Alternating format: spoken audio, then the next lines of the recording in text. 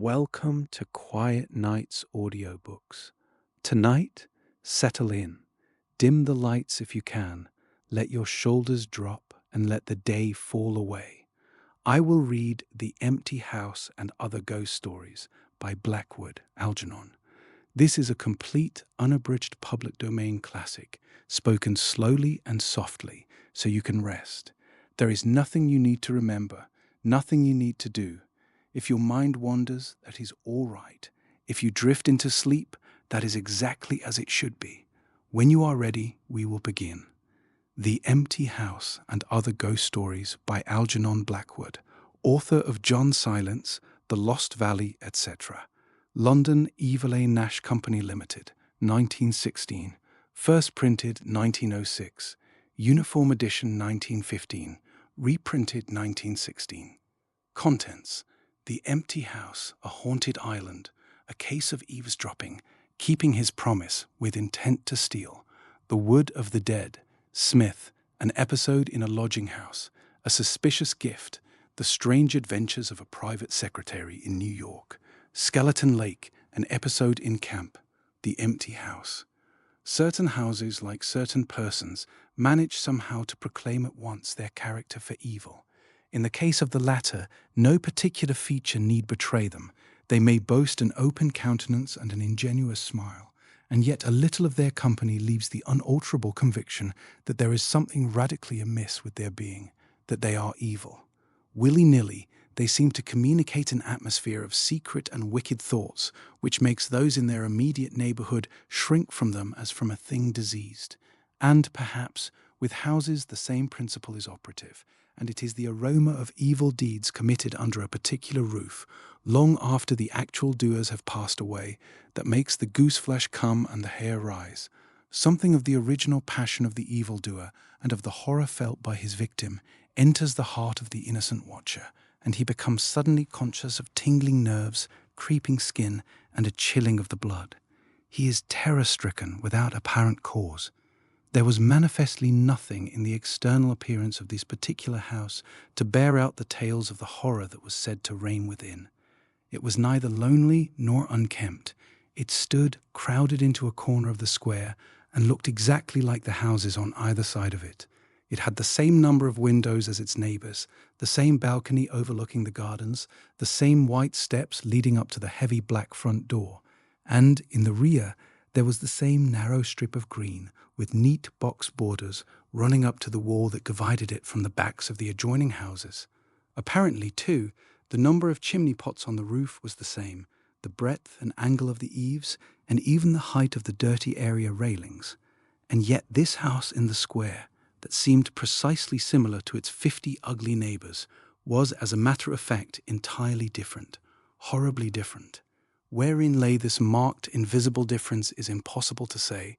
It cannot be ascribed wholly to the imagination, because persons who had spent some time in the house, knowing nothing of the facts, had declared positively that certain rooms were so disagreeable they would rather die than enter them again, and that the atmosphere of the whole house produced in them symptoms of a genuine terror, while the series of innocent tenants who had tried to live in it and been forced to decamp at the shortest possible notice was indeed little less than a scandal in the town.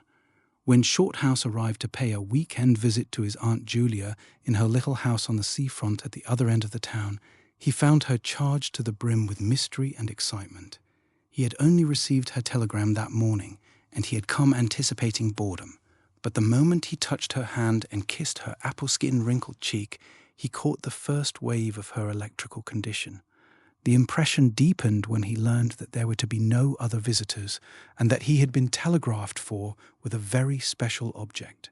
Something was in the wind, and the something would doubtless bear fruit, for this elderly spinster aunt, with a mania for psychical research, had brains as well as willpower, and by hook or by crook she usually managed to accomplish her ends. The revelation was made soon after tea, when she sidled close up to him as they paced slowly along the seafront in the dusk. "I've got the keys," she announced in a delighted yet half-awesome voice. "Got them till Monday." "The keys of the bathing machine, or?" he asked innocently, looking from the sea to the town. Nothing brought her so quickly to the point as feigning stupidity. "Neither," she whispered. I've got the keys of the haunted house in the square, and I'm going there tonight." Shorthouse was conscious of the slightest possible tremor down his back. He dropped his teasing tone. Something in her voice and manner thrilled him. She was in earnest. "But you can't go alone," he began. "That's why I wired for you," she said with decision. He turned to look at her. The ugly, lined, enigmatical face was alive with excitement. There was the glow of genuine enthusiasm round it like a halo. The eyes shone. He caught another wave of her excitement, and a second tremor, more marked than the first, accompanied it. "Thanks, Aunt Julia," he said politely. "Thanks awfully." "I should not dare to go quite alone," she went on, raising her voice. "But with you, I should enjoy it immensely. You're afraid of nothing, I know." "Thanks so much," he said again. Is anything likely to happen?" "A great deal has happened," she whispered, "though it's been most cleverly hushed up. 3 tenants have come and gone in the last few months, and the house is said to be empty for good now." In spite of himself, Shorthouse became interested. His aunt was so very much in earnest. "The house is very old indeed," she went on, "and the story, an unpleasant one, dates a long way back. It has to do with a murder committed by a jealous stableman who had some affair with a servant in the house. One night he managed to secrete himself in the cellar, and when everyone was asleep, he crept upstairs to the servants' quarters, chased the girl down to the next landing, and before anyone could come to the rescue, threw her bodily over the banisters into the hall below. And the stableman was caught, I believe, and hanged for murder, but it all happened a century ago, and I've not been able to get more details of the story." Shorthouse now felt his interest thoroughly aroused, but, though he was not particularly nervous for himself, he hesitated a little on his aunt's account. "On one condition," he said at length. "Nothing will prevent my going," she said firmly, "but I may as well hear your condition. That you guarantee your power of self-control if anything really horrible happens. I mean, that you are sure you won't get too frightened." "Jim," she said scornfully, "I'm not young, I know, nor are my nerves, but with you I should be afraid of nothing in the world." This, of course, settled it, for Shorthouse had no pretensions to being other than a very ordinary young man, and an appeal to his vanity was irresistible. He agreed to go. Instinctively, by a sort of subconscious preparation, he kept himself and his forces well in hand the whole evening, compelling an accumulative reserve of control by that nameless inward process of gradually putting all the emotions away and turning the key upon them, a process difficult to describe, but wonderfully effective, as all men who have lived through severe trials of the inner man well understand. Later, it stood him in good stead, but it was not until 10:30, when they stood in the hall, well in the glare of friendly lamps and still surrounded by comforting human influences, that he had to make the first call upon this store of collected strength.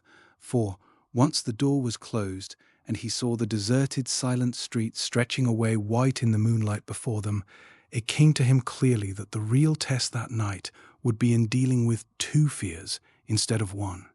He would have to carry his aunt's fear as well as his own, and, as he glanced down at her sphinx-like countenance and realized that it might assume no pleasant aspect in a rush of real terror, he felt satisfied with only one thing in the whole adventure, that he had confidence in his own will and power to stand against any shock that might come.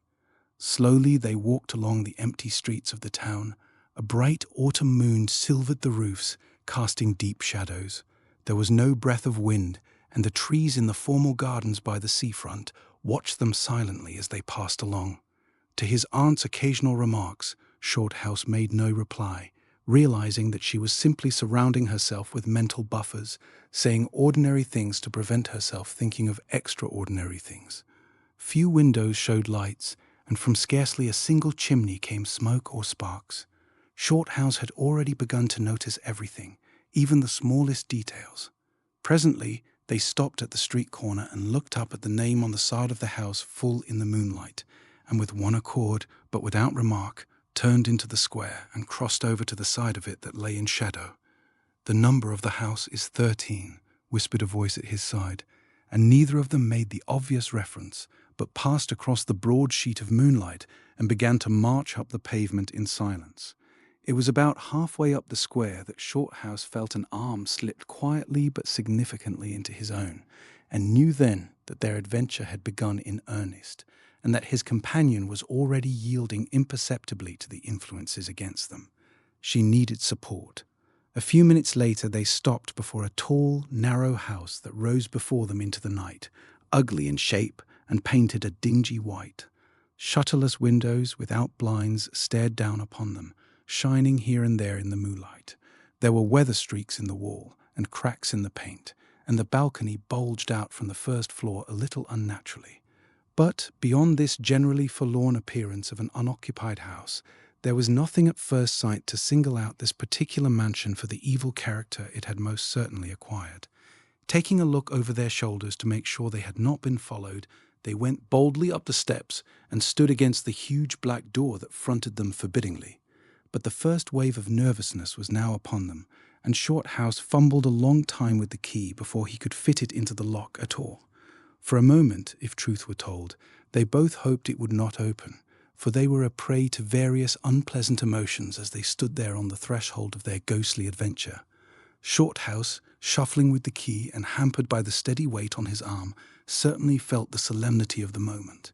It was as if the whole world, for all experience seemed at that instant concentrated in his own consciousness, were listening to the grating noise of that key. A stray puff of wind wandering down the empty street woke a momentary rustling in the trees behind them, but otherwise this rattling of the key was the only sound audible, and at last it turned in the lock and the heavy door swung open and revealed a yawning gulf of darkness beyond. With a last glance at the moonlit square, they passed quickly in, and the door slammed behind them with a roar that echoed prodigiously through empty halls and passages. But instantly, with the echoes, another sound made itself heard, and Aunt Julia leaned suddenly so heavily upon him that he had to take a step backwards to save himself from falling. A man had coughed close beside them, so close that it seemed they must have been actually by his side in the darkness. With the possibility of practical jokes in his mind, Shorthouse at once swung his heavy stick in the direction of the sound, but it met nothing more solid than air. He heard his aunt give a little gasp beside him. "There's someone here," she whispered. "I heard him." "Be quiet," he said sternly. "It was nothing but the noise of the front door." "Oh, get a light, quick," she added, as her nephew, fumbling with a box of matches, opened it upside down and let them all fall with a rattle onto the stone floor. The sound, however, was not repeated, and there was no evidence of retreating footsteps. In another minute, they had a candle burning, using an empty end of a cigar case as a holder, and when the first flare had died down, he held the impromptu lamp aloft and surveyed the scene. And it was dreary enough in all conscience, for there is nothing more desolate in all the abodes of men than an unfurnished house dimly lit, silent, and forsaken, and yet tenanted by rumour with the memories of evil and violent histories. They were standing in a wide hallway. On their left was the open door of a spacious dining room, and in front the hall ran, ever narrowing, into a long, dark passage that led apparently to the top of the kitchen stairs. The broad, uncarpeted staircase rose in a sweep before them, everywhere draped in shadows, except for a single spot about halfway up, where the moonlight came in through the window and fell on a bright patch on the boards. This shaft of light shed a faint radiance above and below it, lending to the objects within its reach a misty outline that was infinitely more suggestive and ghostly than complete darkness. Filtered moonlight always seems to paint faces on the surrounding gloom, and as Shorthouse peered up into the well of darkness and thought of the countless empty rooms and passages in the upper part of the old house, he caught himself longing again for the safety of the moonlit square, or the cosy, bright drawing-room they had left an hour before.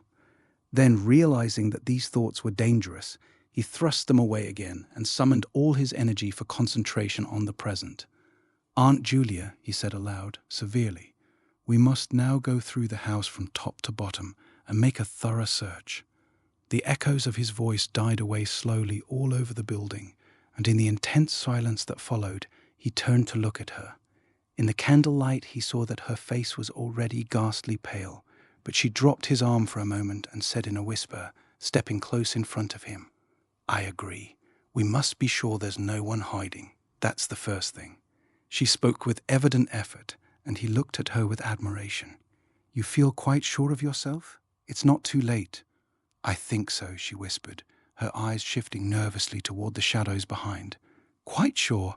Only one thing." "What's that?" "You must never leave me alone for an instant. As long as you understand that any sound or appearance must be investigated at once, for to hesitate means to admit fear. That is fatal." "Agreed," she said, a little shakily, after a moment's hesitation. "I'll try." Arm in arm, Shorthouse holding the dripping candle and the stick, while his aunt carried the cloak over her shoulders, figures of utter comedy to all but themselves, they began a systematic search. Stealthily, walking on tiptoe and shading the candle lest it should betray their presence through the shutterless windows, they went first into the big dining room. There was not a stick of furniture to be seen. Bare walls, ugly mantelpieces, and empty grates stared at them. Everything, they felt, resented their intrusion, watching them, as it were, with veiled eyes. Whispers followed them. Shadows flitted noiselessly to right and left. Something seemed ever at their back, watching, waiting an opportunity to do them injury. There was the inevitable sense that operations which went on when the room was empty had been temporarily suspended till they were well out of the way again. The whole dark interior of the old building seemed to become a malignant presence that rose up, warning them to desist and mind their own business. Every moment the strain on the nerves increased. Out of the gloomy dining room they passed through large folding doors into a sort of library or smoking room, wrapped equally in silence, darkness, and dust, and from this they regained the hall near the top of the back stairs. Here a pitch-black tunnel opened before them into the lower regions, and, it must be confessed, they hesitated. But only for a minute. With the worst of the night still to come, it was essential to turn from nothing. Aunt Julia stumbled at the top step of the dark descent, ill-lit by the flickering candle, and even Shorthouse felt at least half the decision go out of his legs. "Come on," he said peremptorily, and his voice ran on and lost itself in the dark, empty spaces below. "I'm coming," she faltered, catching his arm with unnecessary violence. They went a little unsteadily down the stone steps, a cold, damp air meeting them in the face, close and malodorous. The kitchen, into which the stairs led along a narrow passage, was large, with a lofty ceiling. Several doors opened out of it, some into cupboards with empty jars still standing on the shelves, and others into horrible little ghostly back offices, each colder and less inviting than the last. Black beetles scurried over the floor, and once, when they knocked against a deal table standing in a corner, something about the size of a cat jumped down with a rush and fled, scampering across the stone floor into the darkness. Everywhere there was a sense of recent occupation, an impression of sadness and gloom. Leaving the main kitchen, they next went towards the scullery. The door was standing ajar, and as they pushed it open to its full extent, Aunt Julia uttered a piercing scream, which she instantly tried to stifle by placing her hand over her mouth. For a second, Shorthouse stood stock still, catching his breath. He felt as if his spine had suddenly become hollow, and someone had filled it with particles of ice. Facing them, directly in their way between the doorposts, stood the figure of a woman. She had disheveled hair and wildly staring eyes, and her face was terrified and white as death. She stood there motionless for the space of a single second. Then the candle flickered, and she was gone utterly, and the door framed nothing but empty darkness. "Only the beastly jumping candlelight," he said quickly, in a voice that sounded like someone else's and was only half under control. "Come on, Aunt. There's nothing there." He dragged her forward. With a clattering of feet and a great appearance of boldness they went on, but over his body the skin moved as if crawling ants covered it, and he knew by the weight on his arm that he was supplying the force of locomotion for two. The scullery was cold, bare and empty, more like a large prison cell than anything else. They went round it, tried the door into the yard and the windows, but found them all fastened securely. His aunt moved beside him like a person in a dream. Her eyes were tightly shut, and she seemed merely to follow the pressure of his arm. Her courage filled him with amazement. At the same time he noticed that a certain odd change had come over her face, a change which somehow evaded his power of analysis. "There's nothing here, Auntie," he repeated aloud quickly. "Let's go upstairs and see the rest of the house. Then we'll choose a room to wait up in." She followed him obediently, keeping close to his side, and they locked the kitchen door behind them. It was a relief to get up again. In the hall there was more light than before, for the moon had travelled a little further down the stairs. Cautiously they began to go up into the dark vault of the upper house, the boards creaking under their weight. On the first floor they found the large double drawing rooms, a search of which revealed nothing. Here also was no sign of furniture or recent occupancy, nothing but dust and neglect and shadows. They opened the big folding doors between front and back drawing rooms, and then came out again to the landing and went on upstairs. They had not gone up more than a dozen steps when they both simultaneously stopped to listen, looking into each other's eyes with a new apprehension across the flickering candle flame. From the room they had left hardly 10 seconds before came the sound of doors quietly closing. It was beyond all question. They heard the booming noise that accompanies the shutting of heavy doors, followed by the sharp catching of the latch. "We must go back and see," said Shorthouse briefly, in a low tone, and turning to go downstairs again. Somehow she managed to drag after him, her feet catching in her dress, her face livid. When they entered the front drawing room, it was plain that the folding doors had been closed. Half a minute before, without hesitation, Shorthouse opened them. He almost expected to see someone facing him in the back room, but only darkness and cold air met him. They went through both rooms, finding nothing unusual. They tried in every way to make the doors close of themselves, but there was not wind enough even to set the candle flame flickering. The doors would not move without strong pressure. All was silent as the grave. Undeniably, the rooms were utterly empty, and the house utterly still. "It's beginning," whispered a voice at his elbow, which he hardly recognized as his aunt's. He nodded acquiescence, taking out his watch to note the time. It was 15 minutes before midnight. He made the entry of exactly what had occurred in his notebook, setting the candle in its case upon the floor in order to do so. It took a moment or two to balance it safely against the wall.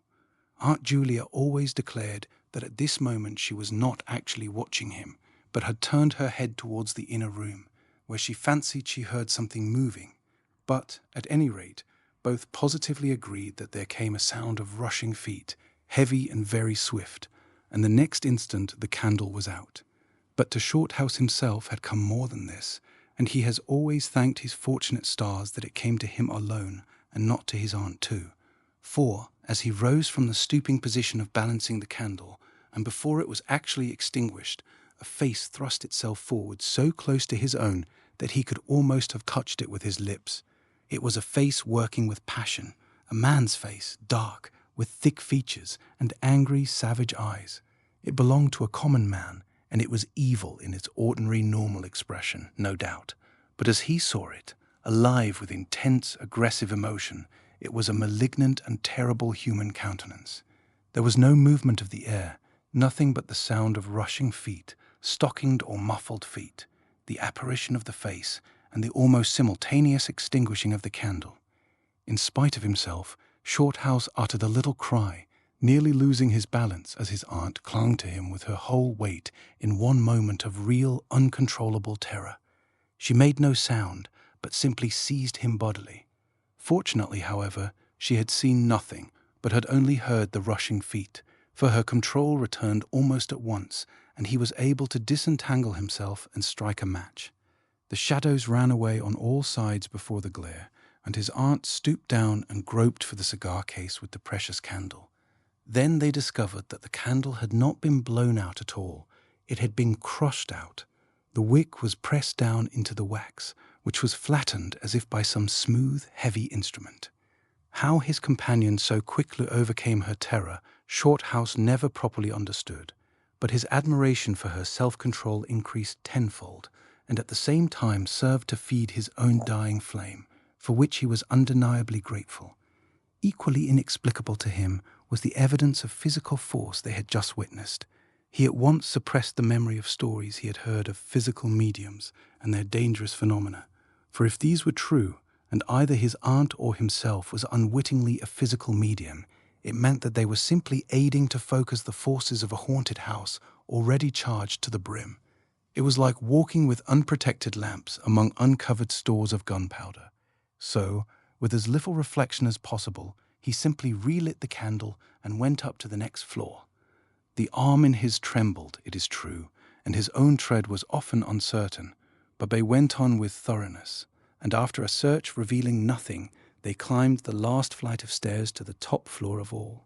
Here they found a perfect nest of small servants' rooms, with broken pieces of furniture, dirty cane-bottomed chairs, chests of drawers, cracked mirrors, and decrepit bedsteads. The rooms had low, sloping ceilings already hung here and there with cobwebs, small windows, and badly plastered walls, a depressing and dismal region which they were glad to leave behind. It was on the stroke of midnight when they entered a small room on the third floor, close to the top of the stairs, and arranged to make themselves comfortable for the remainder of their adventure. It was absolutely bare, and was said to be the room, then used as a clothes closet, into which the infuriated groom had chased his victim and finally caught her. Outside, across the narrow landing, began the stairs leading up to the floor above, and the servants' quarters where they had just searched. In spite of the chilliness of the night, there was something in the air of this room that cried for an open window. But there was more than this. Shorthouse could only describe it by saying that he felt less master of himself here than in any other part of the house. There was something that acted directly on the nerves, tiring the resolution, enfeebling the will. He was conscious of this result before he had been in the room 5 minutes, and it was in the short time they stayed there that he suffered the wholesale depletion of his vital forces, which was, for himself, the chief horror of the whole experience.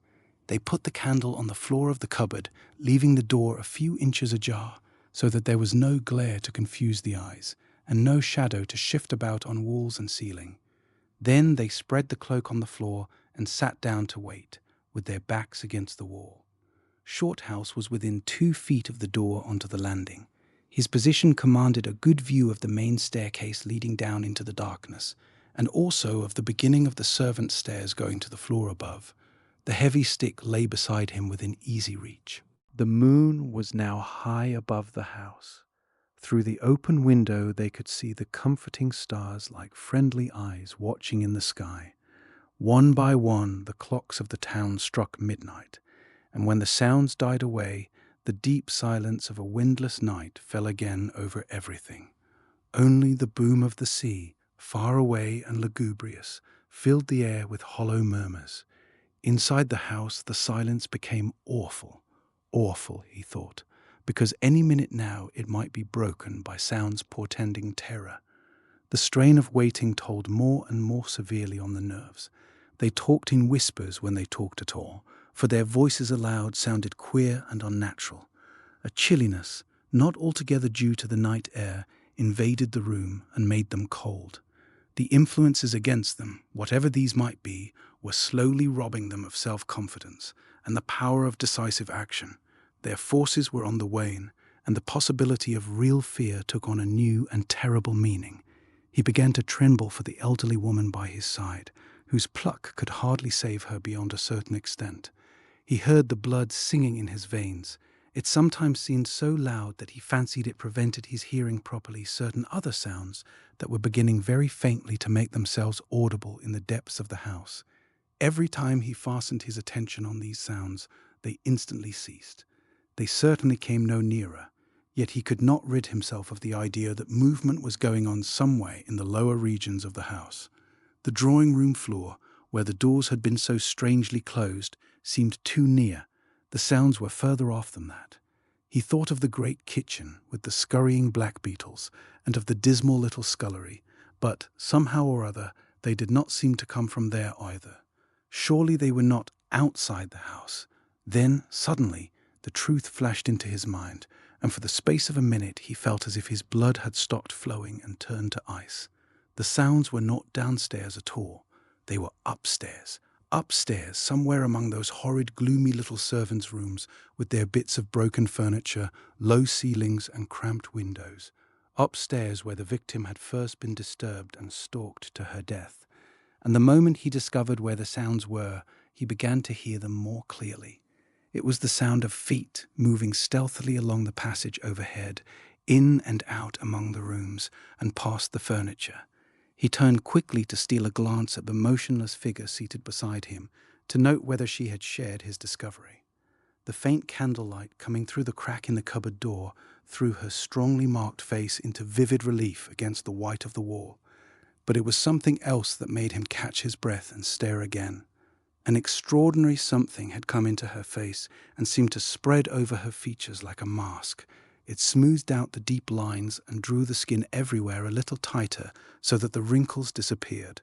It brought into the face, with the sole exception of the old eyes, an appearance of youth and almost of childhood. He stared in speechless amazement that was dangerously near to horror. It was his aunt's face indeed, but it was her face of 40 years ago, the vacant, innocent face of a girl. He had heard stories of that strange effect of terror which could wipe a human countenance clean of other emotions, obliterating all previous expressions, but he had never realized that it could be literally true, or could mean anything so simply horrible as what he now saw. For the dreadful signature of overmastering fear was written plainly in that utter vacancy of the girlish face beside him. And when, feeling his intense gaze, she turned to look at him, he instinctively closed his eyes tightly to shut out the sight. Yet, when he turned a minute later, his feelings well in hand, he saw to his intense relief another expression. His aunt was smiling, and though the face was deathly white, the awful veil had lifted and the normal look was returning. Anything wrong was all he could think of to say at the moment, and the answer was eloquent, coming from such a woman. "I feel cold and a little frightened," she whispered. He offered to close the window, but she seized hold of him and begged him not to leave her side even for an instant. "It's upstairs, I know," she whispered, with an odd half-laugh, "but I can't possibly go up." But Shorthouse thought otherwise, knowing that in action lay their best hope of self-control. He took the brandy flask and poured out a glass of neat spirit, stiff enough to help anybody over anything. She swallowed it with a little shiver. His only idea now was to get out of the house before her collapse became inevitable. But this could not safely be done by turning tail and running from the enemy. Inaction was no longer possible. Every minute he was growing less master of himself, and desperate, aggressive measures were imperative without further delay. Moreover, the action must be taken towards the enemy, not away from it. The climax, if necessary and unavoidable, would have to be faced boldly. He could do it now, but in 10 minutes he might not have the force left to act for himself, much less for both. Upstairs, the sounds were meanwhile becoming louder and closer, accompanied by occasional creaking of the boards. Someone was moving stealthily about, stumbling now and then awkwardly against the furniture. Waiting a few moments to allow the tremendous dose of spirits to produce its effect, and knowing this would last but a short time under the circumstances, Shorthouse then quietly got on his feet, saying in a determined voice, "Now, Aunt Julia, we'll go upstairs and find out what all this noise is about. You must come too. It's what we agreed." He picked up his stick and went to the cupboard for the candle. A limp form rose shakily beside him, breathing hard, and he heard a voice say very faintly something about being ready to come. The woman's courage amazed him. It was so much greater than his own, and as they advanced, holding aloft the dripping candle, some subtle force exhaled from this trembling, white-faced old woman at his side that was the true source of his inspiration. It held something really great that shamed him and gave him the support without which he would have proved far less equal to the occasion. They crossed the dark landing, avoiding with their eyes the deep black space over the banisters. Then they began to mount the narrow staircase to meet the sounds which, minute by minute, grew louder and nearer. About halfway up the stairs, Aunt Julia stumbled, and Shorthouse turned to catch her by the arm, and just at that moment there came a terrific crash in the servants' corridor overhead. It was instantly followed by a shrill, agonized scream that was a cry of terror and a cry for help melted into one.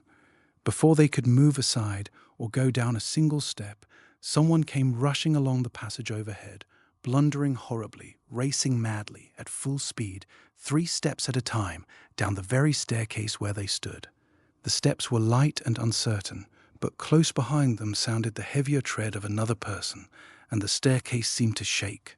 Shorthouse and his companion just had time to flatten themselves against the wall when the jumble of flying steps was upon them, and 2 persons, with the slightest possible interval between them, dashed past at full speed. It was a perfect whirlwind of sound breaking in upon the midnight silence of the empty building. The two runners, pursuer and pursued, had passed clean through them where they stood, and already with a thud the boards below had received first one, then the other. Yet they had seen absolutely nothing, not a hand or arm or face, or even a shred of flying clothing. There came a second's pause. Then the first one, the lighter of the two, obviously the pursued one, ran with uncertain footsteps into the little room which Shorthouse and his aunt had just left. The heavier one followed. There was a sound of scuffling, gasping, and smothered screaming, and then out onto the landing came the step of a single person treading weightily. A dead silence followed for the space of half a minute, and then was heard a rushing sound through the air. It was followed by a dull, crashing thud in the depths of the house below, on the stone floor of the hall. Utter silence reigned after. Nothing moved. The flame of the candle was steady. It had been steady the whole time, and the air had been undisturbed by any movement whatsoever. Palsied with terror, Aunt Julia, without waiting for her companion, began fumbling her way downstairs. She was crying gently to herself, and when Shorthouse put his arm round her and half carried her, he felt that she was trembling like a leaf. He went into the little room and picked up the cloak from the floor, and, arm in arm, walking very slowly, without speaking a word or looking once behind them, they marched down the 3 flights into the hall. In the hall they saw nothing, but the whole way down the stairs they were conscious that someone followed them, step by step. When they went faster, it was left behind, and when they went more slowly, it caught them up. But never once did they look behind to see, and at each turning of the staircase they lowered their eyes for fear of the following horror they might see upon the stairs above. With trembling hands Shorthouse opened the front door, and they walked out into the moonlight and drew a deep breath of the cool night air blowing in from the sea. A haunted island. The following events occurred on a small island of isolated position in a large Canadian lake, to whose cool waters the inhabitants of Montreal and Toronto flee for rest and recreation in the hot months. It is only to be regretted that events of such peculiar interest to the genuine student of the psychical should be entirely uncorroborated. Such, unfortunately, however, is the case. Our own party of nearly 20 had returned to Montreal that very day, and I was left in solitary possession for a week or two longer, in order to accomplish some important reading for the law which I had foolishly neglected during the summer. It was late in September, and the big trout and maskinonge were stirring themselves in the depths of the lake and beginning slowly to move up to the surface waters as the north winds and early frosts lowered their temperature. Already the maples were crimson and gold, and the wild laughter of the loons echoed in sheltered bays that never knew their strange cry in the summer. With a whole island to oneself, a 2-story cottage, a canoe, and only the chipmunks, and the farmer's weekly visit with eggs and bread to disturb one, the opportunities for hard reading might be very great. It all depends. The rest of the party had gone off with many warnings to beware of Indians, and not to stay late enough to be the victim of a frost that thinks nothing of 40 below zero. After they had gone, the loneliness of the situation made itself unpleasantly felt. There were no other islands within 6 or 7 miles, and though the mainland forests lay a couple of miles behind me, they stretched for a very great distance unbroken by any signs of human habitation. But, though the island was completely deserted and silent, the rocks and trees that had echoed human laughter and voices almost every hour of the day for 2 months could not fail to retain some memories of it all, and I was not surprised to fancy I heard a shout or a cry as I passed from rock to rock, and more than once to imagine that I heard my own name called aloud. In the cottage there were 6 tiny little bedrooms divided from one another by plain, unvarnished partitions of pine. A wooden bedstead, a mattress, and a chair stood in each room, but I only found 2 mirrors, and one of these was broken. The boards creaked a good deal as I moved about, and the signs of occupation were so recent that I could hardly believe I was alone. I half expected to find someone left behind, still trying to crowd into a box more than it would hold. The door of one room was stiff and refused for a moment to open, and it required very little persuasion to imagine someone was holding the handle on the inside, and that when it opened, I should meet a pair of human eyes. A thorough search of the floor led me to select as my own sleeping quarters a little room with a diminutive balcony over the veranda roof. The room was very small, but the bed was large and had the best mattress of them all. It was situated directly over the sitting room where I should live and do my reading, and the miniature window looked out to the rising sun. With the exception of a narrow path which led from the front door and veranda through the trees to the boat landing, the island was densely covered with maples, hemlocks, and cedars. The trees gathered in round the cottage so closely that the slightest wind made the branches scrape the roof and tap the wooden walls. A few moments after sunset, the darkness became impenetrable, and 10 yards beyond the glare of the lamps that shone through the sitting-room windows, of which there were 4, you could not see an inch before your nose, nor move a step without running up against a tree. The rest of that day I spent moving my belongings from my tent to the sitting-room, taking stock of the contents of the larder, and chopping enough wood for the stove to last me for a week.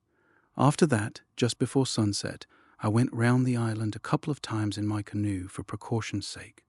I had never dreamed of doing this before, but when a man is alone, he does things that never occur to him when he is one of a large party. How lonely the island seemed when I landed again. The sun was down, and twilight is unknown in these northern regions. The darkness comes up at once. The canoe safely pulled up and turned over on her face. I groped my way up the little narrow pathway to the veranda. The 6 lamps were soon burning merrily in the front room, but in the kitchen, where I dined, the shadows were so gloomy and the lamplight was so inadequate that the stars could be seen peeping through the cracks between the rafters. I turned in early that night. Though it was calm and there was no wind, the creaking of my bedstead and the musical gurgle of the water over the rocks below were not the only sounds that reached my ears. As I lay awake, the appalling emptiness of the house grew upon me. The corridors and vacant rooms seemed to echo innumerable footsteps, shufflings, the rustle of skirts, and a constant undertone of whispering. When sleep at length overtook me, the breathings and noises, however, passed gently to mingle with the voices of my dreams. A week passed by, and the reading progressed favorably. On the 10th day of my solitude, a strange thing happened. I awoke after a good night's sleep to find myself possessed with a marked repugnance for my room. The air seemed to stifle me. The more I tried to define the cause of this dislike, the more unreasonable it appeared. There was something about the room that made me afraid. Absurd as it seems, this feeling clung to me obstinately while dressing, and more than once I caught myself shivering and conscious of an inclination to get out of the room as quickly as possible. The more I tried to laugh it away, the more real it became, and when at last I was dressed and went out into the passage and downstairs into the kitchen, it was with feelings of relief, such as I might imagine would accompany one's escape from the presence of a dangerous, contagious disease. While cooking my breakfast, I carefully recalled every night spent in the room, in the hope that I might in some way connect the dislike I now felt with some disagreeable incident that had occurred in it. But the only thing I could recall was one stormy night when I suddenly awoke and heard the boards creaking so loudly in the corridor that I was convinced there were people in the house. So certain was I of this that I had descended the stairs, gun in hand, only to find the doors and windows securely fastened, and the mice and black beetles in sole possession of the floor. This was certainly not sufficient to account for the strength of my feelings. The morning hours I spent in steady reading, and when I broke off in the middle of the day for a swim and luncheon, I was very much surprised, if not a little alarmed, to find that my dislike for the room had, if anything, grown stronger. Going upstairs to get a book, I experienced the most marked aversion to entering the room, and while within, I was conscious all the time of an uncomfortable feeling that was half uneasiness and half apprehension. The result of it was that, instead of reading, I spent the afternoon on the water paddling and fishing, and when I got home about sundown, brought with me 6 delicious black bass for the supper table and the larder.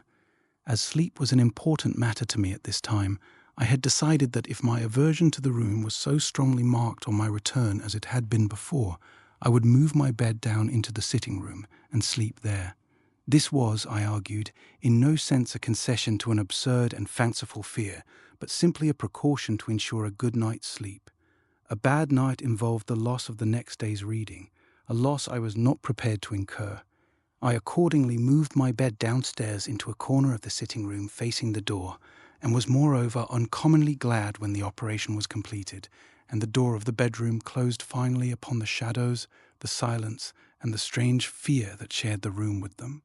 The croaking stroke of the kitchen clock sounded the hour of 8 as I finished washing up my few dishes, and closing the kitchen door behind me, passed into the front room. All the lamps were lit, and their reflectors, which I had polished up during the day, threw a blaze of light into the room.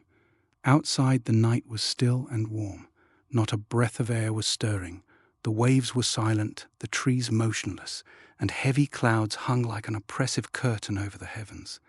The darkness seemed to have rolled up with unusual swiftness, and not the faintest glow of colour remained to show where the sun had set.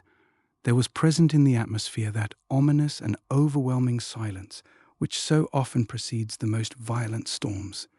I sat down to my books with my brain unusually clear, and in my heart the pleasant satisfaction of knowing that 5 black bass were lying in the ice house, and that tomorrow morning the old farmer would arrive with fresh bread and eggs. I was soon absorbed in my books. As the night wore on, the silence deepened. Even the chipmunks were still, and the boards of the floors and walls ceased creaking. I read on steadily till, from the gloomy shadows of the kitchen, came the hoarse sound of the clock striking 9. How loud the strokes sounded! They were like blows of a big hammer. I closed one book and opened another, feeling that I was just warming up to my work. This, however, did not last long. I presently found that I was reading the same paragraphs over twice, simple paragraphs that did not require such effort. Then I noticed that my mind began to wander to other things, and the effort to recall my thoughts became harder with each digression. Concentration was growing momentarily more difficult. Presently I discovered that I had turned over 2 pages instead of 1, and had not noticed my mistake until I was well down the page. This was becoming serious. What was the disturbing influence? It could not be physical fatigue. On the contrary, my mind was unusually alert, and in a more receptive condition than usual. I made a new and determined effort to read, and for a short time succeeded in giving my whole attention to my subject. But in a very few moments again I found myself leaning back in my chair, staring vacantly into space. Something was evidently at work in my subconsciousness. There was something I had neglected to do. Perhaps the kitchen door and windows were not fastened. I accordingly went to see and found that they were. The fire perhaps needed attention. I went in to see and found that it was all right. I looked at the lamps, went upstairs into every bedroom in turn, and then went round the house, and even into the ice house. Nothing was wrong. Everything was in its place. Yet something was wrong. The conviction grew stronger and stronger within me. When I at length settled down to my books again and tried to read, I became aware, for the first time, that the room seemed growing cold. Yet the day had been oppressively warm, and evening had brought no relief. The 6 big lamps, moreover, gave out heat enough to warm the room pleasantly.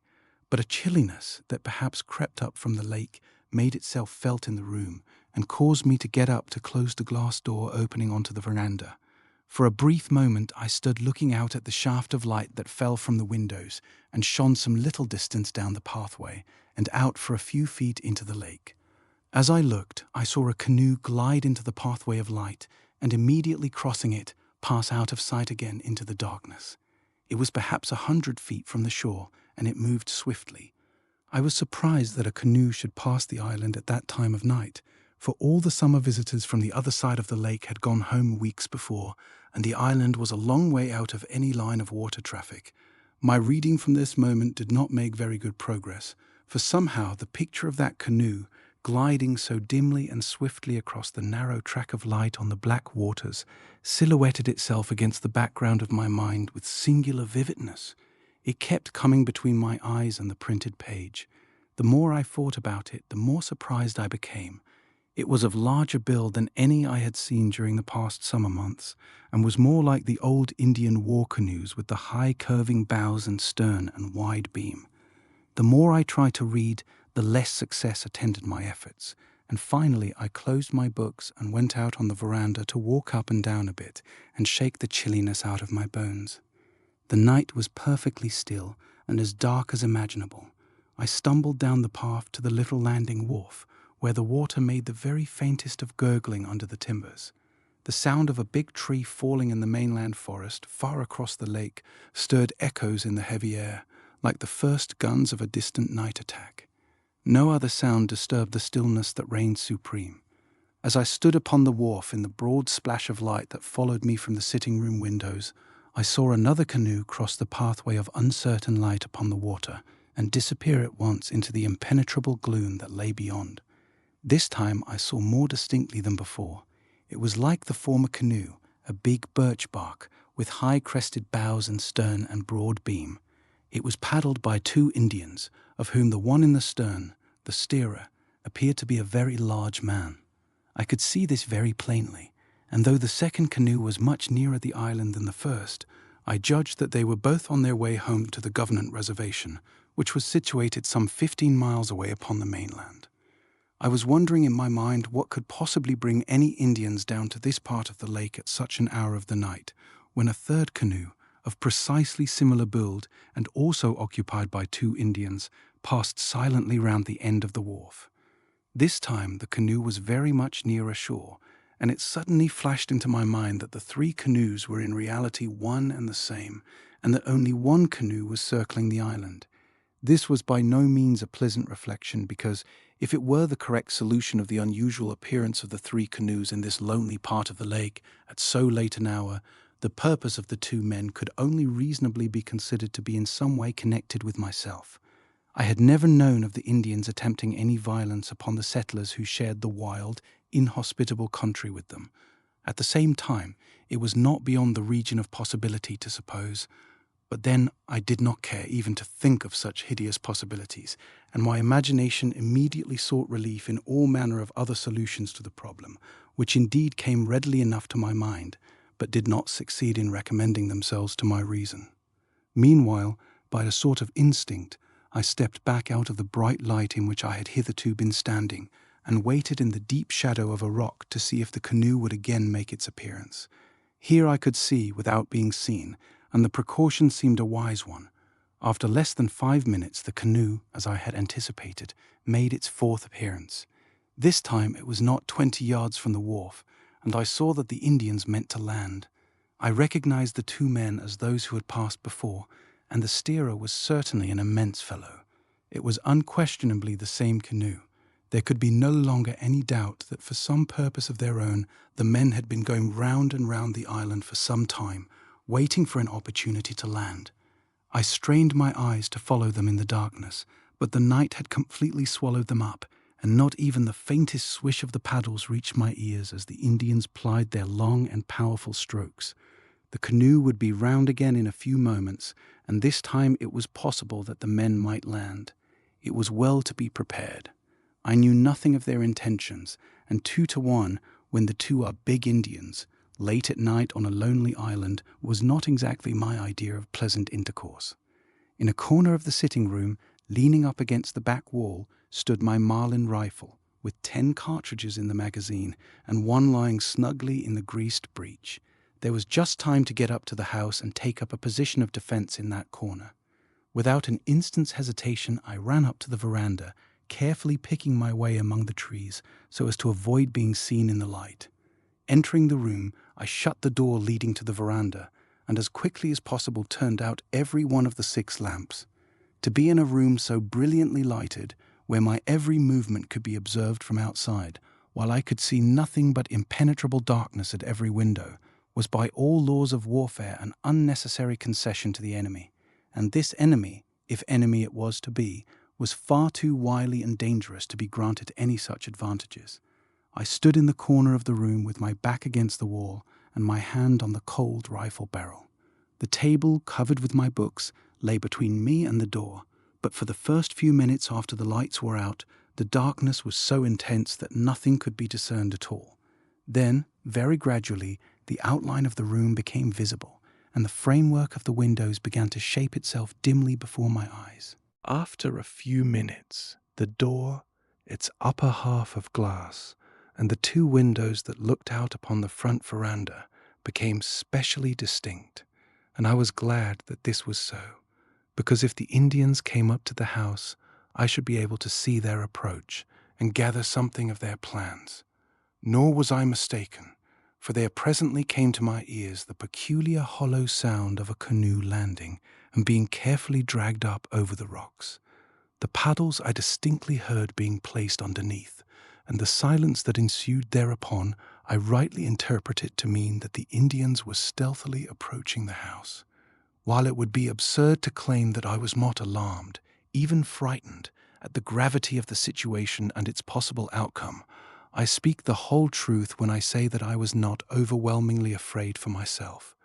I was conscious that even at this stage of the night, I was passing into a psychical condition in which my sensations seemed no longer normal. Physical fear at no time entered into the nature of my feelings, and though I kept my hand upon my rifle the greater part of the night, I was all the time conscious that its assistance could be of little avail against the terrors that I had to face. More than once I seemed to feel most curiously that I was in no real sense a part of the proceedings, nor actually involved in them, but that I was playing the part of a spectator, moreover, on a psychic rather than on a material plane. Many of my sensations that night were too vague for definite description and analysis, but the main feeling that will stay with me to the end of my days is the awful horror of it all, and the miserable sensation that if the strain had lasted a little longer than was actually the case, my mind must inevitably have given way. Meanwhile, I stood still in my corner and waited patiently for what was to come. The house was as still as the grave, but the inarticulate voices of the night sang in my ears, and I seemed to hear the blood running in my veins and dancing in my pulses. If the Indians came to the back of the house, they would find the kitchen door and windows securely fastened. They could not get in there without making considerable noise, which I was bound to hear. The only mode of getting in was by means of the door that faced me, and I kept my eyes glued on that door without taking them off for the smallest fraction of a second. My sight adapted itself every minute better to the darkness. I saw the table that nearly filled the room and left only a narrow passage on each side. I could also make out the straight backs of the wooden chairs pressed up against it, and could even distinguish my papers and inkstand lying on the white oilcloth covering. I thought of the gay faces that had gathered round that table during the summer, and I longed for the sunlight as I had never longed for it before. Less than 3 feet to my left, the passageway led to the kitchen, and the stairs leading to the bedrooms above commenced in this passageway, but almost in the sitting room itself. Through the windows I could see the dim, motionless outlines of the trees. Not a leaf stirred, not a branch moved. A few moments of this awful silence, and then I was aware of a soft tread on the boards of the veranda, so stealthy that it seemed an impression directly on my brain rather than upon the nerves of hearing. Immediately afterwards, a black figure darkened the glass door, and I perceived that a face was pressed against the upper panes. A shiver ran down my back, and my hair was conscious of a tendency to rise and stand at right angles to my head. It was the figure of an Indian, broad-shouldered and immense. Indeed, the largest figure of a man I have ever seen outside of a circus hall. By some power of light that seemed to generate itself in the brain, I saw the strong dark face with the aquiline nose and high cheekbones flattened against the glass. The direction of the gaze I could not determine, but faint gleams of light as the big eyes rolled round and showed their whites told me plainly that no corner of the room escaped their searching. For what seemed fully 5 minutes, the dark figure stood there, with the huge shoulders bent forward so as to bring the head down to the level of the glass, while behind him, though not nearly so large, the shadowy form of the other Indian swayed to and fro like a bent tree.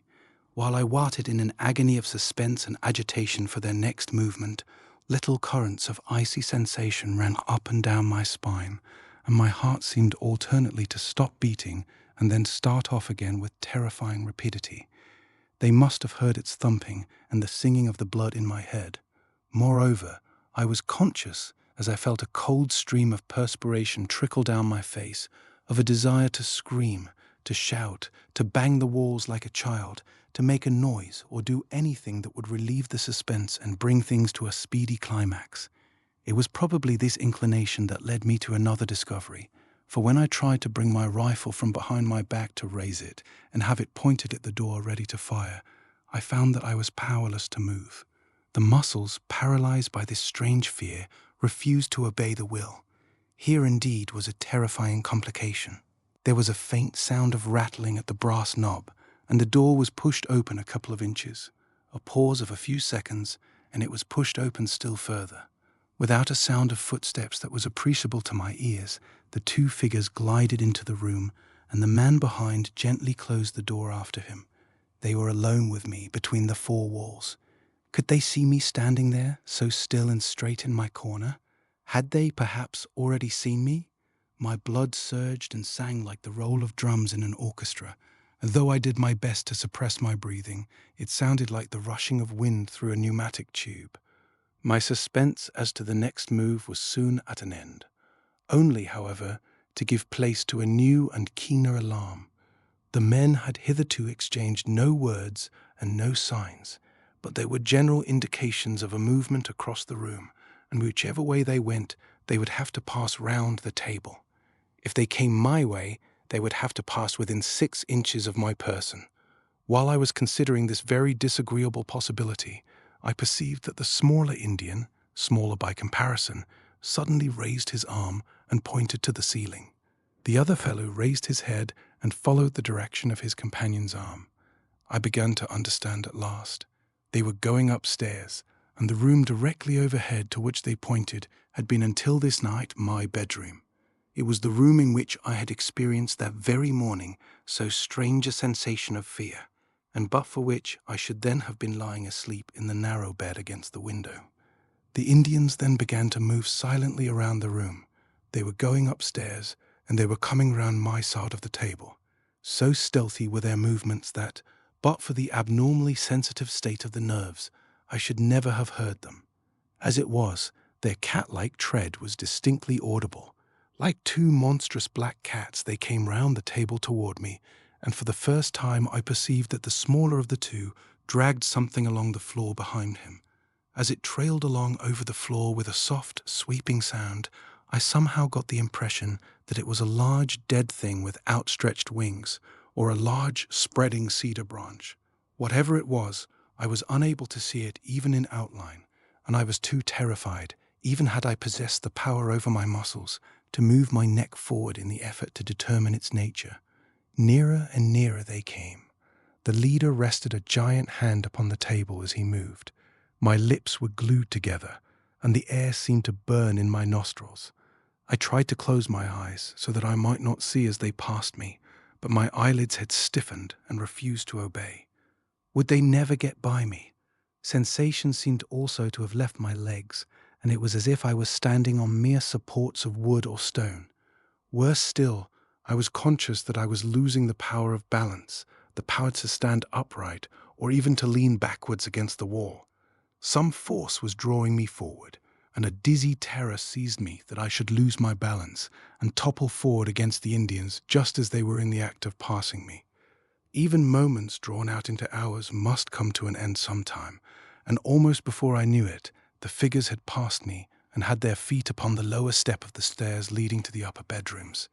There could not have been 6 inches between us, and yet I was conscious only of a current of cold air that followed them. They had not touched me, and I was convinced that they had not seen me. Even the trailing thing on the floor behind them had not touched my feet, as I had dreaded it would, and on such an occasion as this, I was grateful even for the smallest mercies. The absence of the Indians from my immediate neighborhood brought little sense of relief. I stood shivering and shuddering in my corner, and, beyond being able to breathe more freely, I felt no whit less uncomfortable.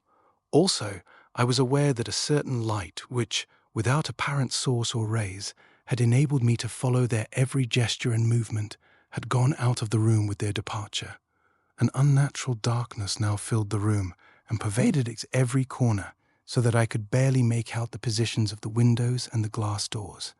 As I said before, my condition was evidently an abnormal one. The capacity for feeling surprise seemed, as in dreams, to be wholly absent. My senses recorded with unusual accuracy every smallest occurrence, but I was able to draw only the simplest deductions.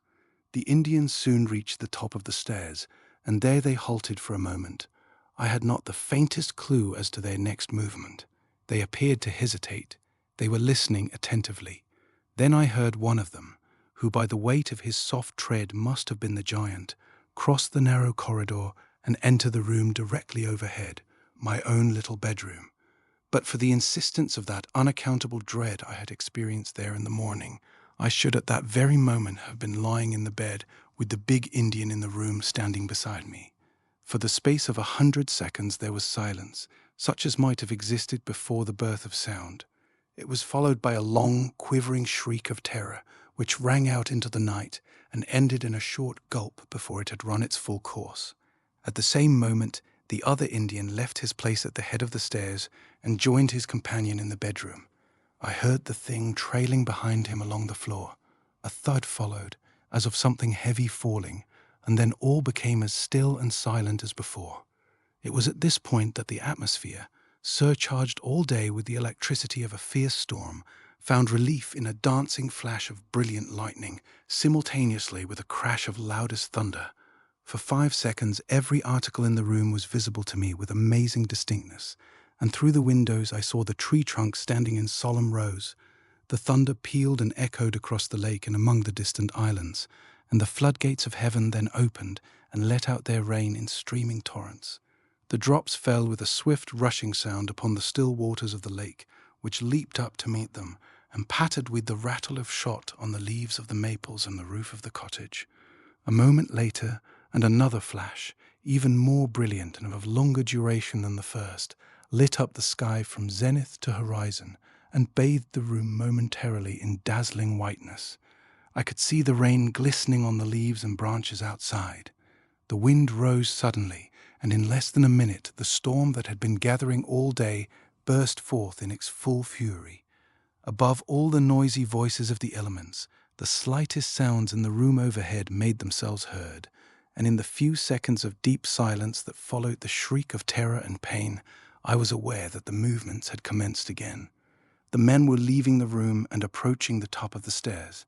A short pause, and they began to descend. Behind them, tumbling from step to step, I could hear that trailing thing being dragged along. It had become ponderous.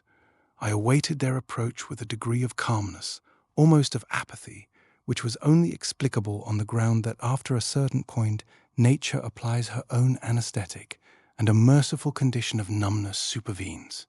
On they came, step by step, nearer and nearer, with the shuffling sound of the burden behind growing louder as they approached. They were already halfway down the stairs when I was galvanized afresh into a condition of terror by the consideration of a new and horrible possibility. It was the reflection that if another vivid flash of lightning were to come when the shadowy procession was in the room, perhaps when it was actually passing in front of me, I should see everything in detail, and worse, be seen myself. I could only hold my breath and wait while the minutes lengthened into hours, and the procession made its slow progress round the room. The Indians had reached the foot of the staircase. The form of the huge leader loomed in the doorway of the passage, and the burden with an ominous thud had dropped from the last step to the floor. There was a moment's pause while I saw the Indian turn and stoop to assist his companion. Then the procession moved forward again, entered the room close on my left, and began to move slowly round my side of the table. The leader was already beyond me, and his companion, dragging on the floor behind him the burden, whose confused outline I could dimly make out, was exactly in front of me when the cavalcade came to a dead halt. At the same moment, with the strange suddenness of thunderstorms, the splash of the rain ceased altogether, and the wind died away into utter silence. For the space of 5 seconds my heart seemed to stop beating, and then the worst came. A double flash of lightning lit up the room and its contents with merciless vividness. The huge Indian leader stood a few feet past me on my right. One leg was stretched forward in the act of taking a step. His immense shoulders were turned toward his companion, and in all their magnificent fierceness I saw the outline of his features. His gaze was directed upon the burden his companion was dragging along the floor, but his profile, with the big aquiline nose, high cheekbone, straight black hair, and bold chin, burnt itself in that brief instant into my brain, never again to fade. Dwarfish, compared with this gigantic figure, appeared the proportions of the other Indian, who, within 12 inches of my face, was stooping over the thing he was dragging in a position that lent to his person the additional horror of deformity, and the burden, lying upon a sweeping cedar branch which he held and dragged by a long stem, was the body of a white man. The scalp had been neatly lifted, and blood lay in a broad smear upon the cheeks and forehead. Then, for the first time that night, the terror that had paralyzed my muscles and my will lifted its unholy spell from my soul. With a loud cry, I stretched out my arms to seize the big Indian by the throat and, grasping only air, tumbled forward unconscious upon the ground. I had recognized the body, and the face was my own. But it was bright daylight when a man's voice recalled me to consciousness. I was lying where I had fallen, and the farmer was standing in the room with the loaves of bread in his hands. The horror of the night was still in my heart, and as the bluff settler helped me to my feet and picked up the rifle which had fallen with me, with many questions and expressions of condolence, I imagine my brief replies were neither self-explanatory nor even intelligible. That day, after a thorough and fruitless search of the house, I left the island and went over to spend my last 10 days with the farmer, and when the time came for me to leave, the necessary reading had been accomplished, and my nerves had completely recovered their balance.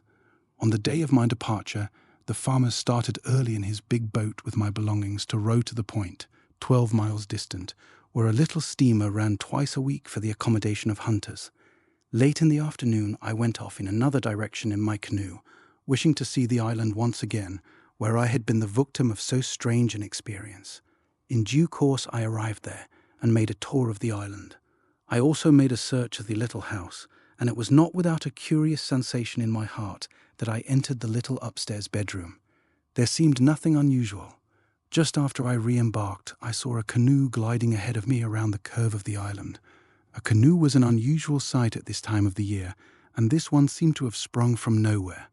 Altering my course a little, I watched it disappear around the next projecting point of rock. It had high curving bows, and there were 2 Indians in it. I lingered with some excitement to see if it would appear again round the other side of the island, and in less than 5 minutes it came into view. There were less than 200 yards between us, and the Indians, sitting on their haunches, were paddling swiftly in my direction. I never paddled faster in my life than I did in those next few minutes. When I turned to look again, the Indians had altered their course and were again circling the island. The sun was sinking behind the forests on the mainland, and the crimson-coloured clouds of sunset were reflected in the waters of the lake, when I looked round for the last time and saw the big bark canoe and its 2 dusky occupants still going round the island. Then the shadows deepened rapidly, the lake grew black, and the night wind blew its first breath in my face as I turned a corner, and a projecting bluff of rock hid from my view both island and canoe. A case of eavesdropping. Jim Shorthouse was the sort of fellow who always made a mess of things. Everything with which his hands or mind came into contact issued from such contact in an unqualified and irremediable state of mess. His college days were a mess. He was twice rusticated. His school days were a mess. He went to half a dozen, each passing him on to the next with a worse character and in a more developed state of mess. His early boyhood was the sort of mess that copybooks and dictionaries spell with a big M, and his babyhood, was the embodiment of howling, yowling, screaming mess. At the age of 40, however, there came a change in his troubled life when he met a girl with $500,000 in her own right, who consented to marry him, and who very soon succeeded in reducing his most messy existence into a state of comparative order and system. Certain incidents, important and otherwise, of Jim's life would never have come to be told here, but for the fact that in getting into his messes and out of them again, he succeeded in drawing himself into the atmosphere of peculiar circumstances and strange happenings. He attracted to his path the curious adventures of life as unfailingly as meat attracts flies and jam wasps. It is to the meat and jam of his life, so to speak, that he owes his experiences. His afterlife was all pudding, which attracts nothing but greedy children. With marriage, the interest of his life ceased for all but one person, and his path became regular as the sun's instead of erratic as a comet's. The first experience in Order of Tarkham that he related to me shows that somewhere latent behind his disarranged nervous system there lay psychic perceptions of an uncommon order. About the age of 22, I think after his second rustication, his father's purse and patience had equally given out, and Jim found himself stranded high and dry in a large American city. High and dry, and the only clothes that had no holes in them safely in the keeping of his uncle's wardrobe. Careful reflection on a bench in one of the city parks led him to the conclusion that the only thing to do was to persuade the city editor of one of the daily journals that he possessed an observant mind and a ready pen, and that he could do good work for your paper, sir, as a reporter. This then he did, standing at a most unnatural angle between the editor and the window to conceal the whereabouts of the holes. "Guess we'll have to give you a week's trial," said the editor, who, ever on the lookout for good chance material, took on shoals of men in that way and retained on the average one man per shoal. Anyhow, it gave Jim Shorthouse the wherewithal to sew up the holes and relieve his uncle's wardrobe of its burden. Then he went to find living quarters, and in this proceeding his unique characteristics already referred to, what theosophists would call his karma, began unmistakably to assert themselves, for it was in the house he eventually selected that this sad tale took place. There are no diggings in American cities. The alternatives for small incomes are grim enough. Rooms in a boarding house where meals are served, or in a room house where no meals are served, not even breakfast. Rich people live in palaces, of course, but Jim had nothing to do with such-like. His horizon was bounded by boarding houses and room houses, and, owing to the necessary irregularity of his meals and hours, he took the latter. It was a large, gaunt-looking place in a side street, with dirty windows and a creaking iron gate, but the rooms were large, and the one he selected and paid for in advance was on the top floor. The landlady looked gaunt and dusty as the house, and quite as old. Her eyes were green and faded, and her features large. "While," she twanged, with her electrifying western drawl, "that's the room if you like it, and that's the price I said. Now, if you want it, why, just say so, and if you don't, why, it don't hurt me any." Jim wanted to shake her, but he feared the clouds of long-accumulated dust in her clothes, and as the price and size of the room suited him, he decided to take it. "Anyone else on this floor?" he asked. She looked at him queerly out of her faded eyes before she answered. "None of my guests ever put such questions to me before," she said, "but I guess you're different. Why, there's no one at all but an old gent that stayed here every bit of 5 years. He's over there," pointing to the end of the passage. "Ah, I see," said Shorthouse feebly. "So I'm alone up here."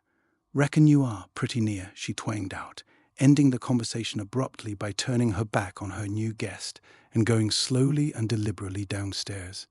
The newspaper work kicked Shorthouse out most of the night. 3 times a week he got home at 1 a.m. and 3 times at 3 a.m. The room proved comfortable enough, and he paid for a second week. His unusual hours had so far prevented his meeting any inmates of the house, and not a sound had been heard from the old gent who shared the floor with him. It seemed a very quiet house. One night, about the middle of the second week, he came home tired after a long day's work. The lamp that usually stood all night in the hall had burned itself out, and he had to stumble upstairs in the dark. He made considerable noise in doing so, but nobody seemed to be disturbed. The whole house was utterly quiet, and probably everybody was asleep. There were no lights under any of the doors. All was in darkness. It was after 2 o'clock. After reading some English letters that had come during the day, and dipping for a few minutes into a book, he became drowsy and got ready for bed. Just as he was about to get in between the sheets, he stopped for a moment and listened. There rose in the night, as he did so, the sound of steps somewhere in the house below. Listening attentively, he heard that it was somebody coming upstairs, a heavy tread, and the owner taking no pains to step quietly. On it came up the stairs, tramp, tramp, tramp, evidently the tread of a big man, and one in something of a hurry. At once, thoughts connected somehow with fire and police flashed through Jim's brain, but there were no sounds of voices with the steps, and he reflected in the same moment that it could only be the old gentleman keeping late hours and tumbling upstairs in the darkness. He was in the act of turning out the gas and stepping into bed when the house resumed its former stillness by the footsteps suddenly coming to a dead stop immediately outside his own room. With his hand on the gas, Shorthouse paused a moment before turning it out to see if the steps would go on again, when he was startled by a loud knocking on his door. Instantly, in obedience to a curious and unexplained instinct, he turned out the light, leaving himself and the room in total darkness.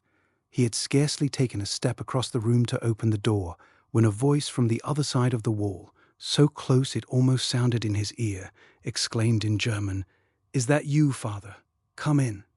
The speaker was a man in the next room, and the knocking, after all, had not been on his own door, but on that of the adjoining chamber, which he had supposed to be vacant. Almost before the man in the passage had time to answer in German, "Let me in at once," Jim heard someone cross the floor and unlock the door. Then it was slammed to with a bang, and there was audible the sound of footsteps about the room and of chairs being drawn up to a table and knocking against furniture on the way. The men seemed wholly regardless of their neighbours' comfort, for they made noise enough to waken the dead. "Serves me right for taking a room in such a cheap hole," reflected Jim in the darkness. "I wonder whom she's let the room to." The 2 rooms, the landlady had told him, were originally one. She had put up a thin partition, just a row of boards, to increase her income. The doors were adjacent and only separated by the massive upright beam between them. When one was opened or shut, the other rattled. With utter indifference to the comfort of the other sleepers in the house, the 2 Germans had meanwhile commenced to talk both at once and at the top of their voices. They talked emphatically, even angrily. The words "father" and "Otto" were freely used. Shorthouse understood German, but as he stood listening for the first minute or two, an eavesdropper in spite of himself, it was difficult to make head or tail of the talk, for neither would give way to the other, and the jumble of guttural sounds and unfinished sentences was wholly unintelligible. Then, very suddenly, both voices dropped together, and, after a moment's pause, the deep tones of one of them, who seemed to be the father, said, with the utmost distinctness, "You mean, Otto, that you refuse to get it?" There was a sound of someone shuffling in the chair before the answer came. "I mean that I don't know how to get it. It is so much, Father. It is too much. A part of it—" "A part of it," cried the other, with an angry oath. "A part of it, when ruin and disgrace are already in the house, is worse than useless. If you can get half, you can get all, you wretched fool. Half measures only damn all concerned." "You told me last time," began the other firmly, but was not allowed to finish. A succession of horrible oaths drowned his sentence, and the father went on in a voice vibrating with anger. "You know she will give you anything. You have only been married a few months. If you ask and give a plausible reason, you can get all we want and more. You can ask it temporarily. All will be paid back. It will re-establish the firm, and she will never know what was done with it.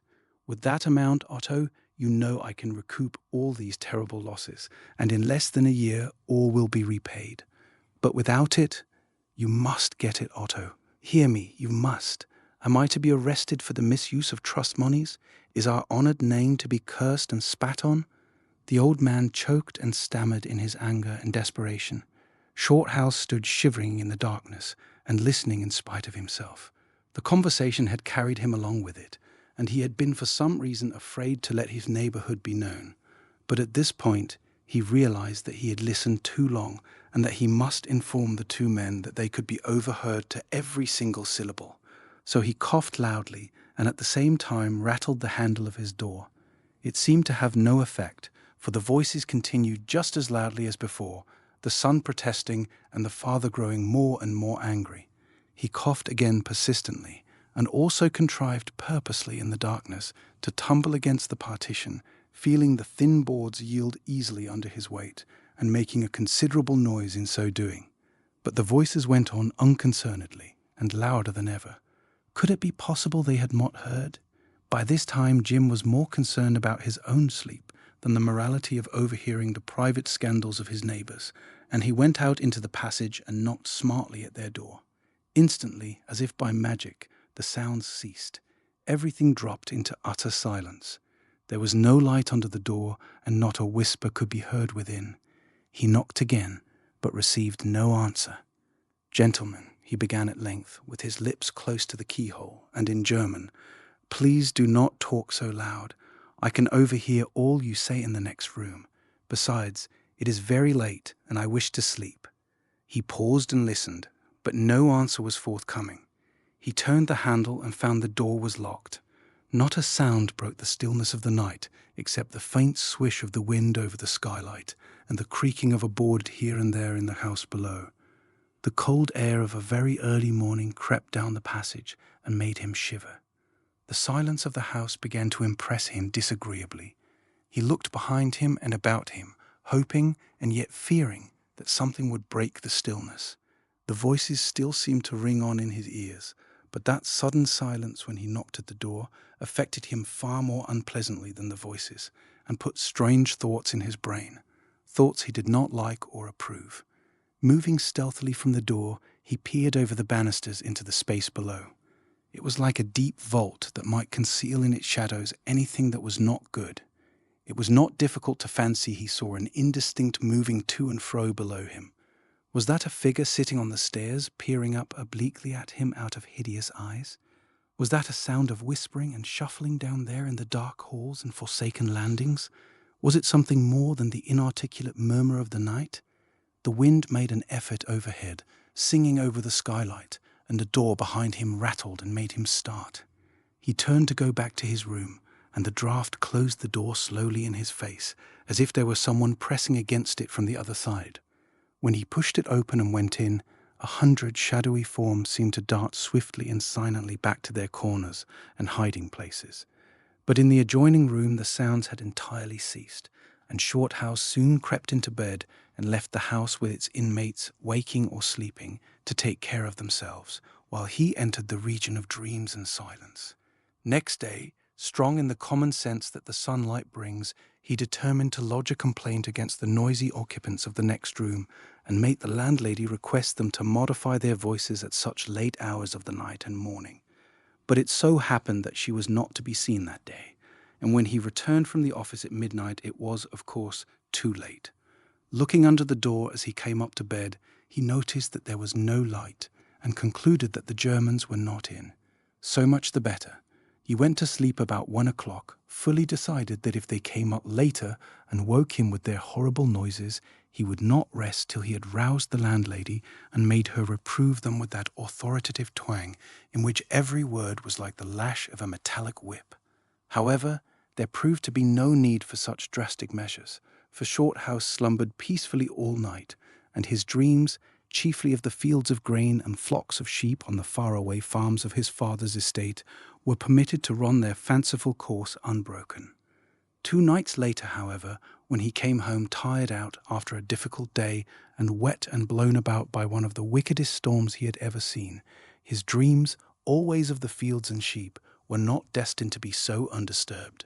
He had already dozed off in that delicious glow that follows the removal of wet clothes and the immediate snuggling under warm blankets, when his consciousness, hovering on the borderland between sleep and waking, was vaguely troubled by a sound that rose indistinctly from the depths of the house, and, between the gusts of wind and rain, reached his ears with an accompanying sense of uneasiness and discomfort.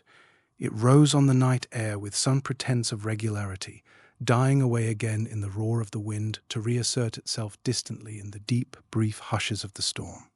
For a few minutes Jim's dreams were coloured only, tinged, as it were, by this impression of fear approaching from somewhere insensibly upon him. His consciousness, at first, refused to be drawn back from that enchanted region where it had wandered, and he did not immediately awaken. But the nature of his dreams changed unpleasantly.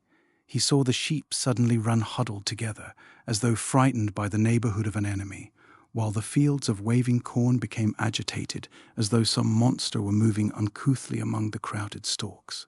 The sky grew dark, and in his dream an awful sound came somewhere from the clouds. It was in reality the sound downstairs growing more distinct. Shorthouse shifted uneasily across the bed with something like a groan of distress. The next minute he awoke and found himself sitting straight up in bed, listening. Was it a nightmare? Had he been dreaming evil dreams that his flesh crawled and the hair stirred on his head? The room was dark and silent, but outside the wind howled dismally and drove the rain with repeated assaults against the rattling windows. How nice it would be, the thought flashed through his mind, if all winds like the west wind went down with the sun. They made such fiendish noises at night, like the crying of angry voices. In the daytime they had such a different sound. If only— Hark! It was no dream after all, for the sound was momentarily growing louder, and its cause was coming up the stairs. He found himself speculating feebly what this cause might be, but the sound was still too indistinct to enable him to arrive at any definite conclusion. The voice of a church clock striking 2 made itself heard above the wind. It was just about the hour when the Germans had commenced their performance 3 nights before. Shorthouse made up his mind that if they began it again, he would not put up with it for very long. Yet he was already horribly conscious of the difficulty he would have of getting out of bed. The clothes were so warm and comforting against his back.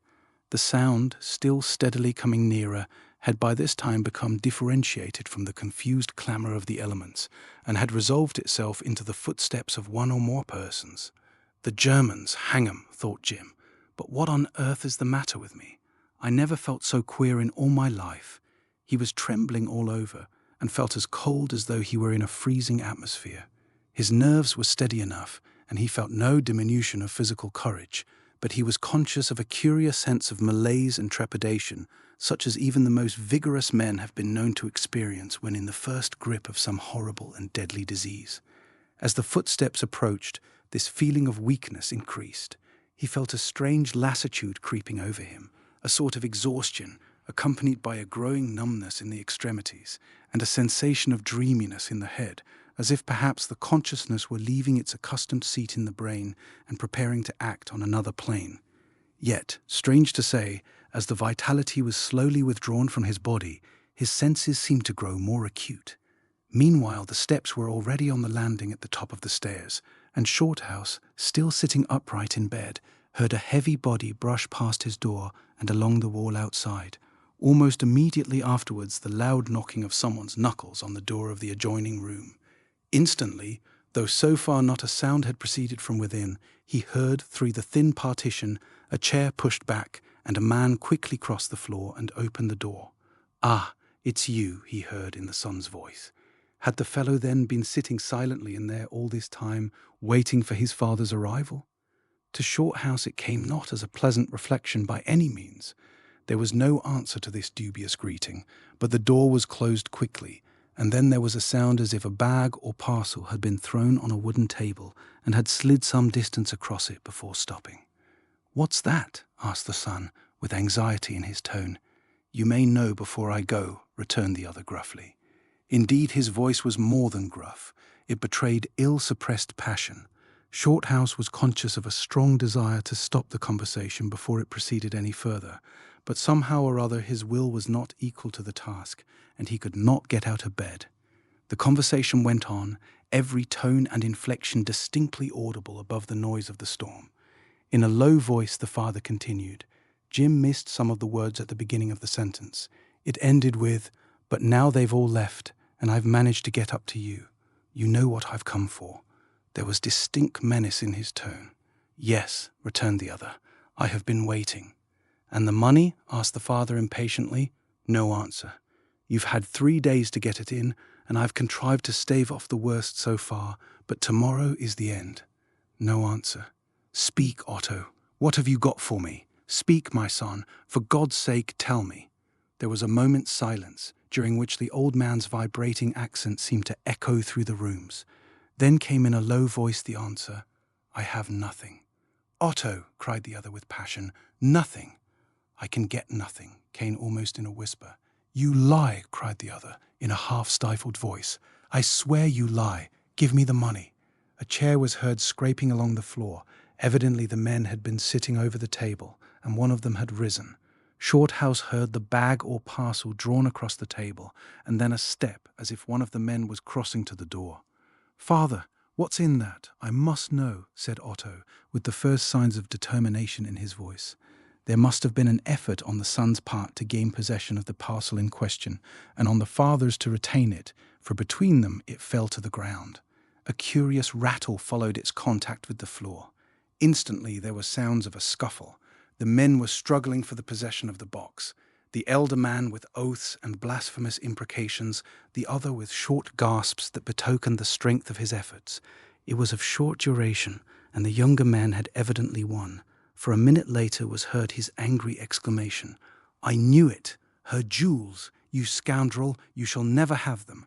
It is a crime!" The elder man uttered a short, guttural laugh, which froze Jim's blood and made his skin creep. No word was spoken, and for the space of 10 seconds there was a living silence.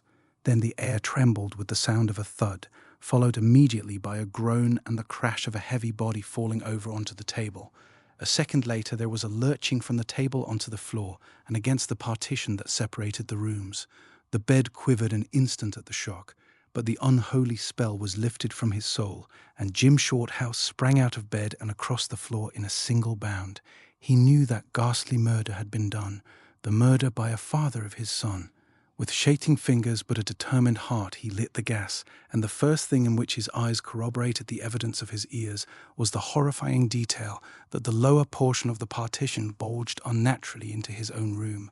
The glaring paper with which it was covered had cracked under the tension, and the boards beneath it bent inwards towards him. What hideous load was behind them? He shuddered to think. All this he saw in less than a second. Since the final lurch against the wall, not a sound had proceeded from the room, not even a groan or a footstep. All was still but the howl of the wind, which to his ears had in it a note of triumphant horror. Shorthouse was in the act of leaving the room to rouse the house and send for the police. In fact, his hand was already on the doorknob when something in the room arrested his attention. Out of the corner of his eyes, he thought he caught sight of something moving. He was sure of it, and turning his eyes in the direction, he found he was not mistaken. Something was creeping slowly towards him along the floor. It was something dark and serpentine in shape, and it came from the place where the partition bulged. He stooped down to examine it with feelings of intense horror and repugnance, and he discovered that it was moving toward him from the other side of the wall. His eyes were fascinated, and for the moment he was unable to move. Silently, slowly, from side to side like a thick worm, it crawled forward into the room beneath his frightened eyes, until at length he could stand it no longer and stretched out his arm to touch it. But at the instant of contact he withdrew his hand with a suppressed scream. It was sluggish, and it was warm, and he saw that his fingers were stained with living crimson. A second more, and Shorthouse was out in the passage with his hand on the door of the next room. It was locked. He plunged forward with all his weight against it, and, the lock giving way, he fell headlong into a room that was pitch dark and very cold. In a moment he was on his feet again and trying to penetrate the blackness. Not a sound, not a movement, not even the sense of a presence. It was empty, miserably empty. Across the room he could trace the outline of a window, with rain streaming down the outside, and the blurred lights of the city beyond. But the room was empty, appallingly empty, and so still. He stood there, cold as ice, staring, shivering, listening. Suddenly there was a step behind him, and a light flashed into the room, and when he turned quickly with his arm up as if to ward off a terrific blow, he found himself face to face with the landlady. Instantly the reaction began to set in. It was nearly 3 o'clock in the morning, and he was standing there with bare feet and striped pajamas in a small room, which in the merciful light he perceived to be absolutely empty, carpetless, and without a stick of furniture or even a window blind. There he stood, staring at the disagreeable landlady, and there she stood too, staring and silent, in a black wrapper, her head almost bald, her face white as chalk, shading a sputtering candle with one bony hand and peering over it at him with her blinking green eyes. She looked positively hideous. "Well," she drawled at length, "I heard you right enough. Guess you couldn't sleep, or just prowling round a bit, is that it?" The empty room, the absence of all traces of the recent tragedy, the silence, the hour, his striped pajamas and bare feet, everything together combined to deprive him momentarily of speech. He stared at her blankly without a word. "While," clanked the awful voice. "My dear woman," he burst out finally, "there's been something awful." So far his desperation took him, but no farther. He positively stuck at the substantive. "Oh, there hasn't been nothing," she said slowly, still peering at him. "I reckon you've only seen and heard what the others did. I never can keep folks on this floor long. Most of 'em catch on sooner or later. That is, the ones that's kind of quick and sensitive. Only you being an Englishman, I thought you wouldn't mind. Nothing really happens. It's only thinking like." Shorthouse was beside himself. He felt ready to pick her up and drop her over the banisters, candle and all. "Look there," he said, pointing at her within an inch of her blinking eyes with the fingers that had touched the oozing blood. "Look there, my good woman. Is that only thinking?" She stared a minute, as if not knowing what he meant. "I guess so," she said at length. He followed her eyes, and to his amazement saw that his fingers were as white as usual, and quite free from the awful stain that had been there 10 minutes before. There was no sign of blood. No amount of staring could bring it back. Had he gone out of his mind? Had his eyes and ears played such tricks with him? Had his senses become false and perverted? He dashed past the landlady, out into the passage, and gained his own room in a couple of strides. Whew! The partition no longer bulged. The paper was not torn. There was no creeping, crawling thing on the faded old carpet. "It's all over now," drawled the metallic voice behind him. "I'm going to bed again." He turned and saw the landlady slowly going downstairs again, still shading the candle with her hand and peering up at him from time to time as she moved. A black, ugly, unwholesome object, he thought, as she disappeared into the darkness below, and the last flicker of her candle threw a queer-shaped shadow along the wall and over the ceiling. Without hesitating a moment, Shorthouse threw himself into his clothes and went out of the house.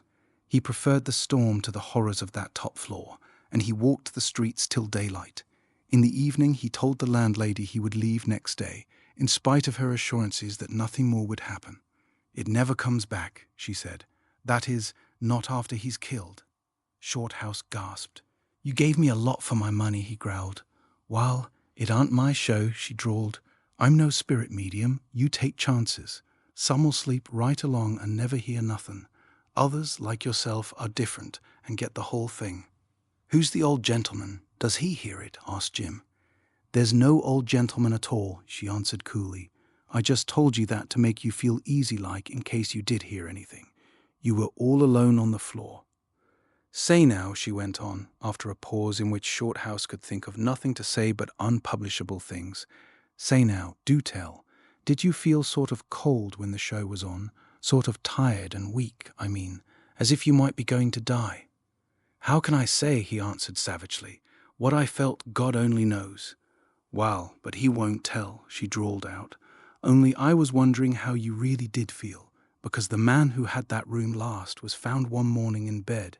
"In bed?" "He was dead. He was the one before you."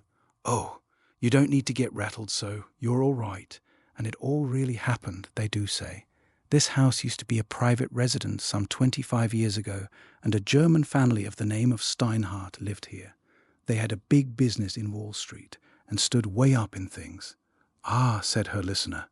"Oh yes, they did, right at the top, till one fine day it all bust, and the old man skipped with the boodle." "Skipped with the boodle?" "That's so," she said. "Got clear away with all the money, and the son was found dead in his house. Committed suicide, it was thought, though there was some as said he couldn't have stabbed himself and fallen in that position. They said he was murdered. The father died in prison. They tried to fasten the murder on him, but there was no motive, or no evidence, or no something. I forget now." "Very pretty," said Shorthouse. "I'll show you something mighty queer anyways," she drawled, "if you'll come upstairs a minute. I've heard the steps and voices lots of times. They don't feeze me any. I'd just as lief hear so many dogs barking. You'll find the whole story in the newspapers if you look it up. Not what goes on here, but the story of the Germans. My house would be—" They reached the bedroom, and the woman went in and pulled up the edge of the carpet where Shorthouse had seen the blood soaking in the previous night. "Look thar, if you feel like it," said the old hag. Stooping down, he saw a dark, dull stain in the boards that corresponded exactly to the shape and position of the blood as he had seen it. That night he slept in a hotel, and the following day sought new quarters. In the newspapers on file in his office, after a long search, he found 20 years back the detailed story, substantially as the woman had said, of Steinhardt & Co.'s failure, the absconding and subsequent arrest of the senior partner, and the suicide or murder of his son Otto. The landlady's room house had formerly been their private residence. Keeping his promise, it was 11 o'clock at night, and young Marriott was locked into his room, cramming as hard as he could cram. He was a fourth-year man at Edinburgh University, and he had been ploughed for this particular examination so often that his parents had positively declared they could no longer supply the funds to keep him there. His rooms were cheap and dingy, but it was the lecture fees that took the money. So Marriott pulled himself together at last and definitely made up his mind that he would pass or die in the attempt. And for some weeks now he had been reading as hard as mortal man can read. He was trying to make up for lost time and money in a way that showed conclusively he did not understand the value of either. For no ordinary man, and Marriott was in every sense an ordinary man, can afford to drive the mind as he had lately been driving his, without sooner or later paying the cost. Among the students he had few friends or acquaintances, and these few had promised not to disturb him at night, knowing he was at last reading in earnest. It was, therefore, with feelings a good deal stronger than mere surprise that he heard his doorbell ring on this particular night and realized that he was to have a visitor. Some men would simply have muffled the bell and gone on quietly with their work, but Marriott was not this sort. He was nervous. It would have bothered and pecked at his mind all night long not to know who the visitor was and what he wanted. The only thing to do, therefore, was to let him in and out again as quickly as possible.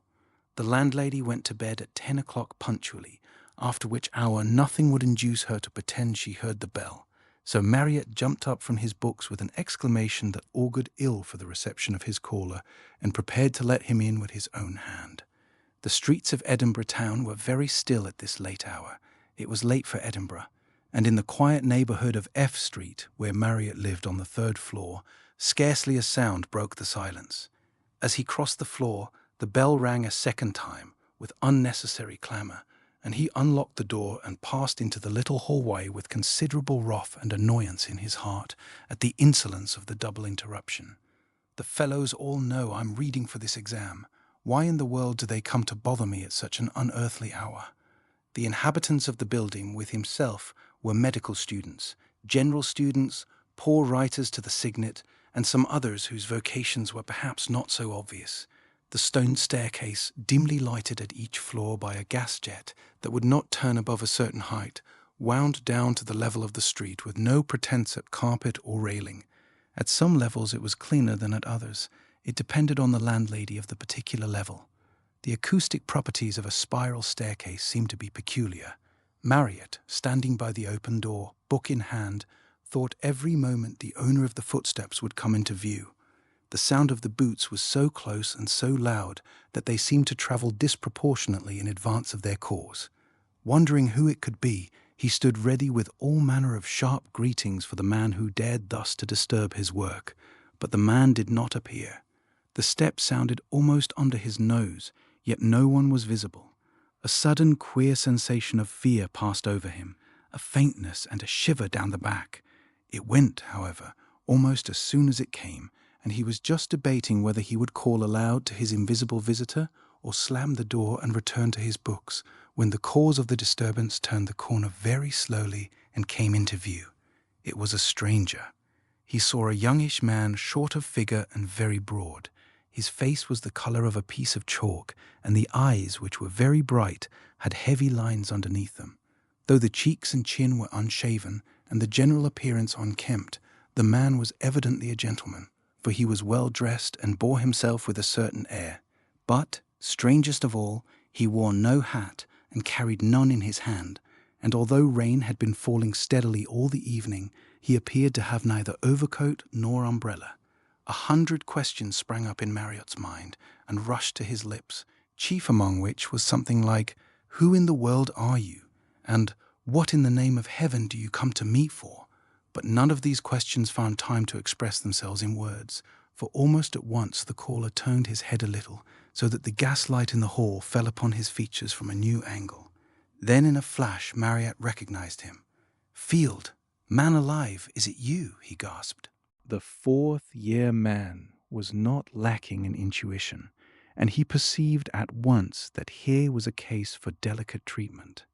He divined, without any actual process of thought, that the catastrophe often predicted had come at last, and that this man's father had turned him out of the house.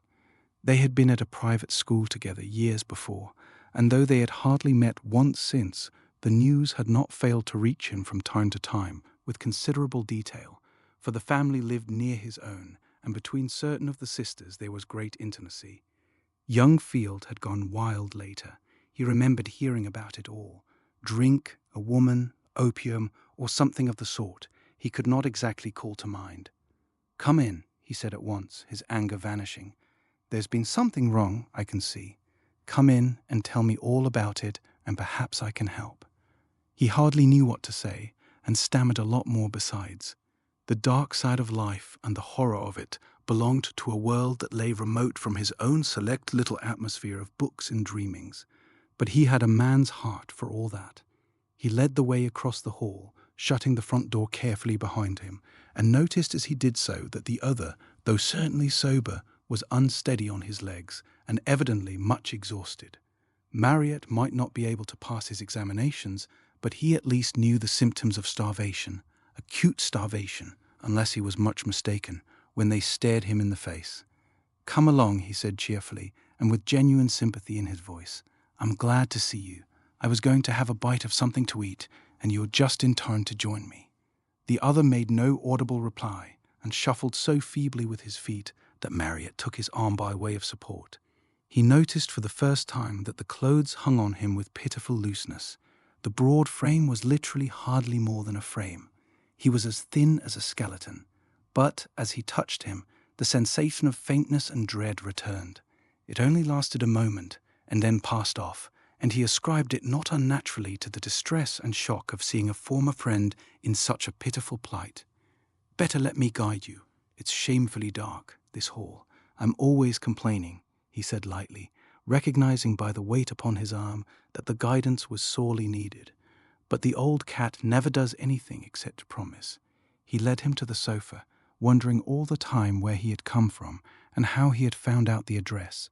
It must be at least 7 years since those days at the private school when they used to be such close friends. "Now, if you'll forgive me for a minute," he said, "I'll get supper ready, such as it is, and don't bother to talk. Just take it easy on the sofa. I see you're dead tired. You can tell me about it afterwards, and we'll make plans." The other sat down on the edge of the sofa and stared in silence, while Marriott got out the brown loaf, scones, and huge pot of marmalade that Edinburgh students always keep in their cupboards. His eyes shone with a brightness that suggested drugs, Marriott thought, stealing a glance at him from behind the cupboard door. He did not like yet to take a full square look. The fellow was in a bad way, and it would have been so like an examination to stare and wait for explanations. Besides, he was evidently almost too exhausted to speak. So, for reasons of delicacy, and for another reason as well, which he could not exactly formulate to himself, he let his visitor rest apparently unnoticed, while he busied himself with the supper. He lit the spirit lamp to make cocoa, and when the water was boiling, he drew up the table with the good things to the sofa, so that Field need not have even the trouble of moving to a chair. "Now, let's tuck in," he said, "and afterwards we'll have a pipe and a chat. I'm reading for an exam, you know, and I always have something about this time. It's jolly to have a companion." He looked up and caught his guest's eyes directed straight upon his own. An involuntary shudder ran through him from head to foot. The face opposite him was deadly white and wore a dreadful expression of pain and mental suffering. "By gad," he said, jumping up, "I quite forgot. I've got some whiskey somewhere. What an ass I am. I never touch it myself when I'm working like this." He went to the cupboard and poured out a stiff glass, which the other swallowed at a single gulp and without any water. Marriott watched him while he drank it, and at the same time noticed something else as well. Field's coat was all over dust, and on one shoulder was a bit of cobweb. It was perfectly dry. Field arrived on a soaking wet night without hat, umbrella, or overcoat, and yet perfectly dry, even dusty. Therefore he had been under cover. What did it all mean? Had he been hiding in the building? It was very strange. Yet he volunteered nothing, and Marriott had pretty well made up his mind by this time that he would not ask any questions until he had eaten and slept. Food and sleep were obviously what the poor devil needed most and first. He was pleased with his powers of ready diagnosis, and it would not be fair to press him till he had recovered a bit. They ate their supper together while the host carried on a running, one-sided conversation, chiefly about himself and his exams and his old cat of a landlady, so that the guest need not utter a single word unless he really wished to, which he evidently did not. But while he toyed with his food, feeling no desire to eat, the other ate voraciously. To see a hungry man devour cold scones, stale oat cake, and brown bread laden with marmalade was a revelation to this inexperienced student who had never known what it was to be without at least 3 meals a day. He watched in spite of himself, wondering why the fellow did not choke in the process. But Field seemed to be as sleepy as he was hungry. More than once his head dropped and he ceased to masticate the food in his mouth. Marriott had positively to shake him before he would go on with his meal. A stronger emotion will overcome a weaker, but this struggle between the sting of real hunger and the magical opiate of overpowering sleep was a curious sight to the student, who watched it with mingled astonishment and alarm. He had heard of the pleasure it was to feed hungry men and watch them eat, but he had never actually witnessed it, and he had no idea it was like this. Field ate like an animal, gobbled, stuffed, gorged. Marriott forgot his reading and began to feel something very much like a lump in his throat. "Afraid there's been awfully little to offer you, old man," he managed to blurt out when at length the last scone had disappeared and the rapid, one-sided meal was at an end. Field still made no reply, for he was almost asleep in his seat. He merely looked up wearily and gratefully. "Now you must have some sleep, you know," he continued, "or you'll go to pieces. I shall be up all night reading for this blessed exam. You're more than welcome to my bed. Tomorrow we'll have a late breakfast and see what can be done, and make plans. I'm awfully good at making plans, you know," he added with an attempt at lightness. Field maintained his dead sleepy silence, but appeared to acquiesce, and the other led the way into the bedroom, apologizing as he did so to this half-starved son of a baronet, whose own home was almost a palace for the size of the room. The weary guest, however, made no pretense of thanks or politeness. He merely steadied himself on his friend's arm as he staggered across the room, and then, with all his clothes on, dropped his exhausted body on the bed. In less than a minute he was to all appearances sound asleep. For several minutes Marriott stood in the open door and watched him, praying devoutly that he might never find himself in a like predicament, and then fell to wondering what he would do with his unbidden guest on the morrow. But he did not stop long to think, for the call of his books was imperative, and happen what might, he must see to it that he passed that examination. Having again locked the door into the hall, he sat down to his books and resumed his notes on materia medica, where he had left off when the bell rang. But it was difficult for some time to concentrate his mind on the subject. His thoughts kept wandering to the picture of that white-faced, strange-eyed fellow, starved and dirty, lying in his clothes and boots on the bed. He recalled their school days together before they had drifted apart, and how they had vowed eternal friendship, and all the rest of it. And now, what horrible straits to be in! How could any man let the love of dissipation take such hold upon him? But one of their vows together Marriott, it seemed, had completely forgotten. Just now, at any rate, it lay too far in the background of his memory to be recalled. Through the half-open door, the bedroom ed out of the sitting-room, and had no other door, came the sound of deep, long-drawn breathing, the regular, steady breathing of a tired man, so tired that even to listen to it made Marriott almost want to go to sleep himself. He needed it, reflected the student, and perhaps it came only just in time. Perhaps so, for outside the bitter wind from across the Forth howled cruelly and drove the rain in cold streams against the window panes and down the deserted streets. Long before Marriott settled down again properly to his reading, he heard distantly, as it were, through the sentences of the book, the heavy, deep breathing of the sleeper in the next room. A couple of hours later, when he yawned and changed his books, he still heard the breathing and went cautiously up to the door to look round.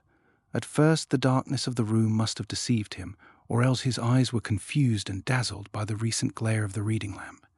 For a minute or two, he could make out nothing at all but dark lumps of furniture, the mass of the chest of drawers by the wall, and the white patch where his bath stood in the center of the floor. Then the bed came slowly into view, and on it he saw the outline of the sleeping body gradually take shape before his eyes, growing up strangely into the darkness, till it stood out in marked relief, the long black form against the white counterpane. He could hardly help smiling. Field had not moved an inch. He watched him a moment or two and then returned to his books. The night was full of the singing voices of the wind and rain. There was no sound of traffic. No hansoms clattered over the cobbles, and it was still too early for the milk carts.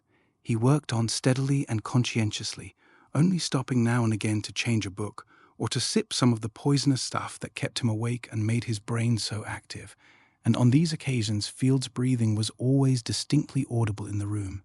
Outside, the storm continued to howl, but inside the house all was stillness.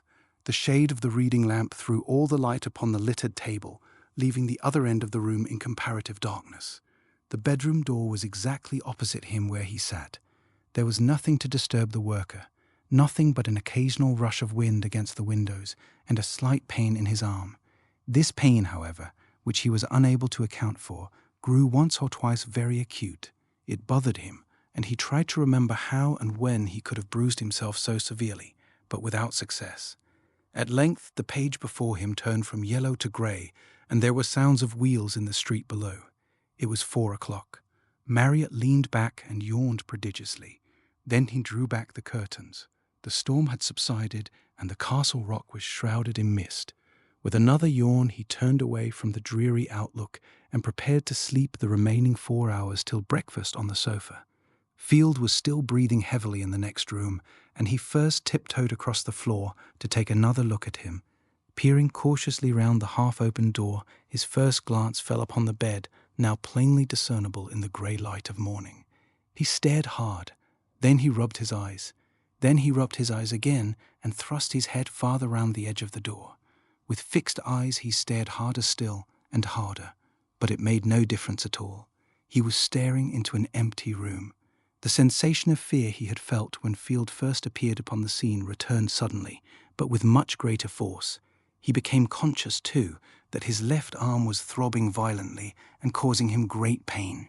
He stood wondering and staring and trying to collect his thoughts.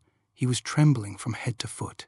By a great effort of the will, he left the support of the door and walked forward boldly into the room.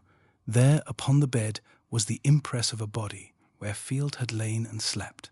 There was the mark of the head on the pillow and the slight indentation at the foot of the bed where the boots had rested on the counterpane.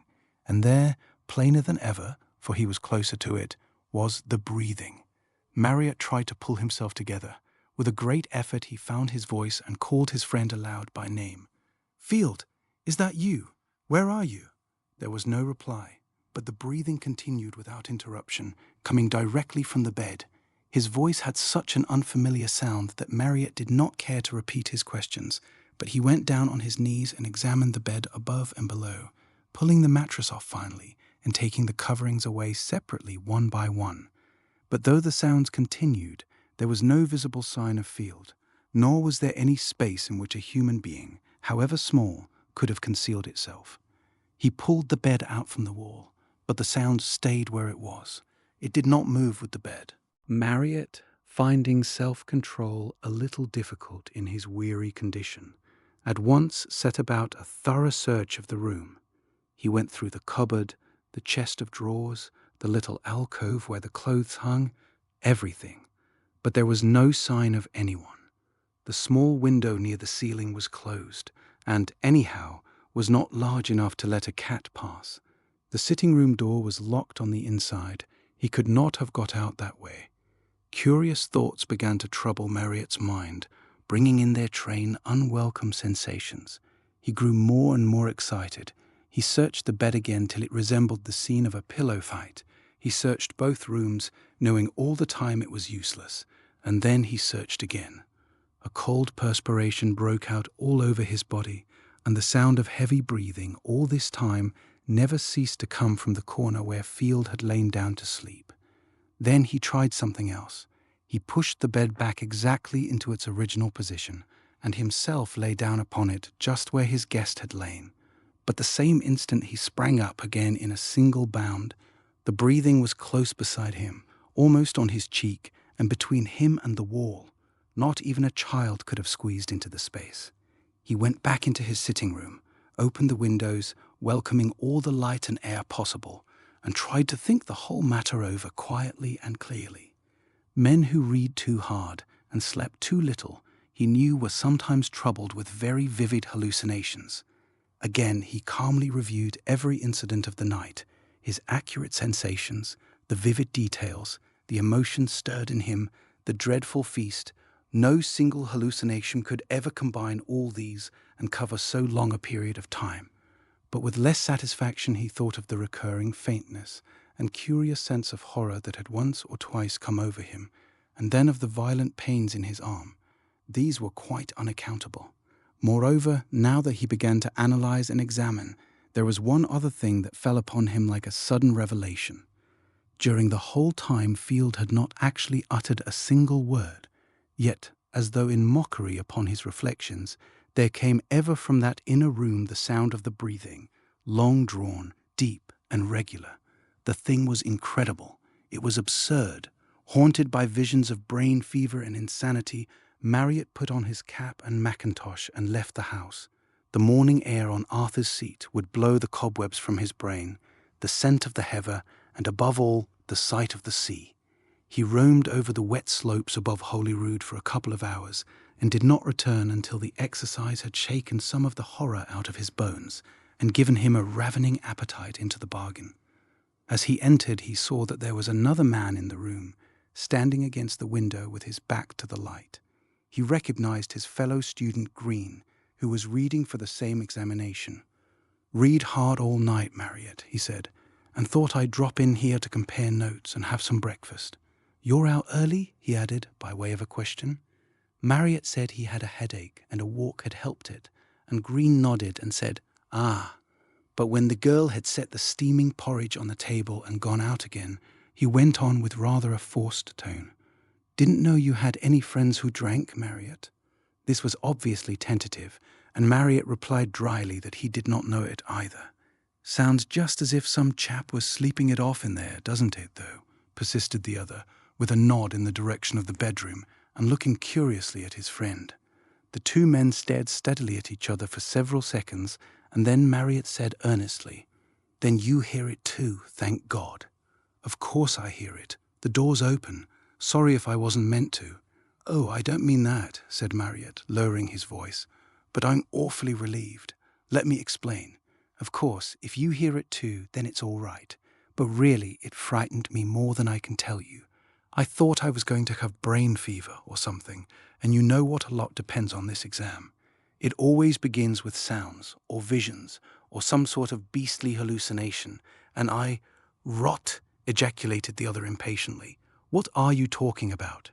"Now, listen to me, Green," said Marriott as calmly as he could, for the breathing was still plainly audible, "and I'll tell you what I mean, only don't interrupt." And thereupon he related exactly what had happened during the night, telling everything, even down to the pain in his arm. When it was over, he got up from the table and crossed the room. "You hear the breathing now plainly, don't you?" he said. Green said he did. "Well, come with me and we'll search the room together." The other, however, did not move from his chair. "I've been in already," he said sheepishly. "I heard the sounds and thought it was you. The door was ajar, so I went in."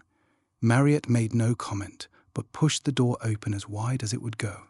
As it opened, the sound of breathing grew more and more distinct. "Someone must be in there," said Green under his breath. "Someone is in there, but where?" said Marriott. Again he urged his friend to go in with him, but Green refused point blank, said he had been in once and had searched the room and there was nothing there. He would not go in again for a good deal. They shut the door and retired into the other room to talk it all over with many pipes. Green questioned his friend very closely, but without illuminating result, since questions cannot alter facts. The only thing that ought to have a logical explanation is the pain in my arm, said Marriott, rubbing that member with an attempt at a smile. It hurts so infernally and aches all the way up. I can't remember bruising it, though. Let me examine it for you, said Green. I'm awfully good at bones, in spite of the examiner's opinion to the contrary. It was a relief to play the fool a bit, and Marriott took his coat off and rolled up his sleeve. By George, though, I'm bleeding, he exclaimed. Look here, what on earth's this? On the forearm, quite close to the wrist, was a thin red line. There was a tiny drop of apparently fresh blood on it. Green came over and looked closely at it for some minutes. Then he sat back in his chair, looking curiously at his friend's face. You've scratched yourself without knowing it, he said presently. There's no sign of a bruise. It must be something else that made the arm ache. Marriott sat very still, staring silently at his arm as though the solution of the whole mystery lay there actually written upon the skin. What's the matter? I see nothing very strange about a scratch, said Green in an unconvincing sort of voice. It was your cufflinks, probably, last night in your excitement. But Marriott, white to the very lips, was trying to speak. The sweat stood in great beads on his forehead. At last he leaned forward close to his friend's face. Look, he said, in a low voice that shook a little. Do you see that red mark? I mean underneath what you call the scratch. Green admitted he saw something or other, and Marriott wiped the place clean with his handkerchief and told him to look again more closely. Yes, I see, returned the other, lifting his head after a moment's careful inspection. It looks like an old scar. It is an old scar, whispered Marriott, his lips trembling. Now it all comes back to me. All what?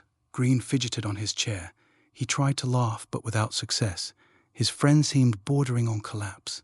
Hush, be quiet, and I'll tell you, he said. Field made that scar. For a whole minute, the two men looked each other full in the face without speaking. Field made that scar, repeated Marriott at length in a louder voice. Field? You mean last night? No, not last night. Years ago, at school, with his knife. And I made a scar in his arm with mine. Marriott was talking rapidly now. We exchanged drops of blood in each other's cuts.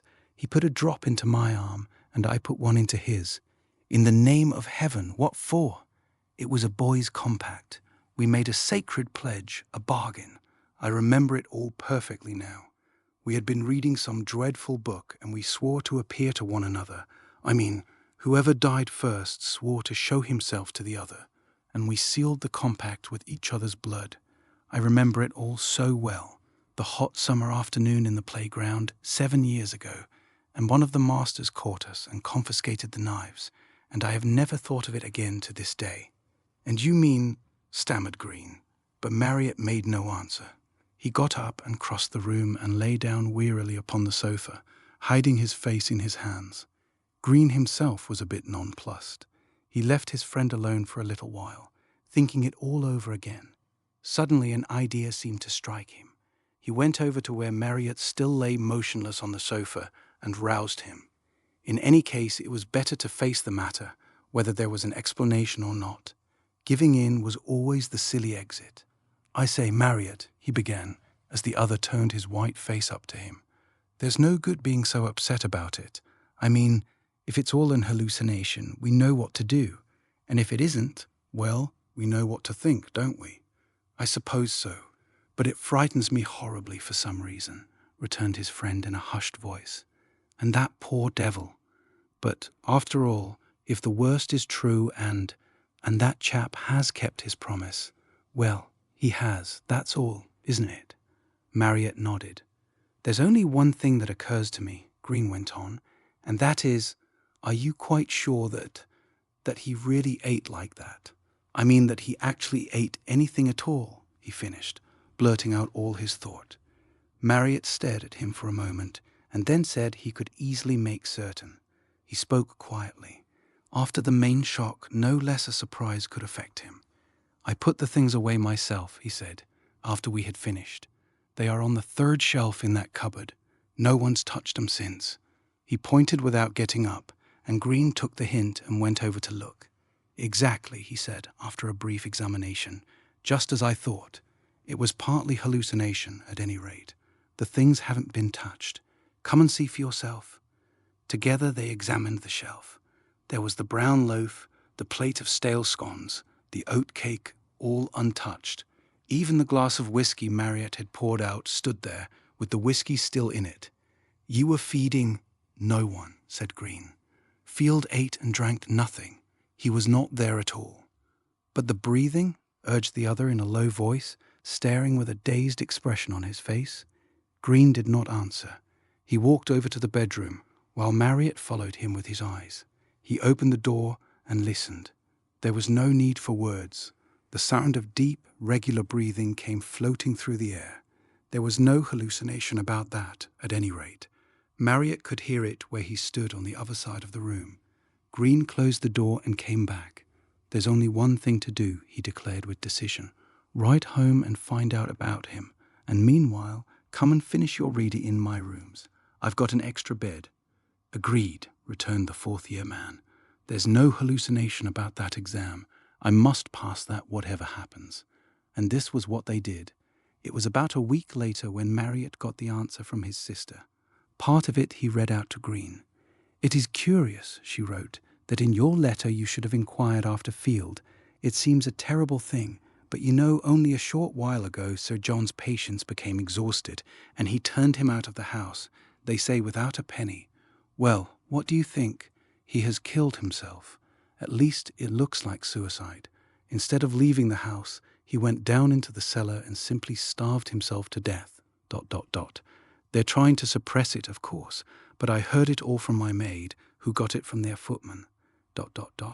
They found the body on the 14th, and the doctor said he had died about 12 hours before. ... He was dreadfully thin. ... Then he died on the 13th, said Green. Marriott nodded. That's the very night he came to see you. Marriott nodded again, with intent to steal. To sleep in a lonely barn when the best bedrooms in the house were at our disposal seemed, to say the least, unnecessary, and I felt that some explanation was due to our host. But Shorthouse, I soon discovered, had seen to all that. Our enterprise would be tolerated, not welcomed, for the master kept this sort of thing down with a firm hand. And then, how little I could get this man, Shorthouse, to tell me. There was much I wanted to ask and hear, but he surrounded himself with impossible barriers. It was ludicrous. He was surely asking a good deal of me, and yet he would give so little in return, and his reason, that it was for my good, may have been perfectly true, but did not bring me any comfort in its train. He gave me sops now and then, however, to keep up my curiosity, till I soon was aware that there were growing up side by side within me a genuine interest and an equally genuine fear. And something of both these is probably necessary to all real excitement. The barn in question was some distance from the house, on the side of the stables, and I had passed it on several of my journeyings to and fro, wondering at its forlorn and untarred appearance under a regime where everything was so spick and span. But it had never once occurred to me as possible that I should come to spend a night under its roof with a comparative stranger, and undergo there an experience belonging to an order of things I had always rather ridiculed and despised. At the moment I can only partially recall the process by which Shorthouse persuaded me to lend him my company. Like myself, he was a guest in this autumn house party, and where there were so many to chatter and to chaff, I think his taciturnity of manner had appealed to me by contrast, and that I wished to repay something of what I owed. There was, no doubt, flattery in it as well, for he was more than twice my age, a man of amazingly wide experience, an explorer of all the world's corners where danger lurked, and, most subtle flattery of all, by far the best shot in the whole party, our host included. At first, however, I held out a bit. "But surely this story you tell," I said, "has the parentage common to all such tales, a superstitious heart and an imaginative brain, and has grown now by frequent repetition into an authentic ghost story. Besides, this head gardener of half a century ago," I added, seeing that he still went on cleaning his gun in silence, "who was he, and what positive information have you about him beyond the fact that he was found hanging from the rafters, dead?" "He was no mere head gardener," "This man who passed as such," he replied without looking up, "but a fellow of splendid education who used this curious disguise for his own purposes. Part of this very barn, of which he always kept the key, was found to have been fitted up as a complete laboratory, with athanor, alembic, cucurbite, and other appliances, some of which the master destroyed at once, perhaps for the best, and which I have only been able to guess at. Black arts," I laughed. "Who knows?" he rejoined quietly. "The man undoubtedly possessed knowledge, dark knowledge, that was most unusual and dangerous, and I can discover no means by which he came to it, no ordinary means, that is.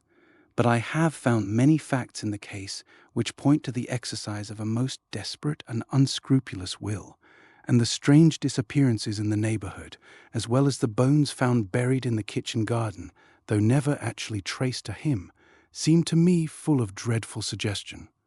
I laughed again, a little uncomfortably perhaps, and said it reminded one of the story of Giles de Reyes, Maréchal of France, who was said to have killed and tortured to death in a few years no less than 160 women and children for the purposes of necromancy, and who was executed for his crimes at Nantes. But Shorthouse would not rise, and only returned to his subject. "His suicide seems to have been only just in time to escape arrest," he said. "A magician of no high order, then," I observed skeptically, "if suicide was his only way of evading the country police." "The police of London and St. Petersburg, rather," returned Shorthouse, "for the headquarters of this pretty company was somewhere in Russia, and his apparatus all bore the marks of the most skilful foreign make. A Russian woman then employed in the household, governess or something, vanished too, about the same time, and was never caught. She was no doubt the cleverest of the lot, and remember, the object of this appalling group was not mere vulgar gain, but a kind of knowledge that called for the highest qualities of courage and intellect in the seekers. I admit I was impressed by the man's conviction of voice and manner, for there is something very compelling in the force of an earnest man's belief, though I still affected to sneer politely. But, like most black magicians, the fellow only succeeded in compassing his own destruction, that of his tools rather, and of escaping himself, so that he might better accomplish his objects elsewhere and otherwise," said Shorthouse, giving, as he spoke, the most minute attention to the cleaning of the lock. "Elsewhere and otherwise," I gasped, "as if the shell he left hanging from the rafter in the barn in no way impeded the man's spirit from continuing his dreadful work under new conditions," he added quietly, without noticing my interruption. "The idea being that he sometimes revisits the garden and the barn, chiefly the barn." "The barn!" I exclaimed. "For what purpose?" "Chiefly the barn," he finished, as if he had not heard me. "That is, when there is anybody in it." I stared at him without speaking, for there was a wonder in me how he would add to this. "When he wants fresh material, that is, he comes to steal from the living." "Fresh material," I repeated aghast. "To steal from the living." Even then, in broad daylight, I was foolishly conscious of a creeping sensation at the roots of my hair, as if a cold breeze were passing over my skull. "The strong vitality of the living is what this sort of creature is supposed to need most," he went on imperturbably, "and where he has worked and thought and struggled before is the easiest place for him to get it in. The former conditions are in some way more easily reconstructed." He stopped suddenly and devoted all his attention to the gun. "It's difficult to explain, you know, rather," he added presently, "and, besides, it's much better that you should not know till afterwards." I made a noise that was the beginning of a score of questions and of as many sentences, but it got no further than a mere noise, and Shorthouse, of course, stepped in again. "Your skepticism," he added, "is one of the qualities that induce me to ask you to spend the night there with me." "In those days," he went on, in response to my urging for more information, "the family were much abroad and often travelled for years at a time. This man was invaluable in their absence. His wonderful knowledge of horticulture kept the gardens, French, Italian, English, in perfect order. He had carte blanche in the matter of expense, and of course selected all his own underlings. It was the sudden, unexpected return of the master that surprised the amazing stories of the countryside before the fellow, with all his cleverness, had time to prepare or conceal. "But is there no evidence, no more recent evidence, to show that something is likely to happen if we sit up there?" I asked, pressing him yet further, and I think to his liking, for it showed at least that I was interested. "Has anything happened there lately, for instance?" Shorthouse glanced up from the gun he was cleaning so assiduously, and the smoke from his pipe curled up into an odd twist between me and the black beard and oriental sun-tanned face. The magnetism of his look and expression brought more sense of conviction to me than I had felt hitherto, and I realized that there had been a sudden little change in my attitude, and that I was now much more inclined to go in for the adventure with him. At least, I thought, with such a man, one would be safe in any emergency, for he is determined, resourceful, and to be depended upon. "There's the point," he answered slowly, "for there has apparently been a fresh outburst, an attack almost, it seems, quite recently. There is evidence, of course, plenty of it, or I should not feel the interest I do feel, but—" He hesitated a moment, as though considering how much he ought to let me know. "But the fact is that 3 men this summer, on separate occasions, who have gone into that barn after nightfall, have been accosted." "Accosted?" I repeated, betrayed into the interruption by his choice of so singular a word.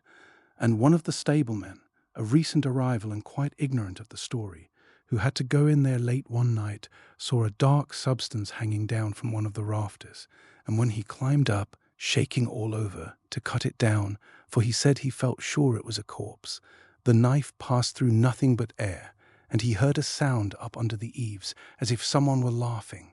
Yet, while he slashed away, and afterwards too, the thing went on swinging there before his eyes, and turning slowly with its own weight, like a huge joint on a spit. The man declares, too, that it had a large bearded face, and that the mouth was open and drawn down like the mouth of a hanged man. Can we question this fellow? He's gone. Gave notice at once, but not before I had questioned him myself very closely." "Then this was quite recent," I said, for I knew Shorthouse had not been in the house more than a week. "4 days ago," he replied. "But more than that, only 3 days ago a couple of men were in there together in full daylight when one of them suddenly turned deadly faint. He said that he felt an overmastering impulse to hang himself, and he looked about for a rope and was furious when his companion tried to prevent him. But he did prevent him? Just in time, but not before he had clambered onto a beam. He was very violent. I had so much to say and ask that I could get nothing out in time, and Shorthouse went on again. I've had a sort of watching brief for this case," he said with a smile, whose real significance, however, completely escaped me at the time. "And one of the most disagreeable features about it is the deliberate way the servants have invented excuses to go out to the place, and always after dark.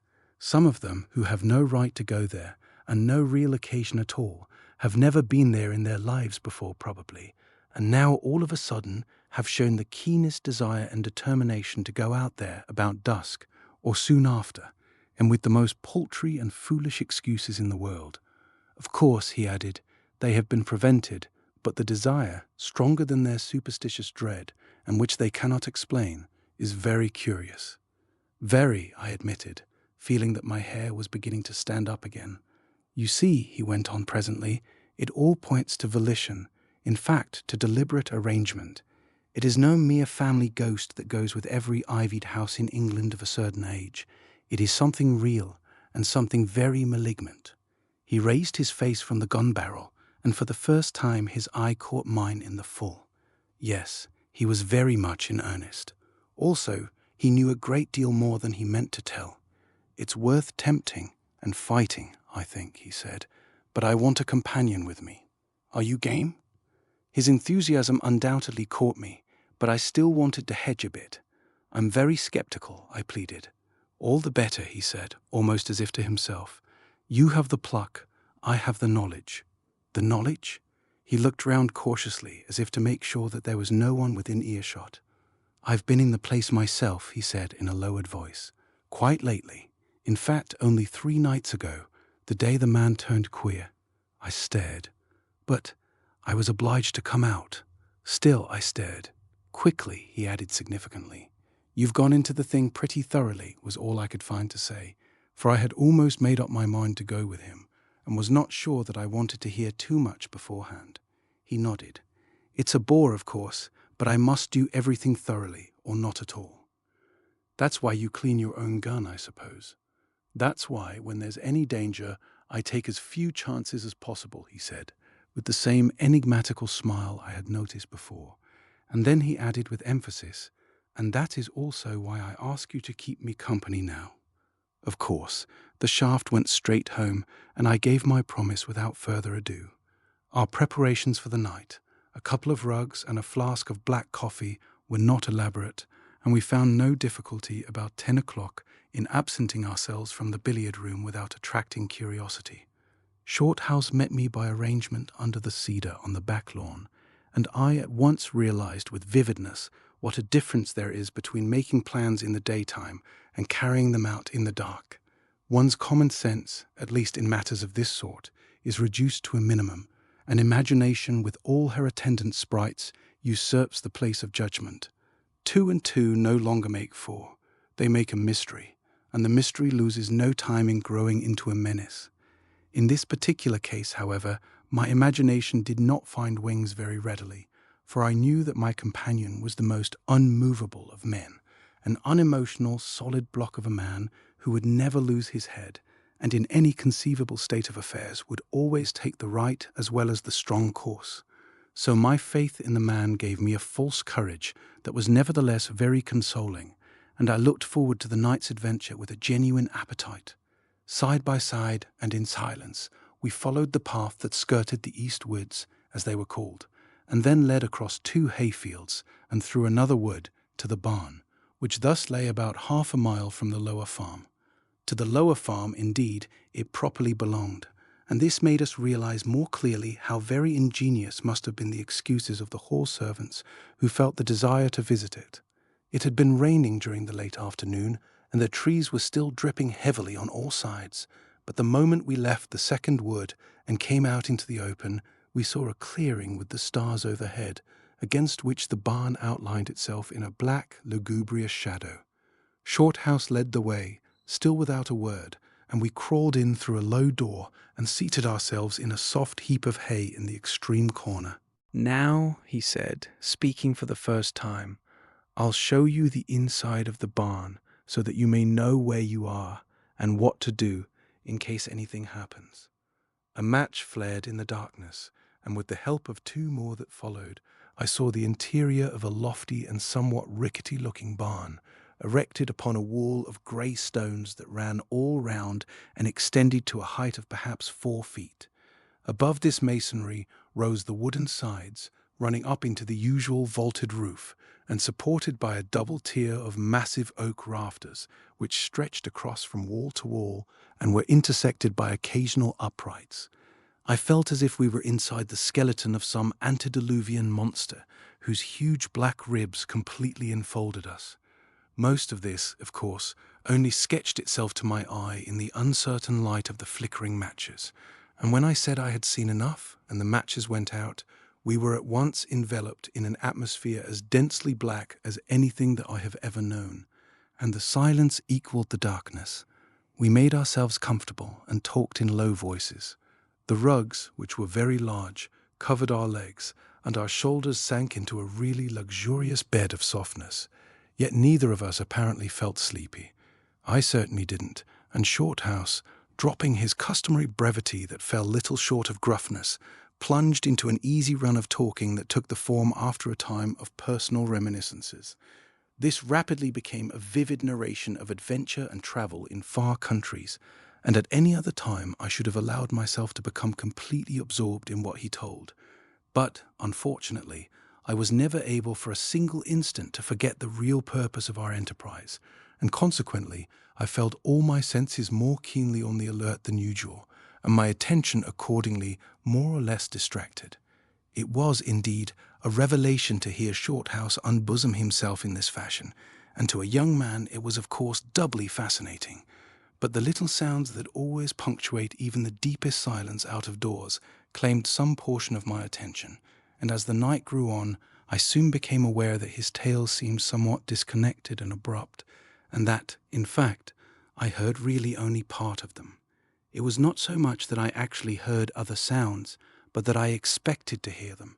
This was what stole the other half of my listening. There was neither wind nor rain to break the stillness, and certainly there were no physical presences in our neighborhood, for we were half a mile even from the lower farm, and from the hall and stables at least a mile. Yet the stillness was being continually broken. Perhaps disturbed is a better word, and it was to these very remote and tiny disturbances that I felt compelled to devote at least half my listening faculties. From time to time, however, I made a remark or asked a question to show that I was listening and interested, but, in a sense, my questions always seemed to bear in one direction and to make for one issue, namely, my companion's previous experience in the barn when he had been obliged to come out quickly. Apparently, I could not help myself in the matter, for this was really the one consuming curiosity I had, and the fact that it was better for me not to know it made me the keener to know it all, even the worst. Shorthouse realized this even better than I did. I could tell it by the way he dodged or wholly ignored my questions, and this subtle sympathy between us showed plainly enough, had I been able at the time to reflect upon its meaning, that the nerves of both of us were in a very sensitive and highly strung condition. Probably the complete confidence I felt in his ability to face whatever might happen, and the extent to which also I relied upon him for my own courage, prevented the exercise of my ordinary powers of reflection, while it left my senses free to a more than usual degree of activity. Things must have gone on in this way for a good hour or more, when I made the sudden discovery that there was something unusual in the conditions of our environment. This sounds a roundabout mode of expression, but I really know not how else to put it. The discovery almost rushed upon me. By rights, we were two men waiting in an alleged haunted barn for something to happen, and, as two men who trusted one another implicitly, though for very different reasons, there should have been two minds keenly alert, with the ordinary senses in active cooperation. Some slight degree of nervousness, too, there might also have been, but beyond this, nothing. It was therefore with something of dismay that I made the sudden discovery that there was something more, and something that I ought to have noticed very much sooner than I actually did notice it. The fact was, Shorthouse's stream of talk was wholly unnatural. He was talking with a purpose. He did not wish to be cornered by my questions, true, but he had another and a deeper purpose still, and it grew upon me, as an unpleasant deduction from my discovery, that this strong, cynical, unemotional man by my side was talking, and had been talking all this time, to gain a particular end. And this end, I soon felt clearly, was to convince himself. But of what? For myself, as the hours wore on towards midnight, I was not anxious to find the answer, but in the end it became impossible to avoid it, and I knew as I listened that he was pouring forth this steady stream of vivid reminiscences of travel, South Seas, big game, Russian exploration, women, adventures of all sorts, because he wished the past to reassert itself to the complete exclusion of the present. He was taking his precautions. He was afraid. I felt 100 things, once this was clear to me, but none of them more than the wish to get up at once and leave the barn. If Shorthouse was afraid already, what in the world was to happen to me in the long hours that lay ahead? I only know that in my fierce efforts to deny to myself the evidence of his partial collapse, the strength came that enabled me to play my part properly, and I even found myself helping him by means of animated remarks upon his stories, and by more or less judicious questions. I also helped him by dismissing from my mind any desire to inquire into the truth of his former experience, and it was good I did so, for had he turned it loose on me, with those great powers of convincing description that he had at his command, I verily believe that I should never have crawled from that barn alive. So, at least, I felt at the moment. It was the instinct of self-preservation, and it brought sound judgment. Here, then, at least, with different motive, reached too by opposite ways, we were both agreed upon one thing, namely, that temporarily we would forget. Fools we were, for a dominant emotion is not so easily banished, and we were forever recurring to it in 100 ways, direct and indirect. A real fear cannot be so easily trifled with, and while we toyed on the surface with thousands and thousands of words, mere words, our subconscious activities were steadily gaining force and would before very long have to be properly acknowledged. We could not get away from it. At last, when he had finished the recital of an adventure which brought him near enough to a horrible death, I admitted that in my uneventful life I had never yet been face to face with a real fear. It slipped out inadvertently, and, of course, without intention, but the tendency in him at the time was too strong to be resisted. He saw the loophole and made for it full tilt. It is the same with all the emotions, he said. The experiences of others never give a complete account. Until a man has deliberately turned and faced for himself the fiends that chase him down the years, he has no knowledge of what they really are or of what they can do. Imaginative authors may write, moralists may preach, and scholars may criticize, but they are dealing all the time in a coinage of which they know not the actual value. Their listener gets a sensation, but not the true one. Until you have faced these emotions, he went on, with the same race of words that had come from him the whole evening, and made them your own, your slaves, you have no idea of the power that is in them. Hunger, that shows lights beckoning beyond the grave. Thirst, that fills with mingled ice and fire. Passion, love, loneliness, revenge, and— He paused for a minute, and though I knew we were on the brink, I was powerless to hold him. And fear, he went on. Fear, I think that death from fear, or madness from fear, must sum up in a second of time the total of all the most awful sensations it is possible for a man to know. Then you have yourself felt something of this fear, I interrupted, for you said just now— I do not mean physical fear, he replied, for that is more or less a question of nerves and will, and it is imagination that makes men cowards. I mean an absolute fear, a physical fear one might call it, that reaches the soul and withers every power one possesses. He said a lot more, for he too was wholly unable to stem the torrent once it broke loose, but I have forgotten it, or rather, mercifully I did not hear it, for I stopped my ears and only heard the occasional words when I took my fingers out to find if he had come to an end. In due course he did come to an end, and there we left it, for I then knew positively what he already knew, that somewhere here in the night, and within the walls of this very barn where we were sitting, there was waiting something of dreadful malignancy and of great power, something that we might both have to face ere morning, and something that he had already tried to face once and failed in the attempt. The night wore slowly on, and it gradually became more and more clear to me that I could not dare to rely as at first upon my companion, and that our positions were undergoing a slow process of reversal. I thank heaven this was not borne in upon me too suddenly, and that I had at least the time to readjust myself somewhat to the new conditions. Preparation was possible, even if it was not much, and I sought by every means in my power to gather up all the shreds of my courage so that they might together make a decent rope that would stand the strain when it came. The strain would come, that was certain, and I was thoroughly well aware, though for my life I cannot put into words the reasons for my knowledge, that the massing of the material against us was proceeding somewhere in the darkness with determination and a horrible skill besides. Shorthouse meanwhile talked without ceasing.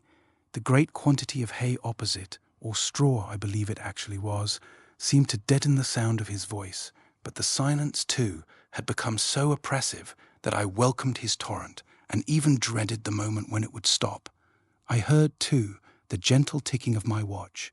Each second uttered its voice and dropped away into a gulf, as if starting on a journey whence there was no return. Once a dog barked somewhere in the distance, probably on the lower farm, and once an owl hooted close outside, and I could hear the swishing of its wings as it passed overhead.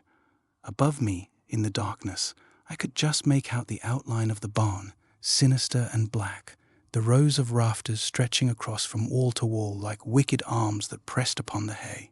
Shorthouse, deep in some involved yarn of the South Seas that was meant to be full of cheer and sunshine, and yet only succeeded in making a ghastly mixture of unnatural colouring, seemed to care little whether I listened or not. He made no appeal to me, and I made one or two quite irrelevant remarks which passed him by, and proved that he was merely uttering sounds. He, too, was afraid of the silence. I fell to wondering how long a man could talk without stopping. ...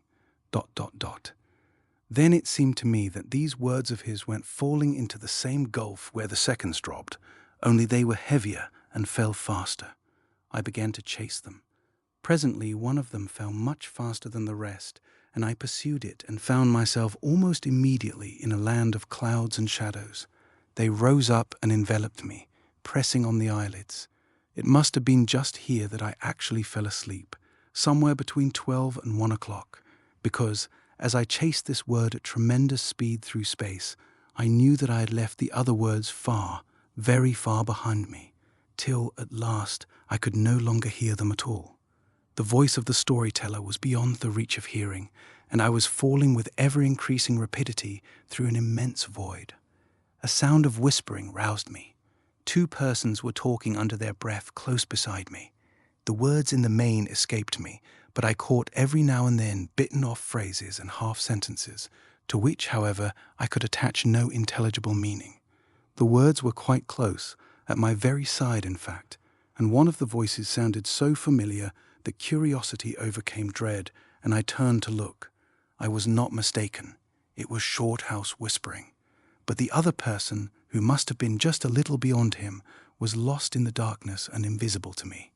It seemed then that Shorthouse at once turned up his face and looked at me, and, by some means or other that caused me no surprise at the time, I easily made out the features in the darkness. They wore an expression I had never seen there before. He seemed distressed, exhausted, worn out, and as though he were about to give in after a long mental struggle. He looked at me almost beseechingly, and the whispering of the other person died away. "They're at me," he said. I found it quite impossible to answer. The words stuck in my throat. His voice was thin, plaintive, almost like a child's. "I shall have to go. I'm not as strong as I thought. They'll call it suicide, but, of course, it's really murder." There was real anguish in his voice, and it terrified me. A deep silence followed these extraordinary words, and I somehow understood that the other person was just going to carry on the conversation. I even fancied I saw lips shaping themselves just over my friend's shoulder, when I felt a sharp blow in the ribs, and a voice, this time a deep voice, sounded in my ear. I opened my eyes, and the wretched dream vanished, yet it left behind it an impression of a strong and quite unusual reality. "Do try not to go to sleep again," he said sternly. "You seem exhausted. Do you feel so?" There was a note in his voice I did not welcome, less than alarm, but certainly more than mere solicitude. "I do feel terribly sleepy all of a sudden," I admitted, ashamed. "So you may," he added very earnestly, "but I rely on you to keep awake, if only to watch. You have been asleep for half an hour at least, and you were so still, I thought I'd wake you." "Why?" I asked, for my curiosity and nervousness were altogether too strong to be resisted. "Do you think we are in danger?" "I think they are about here now. I feel my vitality going rapidly. That's always the first sign. You'll last longer than I, remember. Watch carefully." The conversation dropped. I was afraid to say all I wanted to say. It would have been too unmistakably a confession, and intuitively I realized the danger of admitting the existence of certain emotions until positively forced to. But presently Shorthouse began again. His voice sounded odd, and as if it had lost power. It was more like a woman's or a boy's voice than a man's, and recalled the voice in my dream. "I suppose you've got a knife?" he asked. "Yes, a big clasp knife. But why?" He made no answer. "You don't think a practical joke likely? No one suspects we're here," I went on. "Nothing was more significant of our real feelings this night than the way we toyed with words, and never dared more than to skirt the things in our mind." "It's just as well to be prepared," he answered evasively. "Better be quite sure. See which pocket it's in, so as to be ready." I obeyed mechanically, and told him, but even this scrap of talk proved to me that he was getting further from me all the time in his mind. He was following a line that was strange to me, and, as he distanced me, I felt that the sympathy between us grew more and more strained. He knew more. It was not that I minded so much, but that he was willing to communicate less, and in proportion as I lost his support, I dreaded his increasing silence, not of words, for he talked more volubly than ever, and with a fiercer purpose, but his silence in giving no hint of what he must have known to be really going on the whole time. The night was perfectly still. Shorthouse continued steadily talking, and I jogged him now and again with remarks or questions in order to keep awake. He paid no attention, however, to either. About 2 in the morning, a short shower fell, and the drops rattled sharply on the roof like shot. I was glad when it stopped, for it completely drowned all other sounds and made it impossible to hear anything else that might be going on. Something was going on, too, all the time, though for the life of me I could not say what. The outer world had grown quite dim. The house party, the shooters, the billiard room, and the ordinary daily incidents of my visit. All my energies were concentrated on the present, and the constant strain of watching, waiting, listening was excessively telling. Shorthouse still talked of his adventures in some eastern country now, and less connectedly. These adventures, real or imaginary, had quite a savour of the Arabian Nights, and did not by any means make it easier for me to keep my hold on reality. The lightest weight will affect the balance under such circumstances, and in this case the weight of his talk was on the wrong scale. His words were very rapid, and I found it overwhelmingly difficult not to follow them into that great gulf of darkness where they all rushed and vanished. But that, I knew, meant sleep again. Yet it was strange I should feel sleepy when at the same time all my nerves were fairly tingling. Every time I heard what seemed like a step outside or a movement in the hay opposite, the blood stood still for a moment in my veins. Doubtless the unremitting strain told upon me more than I realized, and this was doubly great now that I knew Shorthouse was a source of weakness instead of strength, as I had counted. Certainly a curious sense of languor grew upon me more and more, and I was sure that the man beside me was engaged in the same struggle. The feverishness of his talk proved this, if nothing else. It was dreadfully hard to keep awake. But this time, instead of dropping into the gulf, I saw something come up out of it. It reached our world by a door in the side of the barn furthest from me, and it came in cautiously and silently and moved into the mass of hay opposite. There, for a moment, I lost it, but presently I caught it again higher up. It was clinging, like a great bat, to the side of the barn. Something trailed behind it. I could not make out what. ... It crawled up the wooden wall and began to move out along one of the rafters. A numb terror settled down all over me as I watched it. The thing trailing behind it was apparently a rope. The whispering began again just then, but the only words I could catch seemed without meaning. It was almost like another language. The voices were above me, under the roof. Suddenly I saw signs of active movement going on just beyond the place where the thing lay upon the rafter. There was something else up there with it. Then followed panting, like the quick breathing that accompanies effort, and the next minute a black mass dropped through the air and dangled at the end of the rope. Instantly it all flashed upon me. I sprang to my feet and rushed headlong across the floor of the barn. How I moved so quickly in the darkness I do not know, but even as I ran, it flashed into my mind that I should never get at my knife in time to cut the thing down, or else that I should find it had been taken from me. Somehow or other, the goddess of dreams knows how, I climbed up by the hay bales and swung out along the rafter. I was hanging, of course, by my arms, and the knife was already between my teeth, though I had no recollection of how it got there. It was open. The mass, hanging like a side of bacon, was only a few feet in front of me, and I could plainly see the dark line of rope that fastened it to the beam. I then noticed for the first time that it was swinging and turning in the air, and that as I approached it seemed to move along the beam, so that the same distance was always maintained between us. The only thing I could do, for there was no time to hesitate, was to jump at it through the air and slash at the rope as I dropped. I seized the knife with my right hand, gave a great swing of my body with my legs, and leaped forward at it through the air. Horrors!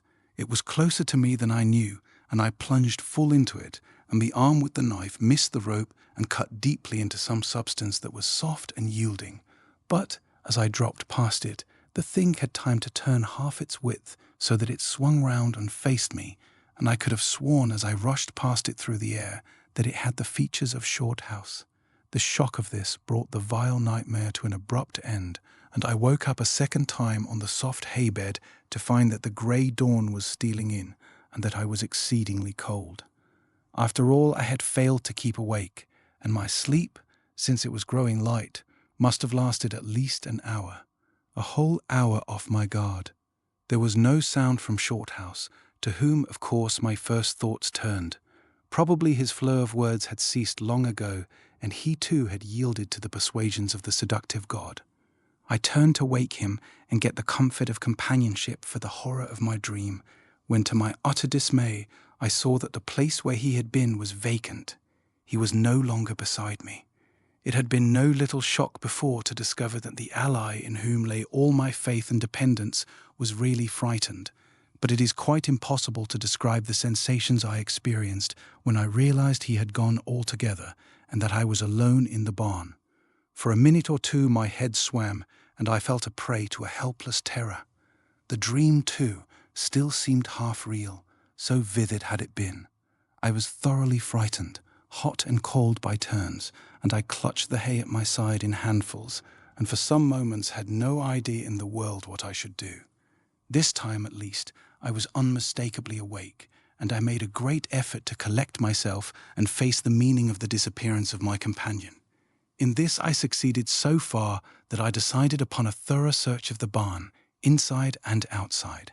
It was a dreadful undertaking, and I did not feel at all sure of being able to bring it to a conclusion, but I knew pretty well that unless something was done at once, I should simply collapse.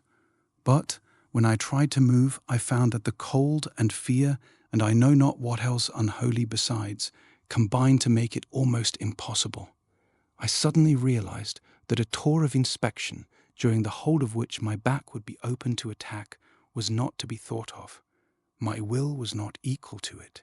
Anything might spring upon me any moment from the dark corners, and the growing light was just enough to reveal every movement I made to any who might be watching. For, even then, and while I was still half dazed and stupid, I knew perfectly well that someone was watching me all the time with the utmost intentness. I had not merely awakened, I had been awakened. I decided to try another plan. I called to him. My voice had a thin, weak sound, far away and quite unreal, and there was no answer to it. Hark, though, there was something that might have been a very faint voice near me. I called again, this time with greater distinctness. "Shorthouse, where are you? Can you hear me?" There certainly was a sound, but it was not a voice. Something was moving. It was someone shuffling along, and it seemed to be outside the barn. I was afraid to call again, and the sound continued. It was an ordinary sound enough, no doubt, but it came to me just then as something unusual and unpleasant. Ordinary sounds remain ordinary only so long as one is not listening to them. Under the influence of intense listening, they become unusual, portentous, and therefore extraordinary. So, this common sound came to me as something uncommon, disagreeable. It conveyed, too, an impression of stealth, and with it there was another, a slighter sound. Just at this minute the wind bore faintly over the field the sound of the stable clock, a mile away.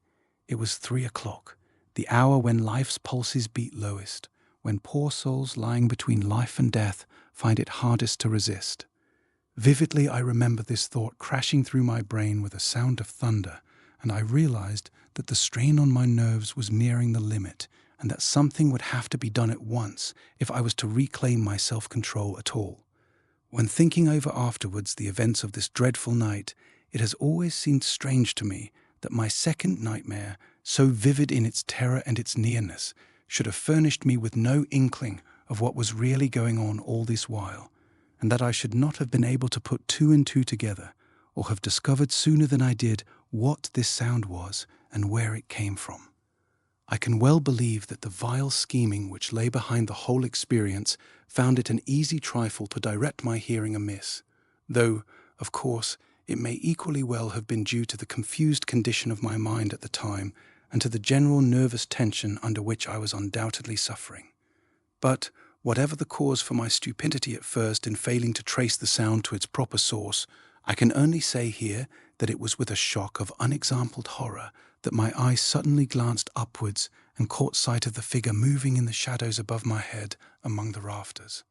Up to this moment I had thought that it was somebody outside the barn, crawling round the walls till it came to a door, and the rush of horror that froze my heart when I looked up and saw that it was Shorthouse creeping stealthily along a beam is something altogether beyond the power of words to describe.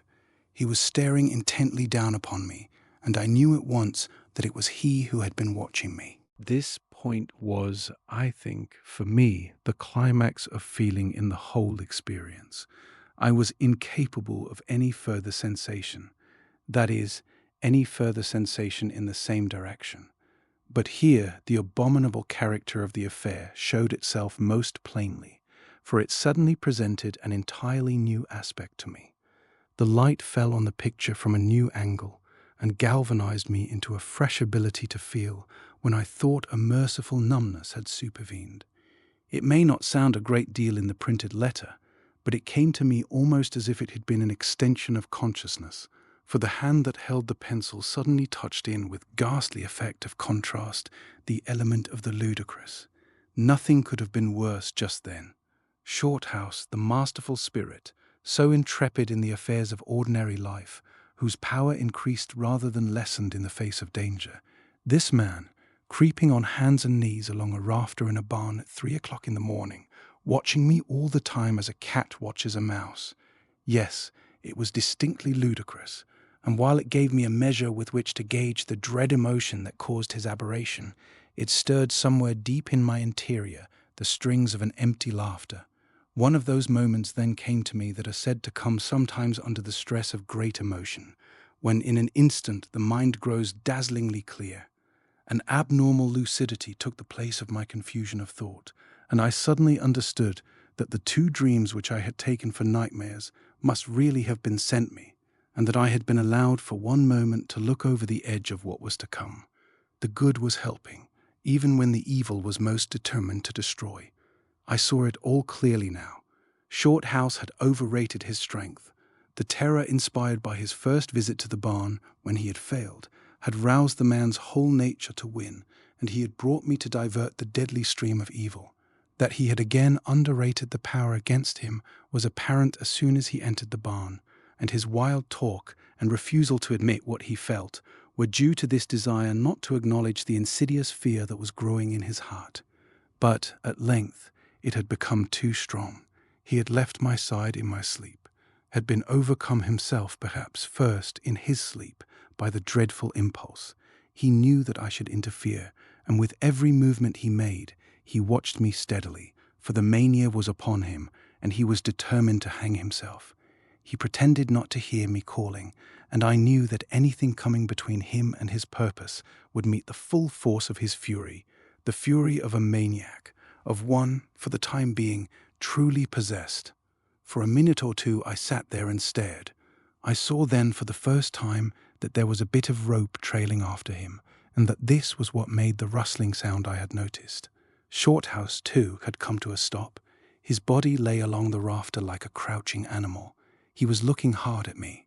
That whitish patch was his face.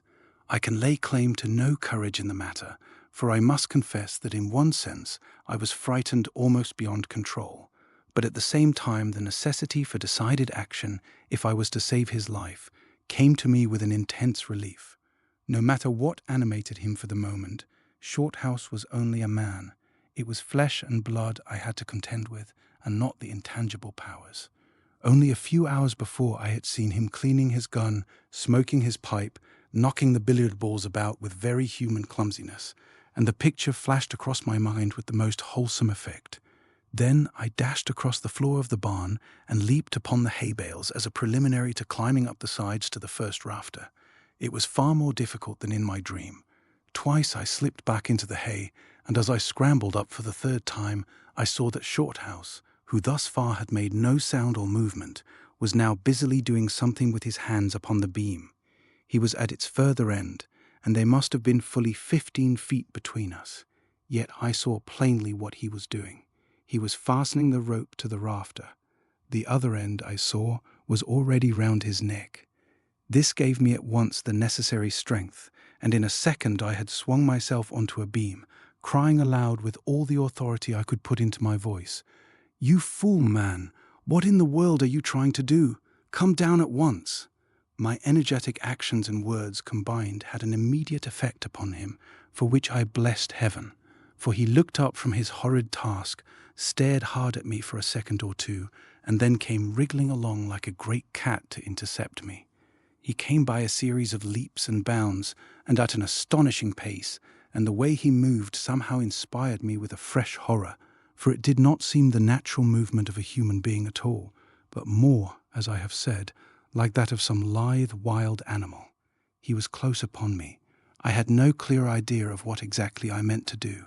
I could see his face plainly now. He was grinning cruelly.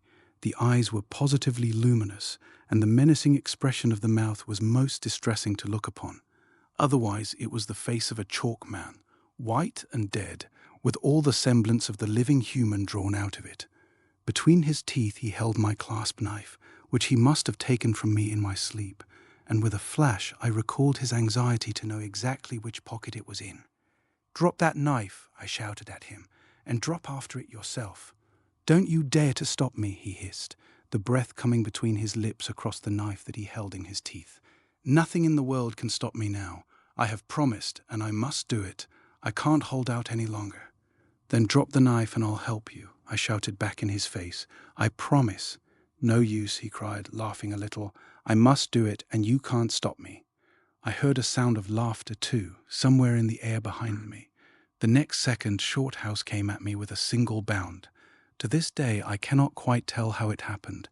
It is still a wild confusion and a fever of horror in my mind, but from somewhere I drew more than my usual allowance of strength, and before he could well have realized what I meant to do, I had his throat between my fingers. He opened his teeth and the knife dropped at once, for I gave him a squeeze he need never forget. Before, my muscles had felt like so much soaked paper. Now they recovered their natural strength and more besides. I managed to work ourselves along the rafter until the hay was beneath us, and then, completely exhausted, I let go my hold and we swung round together and dropped onto the hay, he clawing at me in the air even as we fell. The struggle that began by my fighting for his life ended in a wild effort to save my own, for Shorthouse was quite beside himself and had no idea what he was doing. Indeed, he has always averred that he remembers nothing of the entire night's experiences after the time when he first woke me from sleep. A sort of deadly mist settled over him, he declares, and he lost all sense of his own identity. The rest was a blank until he came to his senses under a mass of hay with me on the top of him. It was the hay that saved us, first by breaking the fall, and then by impeding his movement so that I was able to prevent his choking me to death. The wood of the dead. One summer, in my wanderings with a knapsack, I was at luncheon in the room of a wayside inn in the western country, when the door opened and there entered an old rustic who crossed close to my end of the table and sat himself down very quietly in the seat by the bow window. We exchanged glances, or, properly speaking, nods, for at the moment I did not actually raise my eyes to his face. So concerned was I with the important business of satisfying an appetite gained by tramping 12 miles over a difficult country. The fine warm rain of 7 o'clock, which had since risen in a kind of luminous mist about the treetops, now floated far overhead in a deep blue sky, and the day was settling down into a blaze of golden light. It was one of those days peculiar to Somerset and North Devon, when the orchards shine and the meadows seem to add a radiance of their own, so brilliantly soft are the colourings of grass and foliage. The innkeeper's daughter, a little maiden with a simple country loveliness, presently entered with a foaming pewter mug, inquired after my welfare, and went out again. Apparently she had not noticed the old man sitting in the settle by the bow window, nor had he, for his part, so much as once turned his head in our direction. Under ordinary circumstances, I should probably have given no thought to this other occupant of the room, but the fact that it was supposed to be reserved for my private use, and the singular thing that he sat looking aimlessly out of the window, with no attempt to engage me in conversation, drew my eyes more than once somewhat curiously upon him, and I soon caught myself wondering why he sat there so silently, and always with averted head. He was, I saw, a rather bent old man in rustic dress, and the skin of his face was wrinkled like that of an apple. Corduroy trousers were caught up with a string below the knee, and he wore a sort of brown fustian jacket that was very much faded. His thin hand rested upon a stoutish stick. He wore no hat and carried none, and I noticed that his head, covered with silvery hair, was finely shaped and gave the impression of something noble. Though rather piqued by his studied disregard of my presence, I came to the conclusion that he probably had something to do with the little hostel and had a perfect right to use this room with freedom, and I finished my luncheon without breaking the silence, and then took the settle opposite to smoke a pipe before going on my way. Through the open window came the scents of the blossoming fruit trees. The orchard was drenched in sunshine, and the branches danced lazily in the breeze. The grass below fairly shone with white and yellow daisies, and the red roses climbing in profusion over the casement mingled their perfume with the sweetly penetrating odor of the sea. It was a place to dawdle in, to lie and dream away a whole afternoon, watching the sleepy butterflies and listening to the chorus of birds which seemed to fill every corner of the sky. Indeed, I was already debating in my mind whether to linger and enjoy it all instead of taking the strenuous pathway over the hills, when the old rustic in the settle opposite suddenly turned his face towards me for the first time and began to speak.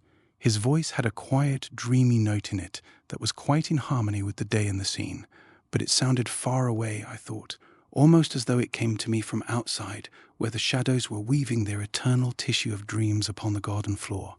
Moreover, there was no trace in it of the rough quality one might naturally have expected, and, now that I saw the full face of the speaker for the first time, I noted with something like a start that the deep, gentle eyes seemed far more in keeping with the timbre of the voice than with the rough and very countrified appearance of the clothes and manner. His voice set pleasant waves of sound in motion towards me, and the actual words, if I remember rightly, were, "You are a stranger in these parts," or "Is not this part of the country strange to you?"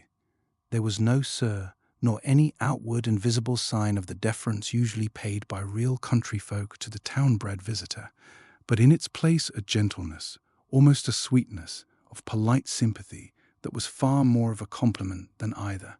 I answered that I was wandering on foot through a part of the country that was wholly new to me, and that I was surprised not to find a place of such idyllic loveliness marked upon my map. "I have lived here all my life," he said with a sigh, "and am never tired of coming back to it again." "Then you no longer live in the immediate neighborhood?" "I have moved," he answered briefly, adding after a pause in which his eyes seemed to wander wistfully to the wealth of blossoms beyond the window. "But I am almost sorry, for nowhere else have I found the sunshine lie so warmly, the flowers smell so sweetly, or the winds and streams make such tender music." His voice died away into a thin stream of sound that lost itself in the rustle of the rose leaves climbing in at the window, for he turned his head away from me as he spoke and looked out into the garden. But it was impossible to conceal my surprise, and I raised my eyes in frank astonishment on hearing so poetic an utterance from such a figure of a man, though at the same time realizing that it was not in the least inappropriate, and that, in fact, no other sort of expression could have properly been expected from him. "I am sure you are right," I answered at length, when it was clear he had ceased speaking, "or there is something of enchantment here, of real fairy-like enchantment, that makes me think of the visions of childhood days, before one knew anything of... I had been oddly drawn into his vein of speech, some inner force compelling me, but here the spell passed and I could not catch the thoughts that had a moment before opened a long vista before my inner vision. "To tell you the truth," I concluded lamely, "the place fascinates me and I am in two minds about going further." Even at this stage, I remember thinking it odd that I should be talking like this with a stranger whom I met in a country inn, for it has always been one of my failings that to strangers my manner is brief to surliness. It was as though we were figures meeting in a dream, speaking without sound, obeying laws not operative in the everyday working world, and about to play with a new scale of space and time perhaps. But my astonishment passed quickly into an entirely different feeling when I became aware that the old man opposite had turned his head from the window again and was regarding me with eyes so bright they seemed almost to shine with an inner flame. His gaze was fixed upon my face with an intense ardor, and his whole manner had suddenly become alert and concentrated. There was something about him I now felt for the first time that made little thrills of excitement run up and down my back. I met his look squarely, but with an inward tremor. "Stay, then, a little while longer," he said in a much lower and deeper voice than before. "Stay, and I will teach you something of the purpose of my coming." He stopped abruptly. I was conscious of a decided shiver. "You have a special purpose, then, in coming back?" I asked, hardly knowing what I was saying. "To call away someone," he went on in the same thrilling voice, "someone who is not quite ready to come, but who is needed elsewhere for a worthier purpose."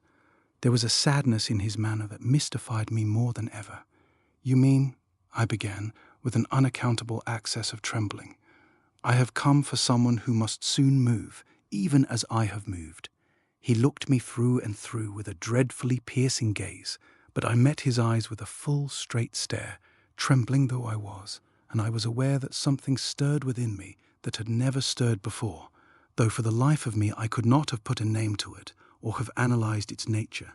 Something lifted and rolled away. For one single second I understood clearly that the past and the future exist actually side by side in one immense present, that it was I who moved to and fro among shifting protean appearances.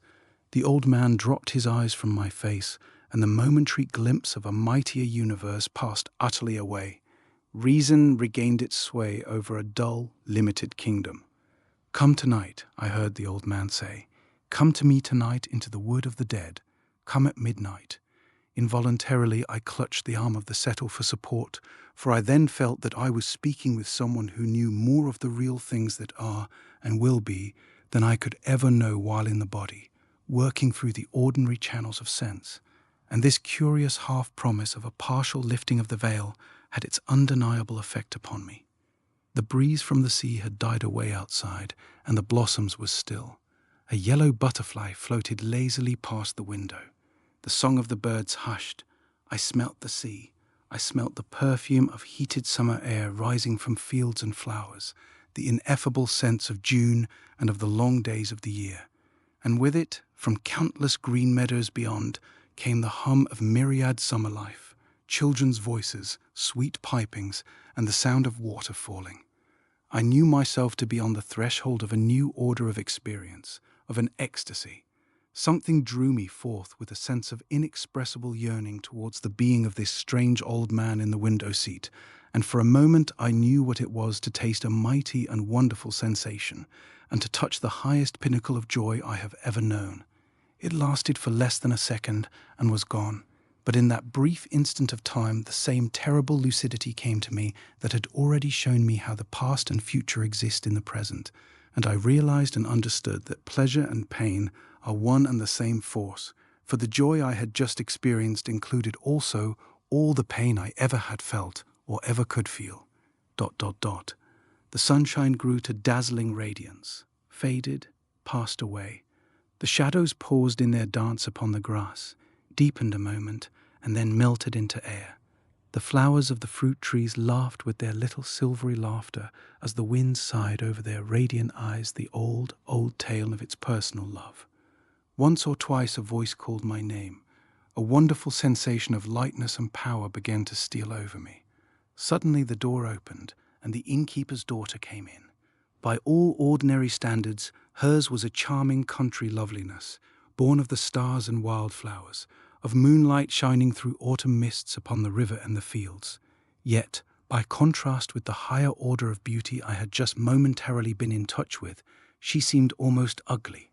How dull her eyes, how thin her voice, how vapid her smile, and insipid her whole presentment. For a moment she stood between me and the occupant of the window seat, while I counted out the small change for my meal and for her services.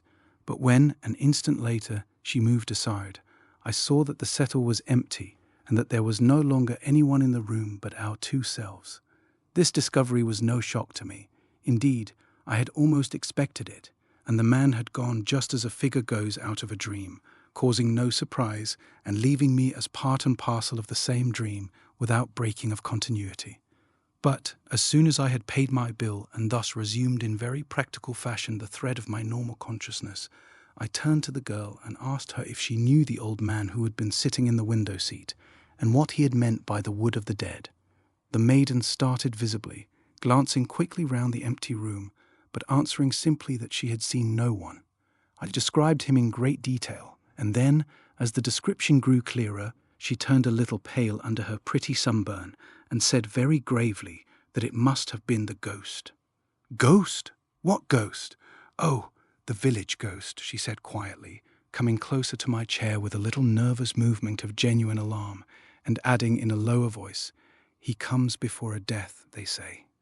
It was not difficult to induce the girl to talk, and the story she told me, shorn of the superstition that had obviously gathered with the years round the memory of a strangely picturesque figure, was an interesting and peculiar one.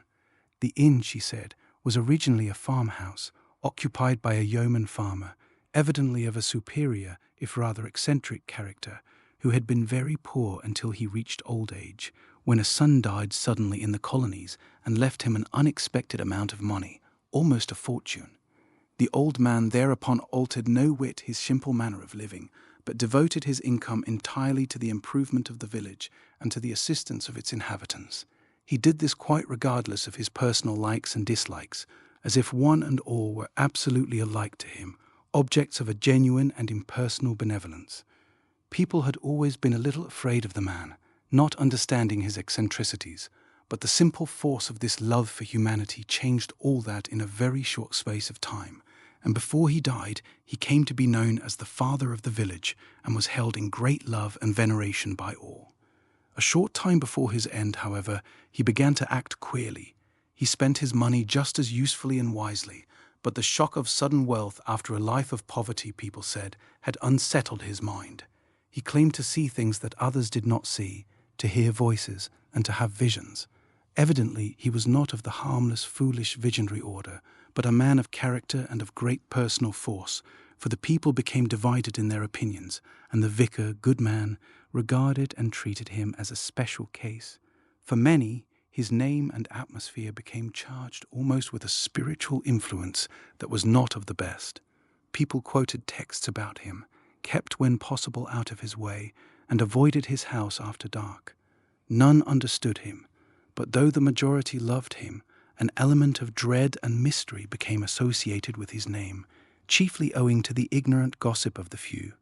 A grove of pine trees behind the farm, the girl pointed them out to me on the slope of the hill, he said was the wood of the dead, because just before anyone died in the village, he saw them walk into that wood, singing. None who went in ever came out again. He often mentioned the names to his wife, who usually published them to all the inhabitants within an hour of her husband's confidence, and it was found that the people he had seen enter the wood died. On warm summer nights he would sometimes take an old stick and wander out, hatless, under the pines, for he loved this wood, and used to say he met all his old friends there, and would one day walk in there never to return. His wife tried to break him gently off this habit, but he always had his own way, and once, when she followed and found him standing under a great pine in the thickest portion of the grove, talking earnestly to someone she could not see, he turned and rebuked her very gently, but in such a way that she never repeated the experiment, saying, "You should never interrupt me, Mary, when I am talking with the others, for they teach me, remember, wonderful things, and I must learn all I can before I go to join them."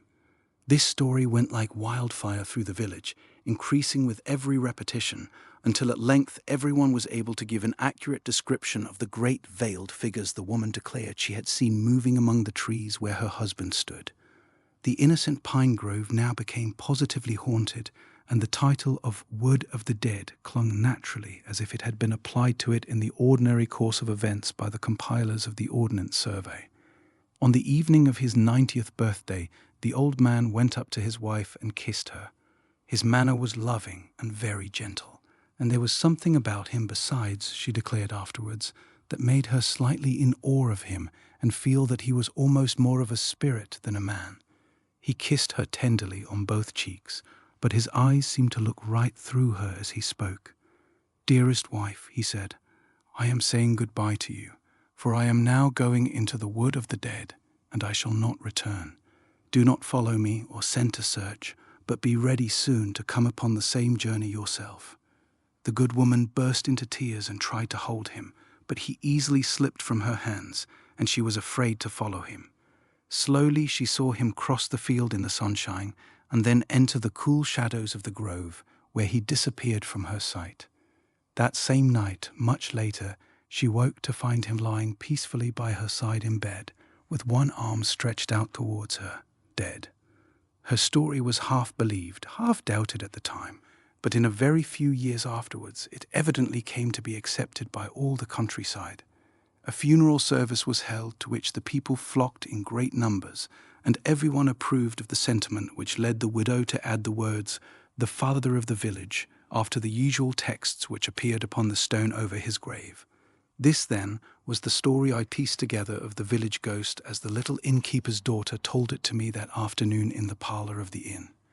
"But you're not the first to say you've seen him," the girl concluded, "and your description is just what we've always heard, and that window, they say, was just where he used to sit and think when he was alive, and sometimes, they say, to cry for hours together." "And would you feel afraid if you had seen him?" I asked, for the girl seemed strangely moved and interested in the whole story. "I think so," she answered timidly. "Surely, if he spoke to me, he did speak to you, didn't he, sir?" she asked after a slight pause. "He said he had come for someone." "Come for someone?" she repeated. "Did he say?" she went on falteringly. "No, he did not say for whom," I said quickly, noticing the sudden shadow on her face and the tremulous voice. "Are you really sure, sir?" "Oh, quite sure," I answered cheerfully. "I did not even ask him." The girl looked at me steadily for nearly a whole minute, as though there were many things she wished to tell me or to ask, but she said nothing, and presently picked up her tray from the table and walked slowly out of the room. Instead of keeping to my original purpose and pushing on to the next village over the hills, I ordered a room to be prepared for me at the inn, and that afternoon I spent wandering about the fields and lying under the fruit trees, watching the white clouds sailing out over the sea. The wood of the dead I surveyed from a distance, but in the village I visited the stone erected to the memory of the father of the village, who was thus evidently no mythical personage, and saw also the monuments of his fine, unselfish spirit, the schoolhouse he built, the library, the home for the aged poor, and the tiny hospital. That night, as the clock in the church tower was striking 11:30, I stealthily left the inn and crept through the dark orchard and over the hayfield in the direction of the hill whose southern slope was clothed with the wood of the dead. A genuine interest impelled me to the adventure, but I also was obliged to confess to a certain sinking in my heart as I stumbled along over the field in the darkness, for I was approaching what might prove to be the birthplace of a real country myth, and a spot already lifted by the imaginative thoughts of a considerable number of people into the region of the haunted and ill-omened. The inn lay below me, and all round it the village clustered in a soft black shadow unrelieved by a single light. The night was moonless, yet distinctly luminous, for the stars crowded the sky. The silence of deep slumber was everywhere, so still indeed that every time my foot kicked against a stone, I thought the sound must be heard below in the village and waken the sleepers. I climbed the hill slowly, thinking chiefly of the strange story of the noble old man who had seized the opportunity to do good to his fellows the moment it came his way, and wondering why the causes that operate ceaselessly behind human life did not always select such admirable instruments. Once or twice a night bird circled swiftly over my head, but the bats had long since gone to rest, and there was no other sign of life stirring. Then, suddenly, with a singular thrill of emotion, I saw the first trees of the wood of the dead rise in front of me in a high black wall. Their crests stood up like giant spears against the starry sky, and though there was no perceptible movement of the air on my cheek, I heard a faint rushing sound among their branches as the night breeze passed to and fro over their countless little needles.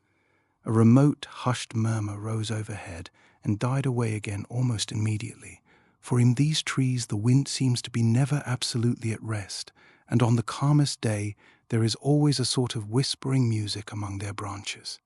For a moment I hesitated on the edge of this dark wood and listened intently. Delicate perfumes of earth and bark stole out to meet me. Impenetrable darkness faced me. Only the consciousness that I was obeying an order, strangely given and including a mighty privilege, enabled me to find the courage to go forward and step in boldly under the trees. Instantly, the shadows closed in upon me, and something came forward to meet me from the center of the darkness. It would be easy enough to meet my imagination halfway with fact and say that a cold hand grasped my own and led me by invisible paths into the unknown depths of the grove. But at any rate, without stumbling, and always with the positive knowledge that I was going straight towards the desired object, I pressed on confidently and securely into the wood. So dark was it that, at first, not a single starbeam pierced the roof of branches overhead, and, as we moved forward side by side, the trees shifted silently past us in long lines, row upon row, squadron upon squadron, like the units of a vast, soundless army. And, at length, we came to a comparatively open space where the trees halted upon us for a while, and, looking up, I saw the white river of the sky beginning to yield to the influence of a new light that now seemed spreading swiftly across the heavens. "It is the dawn coming," said the voice at my side, that I certainly recognized, but which seemed almost like a whispering from the trees, "and we are now in the heart of the wood of the dead." We seated ourselves on a moss-covered boulder and waited the coming of the sun. With marvelous swiftness, it seemed to me, the light in the east passed into the radiance of early morning, and when the wind awoke and began to whisper in the treetops, the first rays of the risen sun fell between the trunks and rested in a circle of gold at our feet. "Now, come with me," whispered my companion in the same deep voice, "for time has no existence here, and that which I would show you is already there." We trod gently and silently over the soft pine needles. Already the sun was high over our heads, and the shadows of the trees coiled closely about their feet. The wood became denser again, but occasionally we passed through little open bits where we could smell the hot sunshine and the dry, baked pine needles. Then, presently, we came to the edge of the grove, and I saw a hayfield lying in the blaze of day, and 2 horses basking lazily with switching tails in the shafts of a laden hay wagon.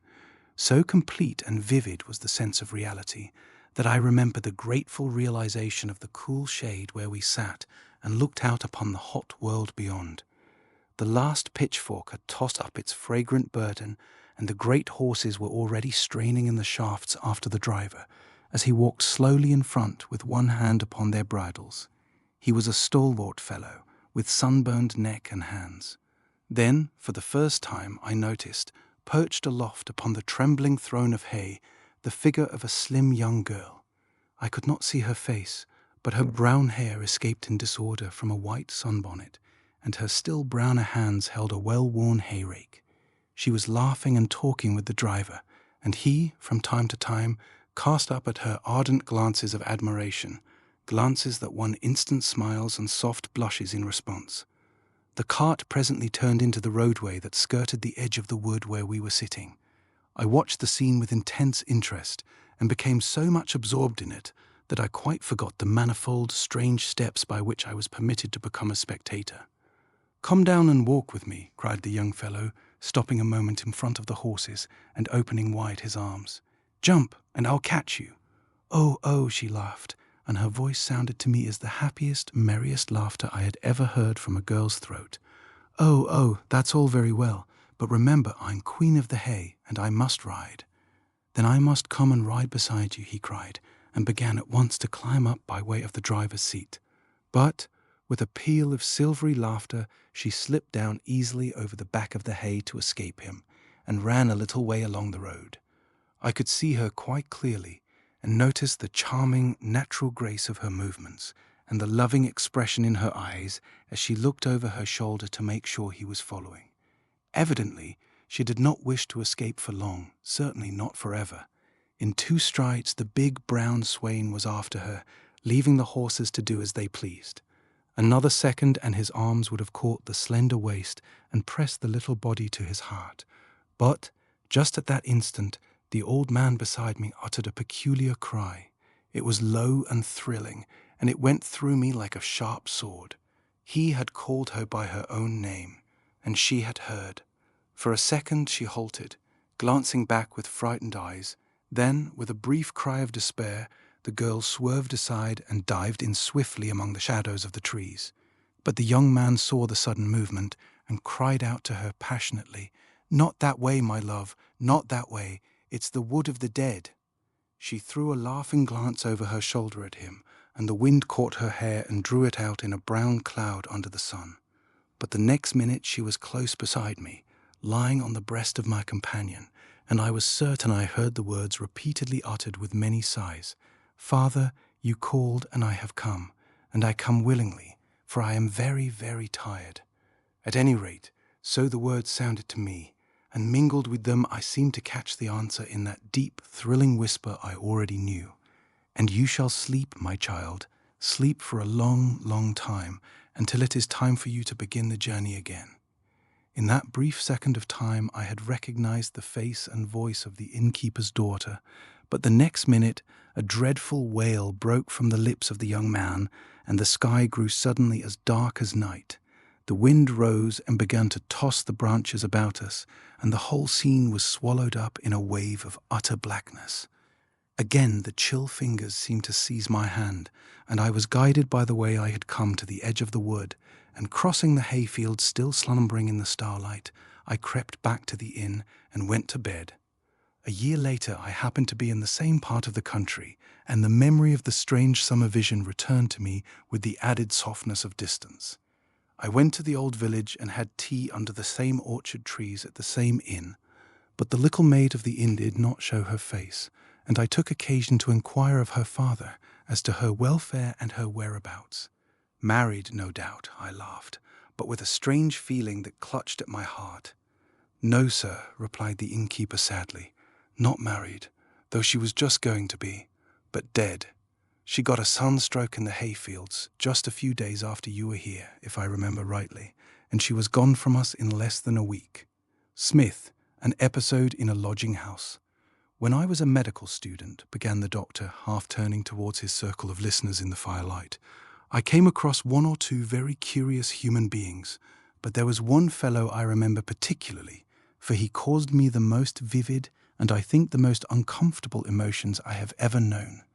For many months I knew Smith only by name, as the occupant of the floor above me. Obviously his name meant nothing to me. Moreover, I was busy with lectures, reading, cliniques and the like, and had little leisure to devise plans for scraping acquaintance with any of the other lodgers in the house. Then chance brought us curiously together, and this fellow Smith left a deep impression upon me as the result of our first meeting. At the time, the strength of this first impression seemed quite inexplicable to me, but looking back at the episode now from a standpoint of greater knowledge, I judged the fact to have been that he stirred my curiosity to an unusual degree, and at the same time awakened my sense of horror, whatever that may be in a medical student, about as deeply and permanently as these two emotions were capable of being stirred at all in the particular system and set of nerves called me. How he knew that I was interested in the study of languages was something I could never explain, but one day, quite unannounced, he came quietly into my room in the evening and asked me point blank if I knew enough Hebrew to help him in the pronunciation of certain words. He caught me along the line of least resistance, and I was greatly flattered to be able to give him the desired information. But it was only when he had thanked me and was gone that I realized I had been in the presence of an unusual individuality. For the life of me, I could not quite seize and label the peculiarities of what I felt to be a very striking personality, but it was borne in upon me that he was a man apart from his fellows, a mind that followed a line leading away from ordinary human intercourse and human interests, and into regions that left in his atmosphere something remote, rarefied, chilling. The moment he was gone, I became conscious of two things: an intense curiosity to know more about this man and what his real interests were, and secondly, the fact that my skin was crawling and that my hair had a tendency to rise. The doctor paused a moment here to puff hard at his pipe, which, however, had gone out beyond recall without the assistance of a match, and in the deep silence, which testified to the genuine interest of his listeners, someone poked the fire up into a little blaze, and one or two others glanced over their shoulders into the dark distances of the big hall. On looking back, he went on, watching the momentary flames in the grate, I see a short, thick-set man of perhaps 45, with immense shoulders and small, slender hands. The contrast was noticeable, for I remember thinking that such a giant frame and such slim finger bones hardly belonged together. His head, too, was large and very long, the head of an idealist beyond all question, yet with an unusually strong development of the jaw and chin. Here again was a singular contradiction, though I am better able now to appreciate its full meaning, with a greater experience in judging the values of physiognomy. For this meant, of course, an enthusiastic idealism balanced and kept in check by will and judgment, elements usually deficient in dreamers and visionaries. At any rate, here was a being with probably a very wide range of possibilities, a machine with a pendulum that most likely had an unusual length of swing. The man's hair was exceedingly fine, and the lines about his nose and mouth were cut as with a delicate steel instrument in wax. His eyes I have left to the last. They were large and quite changeable, not in colour only, but in character, size, and shape. Occasionally they seemed the eyes of someone else, if you can understand what I mean, and at the same time, in their shifting shades of blue, green, and a nameless sort of dark grey, there was a sinister light in them that lent to the whole face an aspect almost alarming. Moreover, they were the most luminous optics I think I have ever seen in any human being.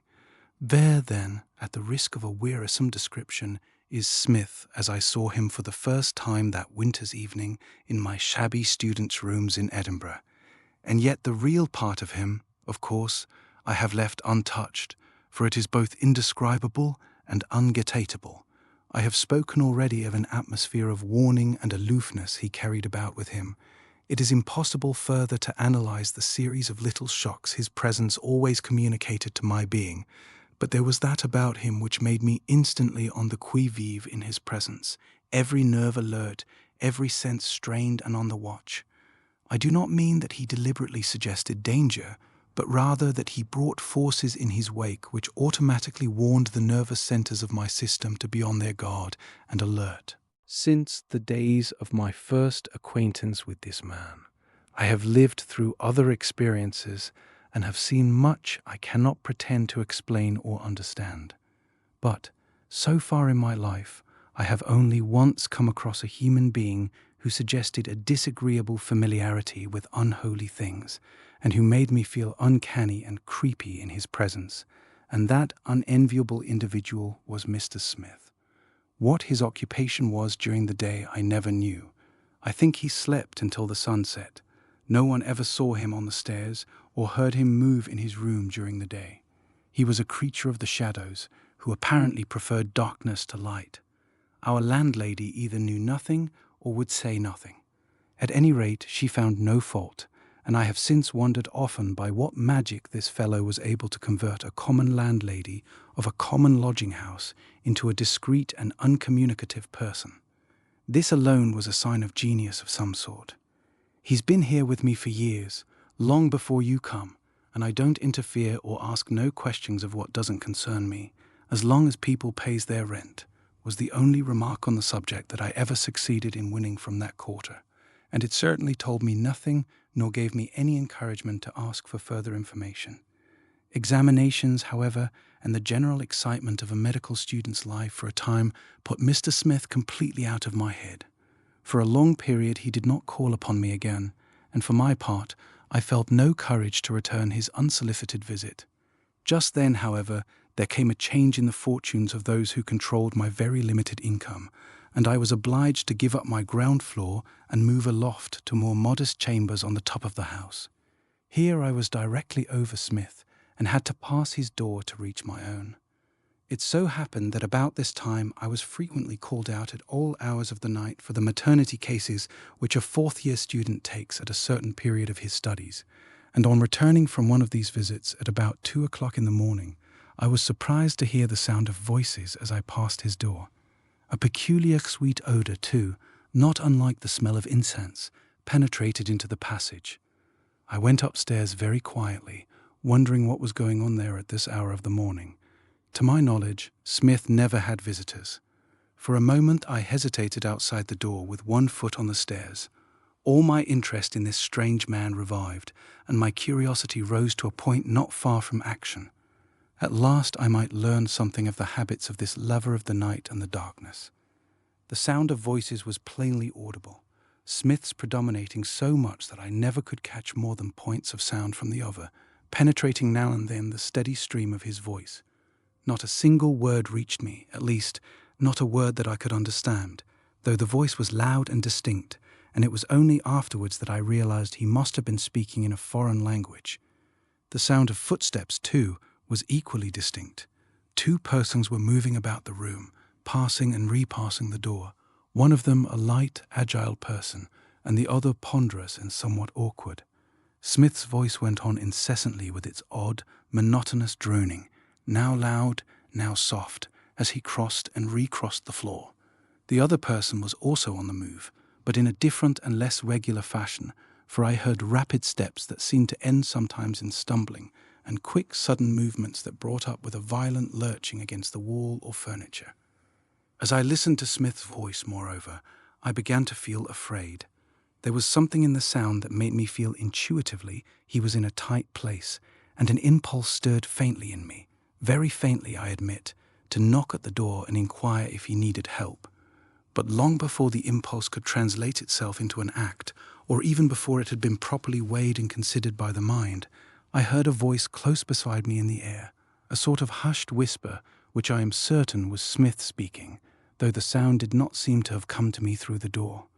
It was close in my very ear, as though he stood beside me, and it gave me such a start that I clutched the banisters to save myself from stepping backwards and making a clatter on the stairs. "There is nothing you can do to help me," it said distinctly, "and you will be much safer in your own room." I am ashamed to this day of the pace at which I covered the flight of stairs in the darkness to the top floor, and of the shaking hand with which I lit my candles and bolted the door. But there it is, just as it happened. This midnight episode, so odd and yet so trivial in itself, fired me with more curiosity than ever about my fellow lodger. It also made me connect him in my mind with a sense of fear and distrust. I never saw him, yet I was often and uncomfortably aware of his presence in the upper regions of that gloomy lodging-house. Smith and his secret mode of life and mysterious pursuits somehow contrived to awaken in my being a line of reflection that disturbed my comfortable condition of ignorance. I never saw him, as I have said, and exchanged no sort of communication with him, yet it seemed to me that his mind was in contact with mine, and some of the strange forces of his atmosphere filtered through into my being and disturbed my equilibrium.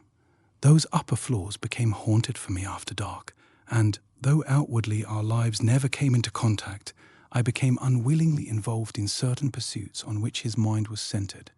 I felt that he was somehow making use of me against my will, and by methods which passed my comprehension. I was at that time, moreover, in the heavy, unquestioning state of materialism which is common to medical students when they begin to understand something of the human anatomy and nervous system, and jump at once to the conclusion that they control the universe and hold in their forceps the last word of life and death. I knew it all, and regarded a belief in anything beyond matter as the wanderings of weak, or at best untrained minds. And this condition of mind, of course, added to the strength of this upsetting fear which emanated from the floor below and began slowly to take possession of me. Though I kept no notes of the subsequent events in this matter, they made too deep an impression for me ever to forget the sequence in which they occurred. Without difficulty I can recall the next step in the adventure with Smith, for adventure it rapidly grew to be. The doctor stopped a moment and laid his pipe on the table behind him before continuing. The fire had burned low, and no one stirred to poke it.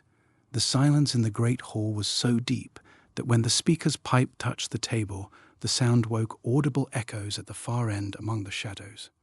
One evening, while I was reading, the door of my room opened and Smith came in. He made no attempt at ceremony. It was after 10 o'clock, and I was tired, but the presence of the man immediately galvanized me into activity. My attempts at ordinary politeness he thrust on one side at once, and began asking me to vocalize, and then pronounce for him certain Hebrew words. And when this was done, he abruptly inquired if I was not the fortunate possessor of a very rare rabbinical treatise, which he named. How he knew that I possessed this book puzzled me exceedingly, but I was still more surprised to see him cross the room and take it out of my bookshelf almost before I had had time to answer in the affirmative. Evidently, he knew exactly where it was kept. This excited my curiosity beyond all bounds, and I immediately began asking him questions. And though, out of sheer respect for the man, I put them very delicately to him, and almost by way of mere conversation, he had only one reply for the lot. He would look up at me from the pages of the book with an expression of complete comprehension on his extraordinary features, would bow his head a little, and say very gravely, "That, of course, is a perfectly proper question," which was absolutely all I could ever get out of him. On this particular occasion, he stayed with me perhaps 10 or 15 minutes. Then he went quickly downstairs to his room with my Hebrew treatise in his hand, and I heard him close and bolt his door.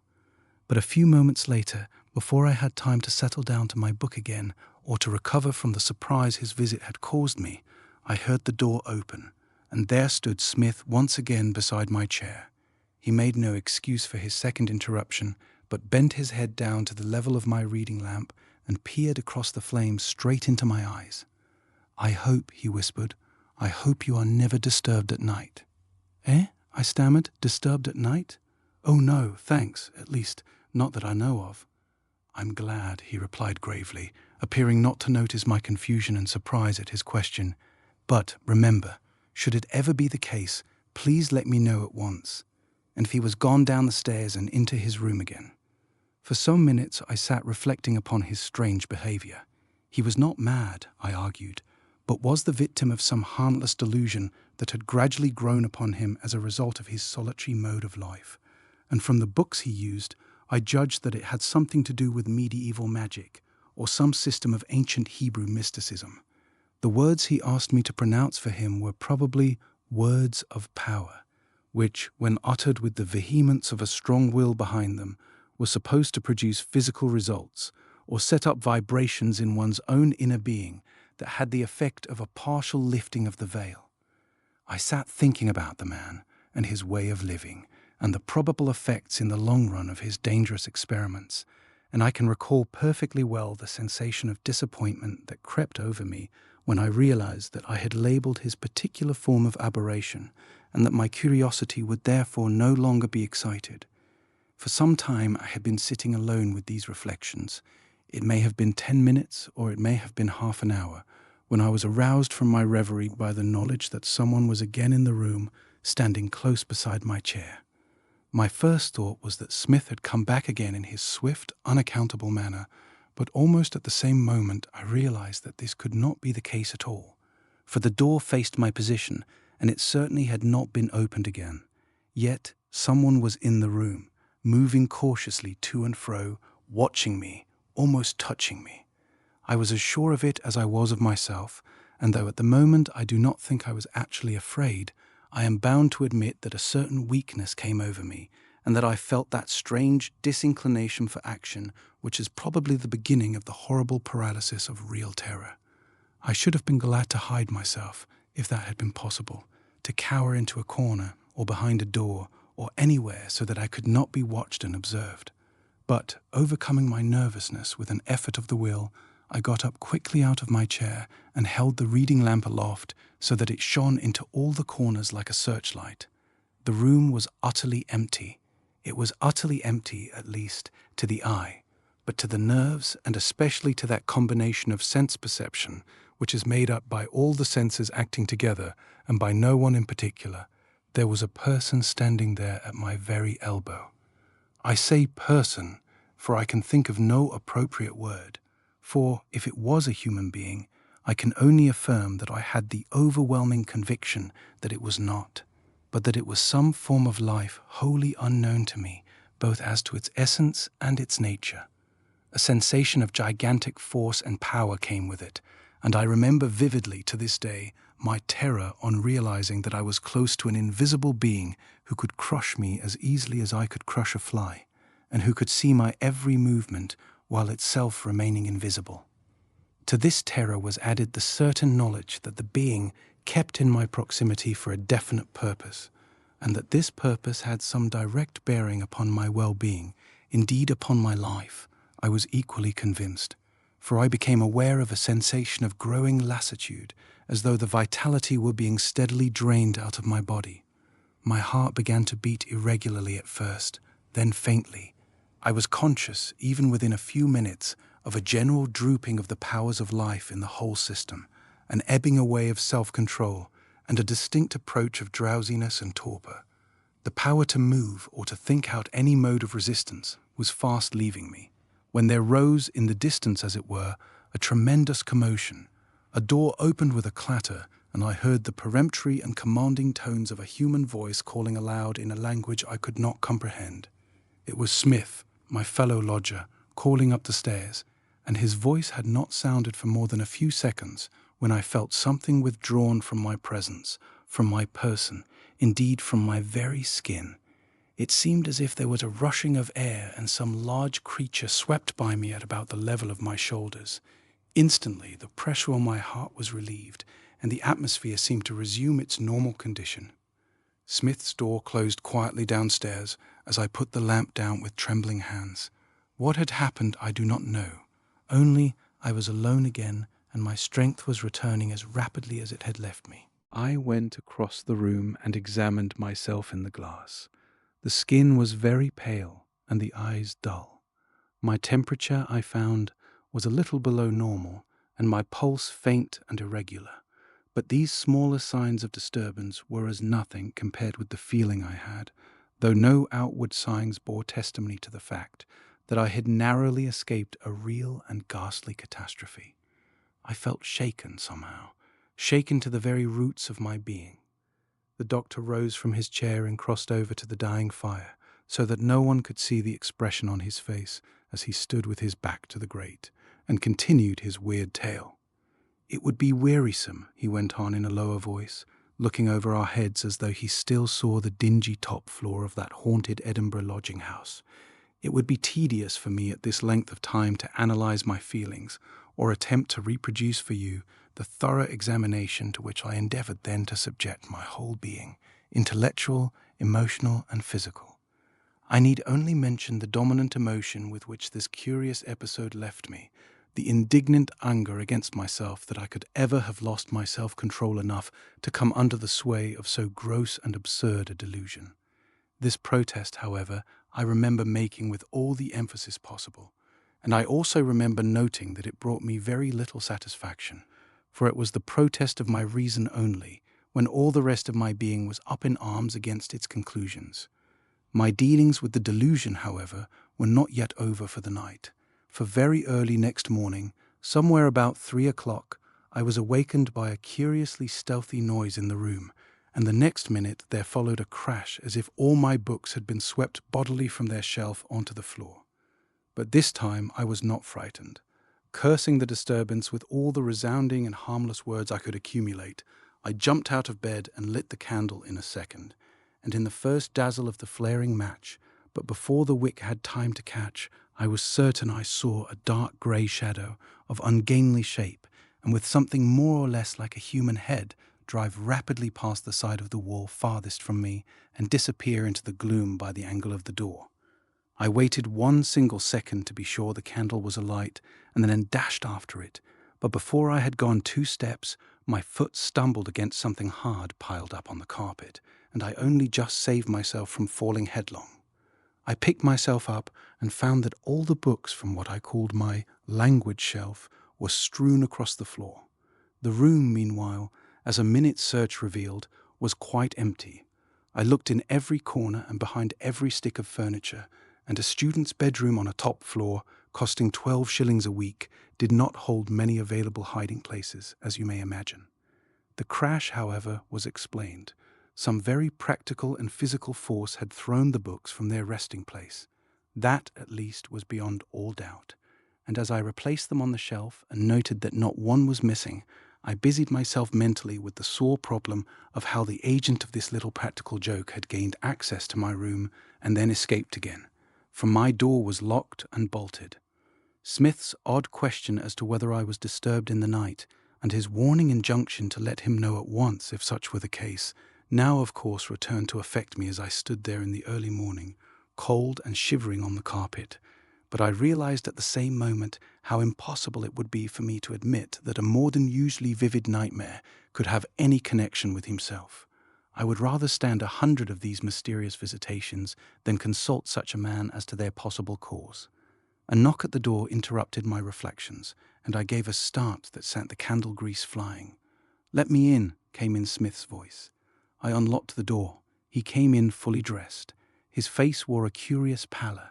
It seemed to me to be under the skin and to shine through and almost make it luminous. His eyes were exceedingly bright.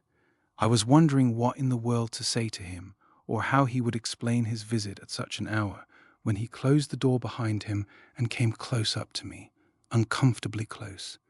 "You should have called me at once," he said in his whispering voice, fixing his great eyes on my face. I stammered something about an awful dream, but he ignored my remark utterly, and I caught his eye wandering next, if any movement of those optics can be described as wandering, to the bookshelf. I watched him, unable to move my gaze from his person. The man fascinated me horribly for some reason. Why, in the devil's name, was he up and dressed at 3 a.m? How did he know anything had happened unusual in my room? Then his whisper began again.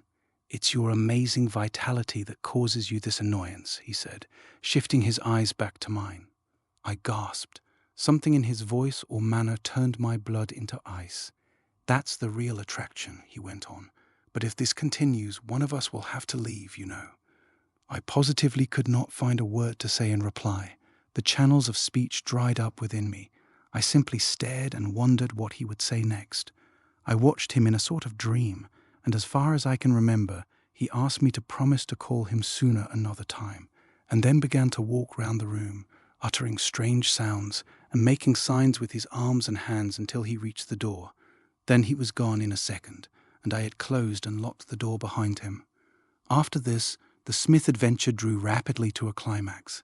It was a week or two later, and I was coming home between 2 and 3 in the morning from a maternity case, certain features of which, for the time being, had very much taken possession of my mind, so much so, indeed, that I passed Smith's door without giving him a single thought. The gas jet on the landing was still burning, but so low that it made little impression on the waves of deep shadow that lay across the stairs. Overhead, the faintest possible gleam of grey showed that the morning was not far away. A few stars shone down through the skylight. The house was still as the grave, and the only sound to break the silence was the rushing of the wind round the walls and over the roof. But this was a fitful sound, suddenly rising and as suddenly falling away again, and it only served to intensify the silence. I had already reached my own landing when I gave a violent start. It was automatic, almost a reflex action, in fact, for it was only when I caught myself fumbling at the door handle and thinking where I could conceal myself quickest that I realized a voice had sounded close beside me in the air. It was the same voice I had heard before, and it seemed to me to be calling for help, and yet the very same minute I pushed on into the room, determined to disregard it, and seeking to persuade myself it was the creaking of the boards under my weight or the rushing noise of the wind that had deceived me. But hardly had I reached the table where the candle stood when the sound was unmistakably repeated. "Help! Help!" And this time it was accompanied by what I can only describe as a vivid, tactile hallucination. I was touched. The skin of my arm was clutched by fingers. Some compelling force sent me headlong downstairs, as if the haunting forces of the whole world were at my heels. At Smith's door I paused. The force of his previous warning injunction to seek his aid without delay acted suddenly, and I leant my whole weight against the panels, little dreaming that I should be called upon to give help rather than to receive it. The door yielded at once, and I burst into a room that was so full of a choking vapor, moving in slow clouds, that at first I could distinguish nothing at all but a set of what seemed to be huge shadows passing in and out of the mist. Then, gradually, I perceived that a red lamp on the mantelpiece gave all the light there was, and that the room which I now entered for the first time was almost empty of furniture. The carpet was rolled back and piled in a heap in the corner, and upon the white boards of the floor I noticed a large circle drawn in black of some material that emitted a faint glowing light and was apparently smoking. Inside this circle, as well as at regular intervals outside it, were curious-looking designs, also traced in the same black, smoking substance. These, too, seemed to emit a feeble light of their own. My first impression on entering the room had been that it was full of people, I was going to say, but that hardly expresses my meaning. Beings, they certainly were, but it was borne in upon me beyond the possibility of doubt that they were not human beings. That I had caught a momentary glimpse of living, intelligent entities I can never doubt, but I am equally convinced, though I cannot prove it, that these entities were from some other scheme of evolution altogether and had nothing to do with the ordinary human life, either incarnate or discarnate. But, whatever they were, the visible appearance of them was exceedingly fleeting. I no longer saw anything, though I still felt convinced of their immediate presence. They were, moreover, of the same order of life as the visitant in my bedroom of a few nights before, and their proximity to my atmosphere in numbers, instead of singly as before, conveyed to my mind something that was quite terrible and overwhelming. I fell into a violent trembling, and the perspiration poured from my face in streams. They were in constant motion about me. They stood close to my side, moved behind me, brushed past my shoulder, stirred the hair on my forehead, and circled round me without ever actually touching me, yet always pressing closer and closer. Especially in the air just over my head, there seemed ceaseless movement, and it was accompanied by a confused noise of whispering and sighing that threatened every moment to become articulate in words.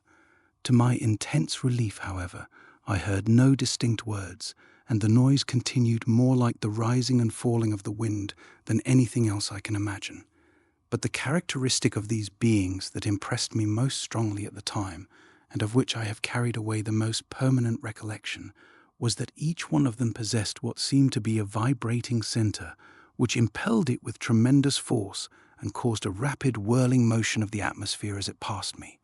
The air was full of these little vortices of whirring, rotating force, and whenever one of them pressed me too closely, I felt as if the nerves in that particular portion of my body had been literally drawn out, absolutely depleted of vitality, and then immediately replaced, but replaced dead, flabby, useless. Then, suddenly, for the first time, my eyes fell upon Smith. He was crouching against the wall on my right, in an attitude that was obviously defensive, and it was plain he was in extremities. The terror on his face was pitiable, but at the same time there was another expression about the tightly clenched teeth and mouth, which showed that he had not lost all control of himself.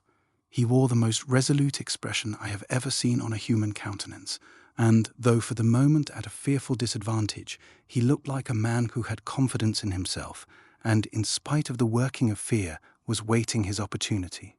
For my part, I was face to face with a situation so utterly beyond my knowledge and comprehension that I felt as helpless as a child and as useless. "Help me back, quick, into that circle," I heard him half cry, half whisper to me across the moving vapors.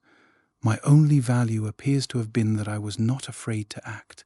Knowing nothing of the forces I was dealing with, I had no idea of the deadly perils risked, and I sprang forward and caught him by the arms.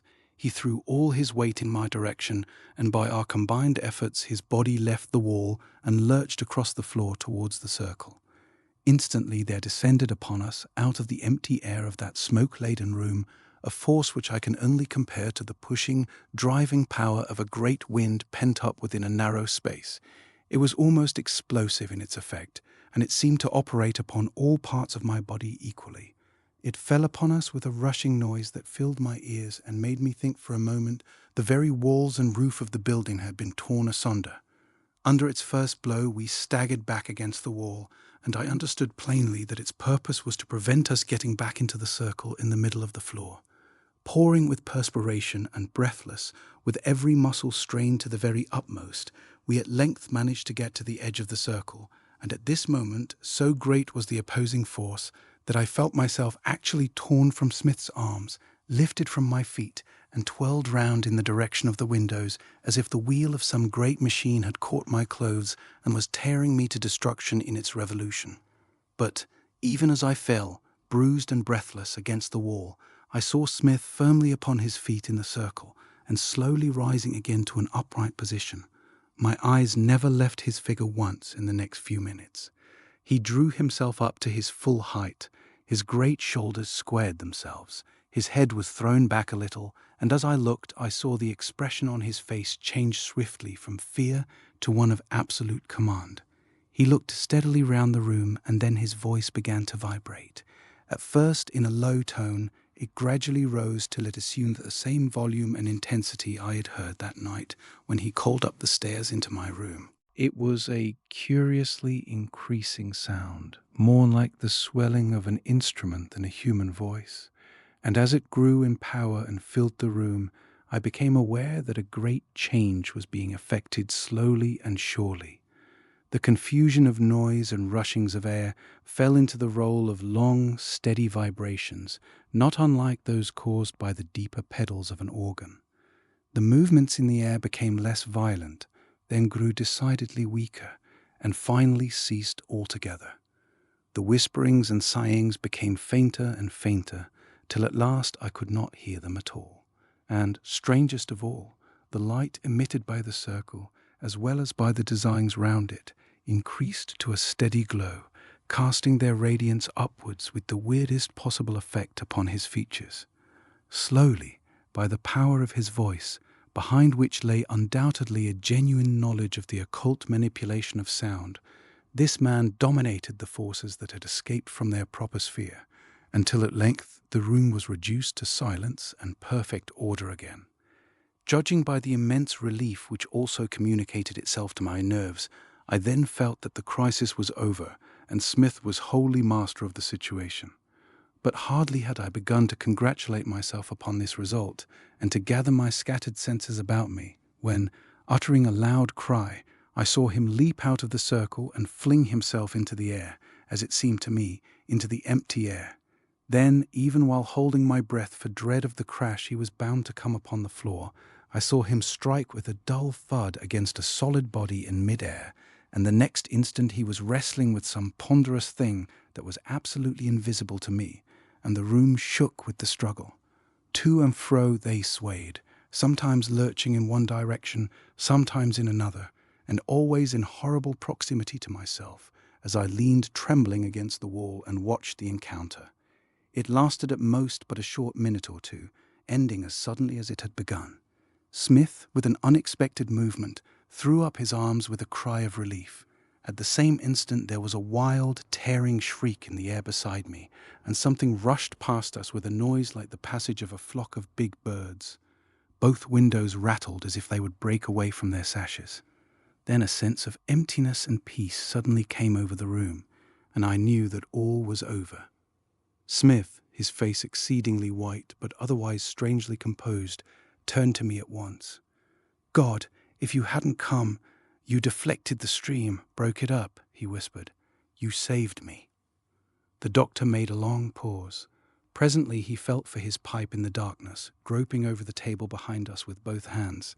No one spoke for a bit, but all dreaded the sudden glare that would come when he struck the match. The fire was nearly out, and the great hall was pitch dark. But the storyteller did not strike that match. He was merely gaining time for some hidden reason of his own, and presently he went on with his tale in a more subdued voice. "I quite forget," he said, "how I got back to my own room.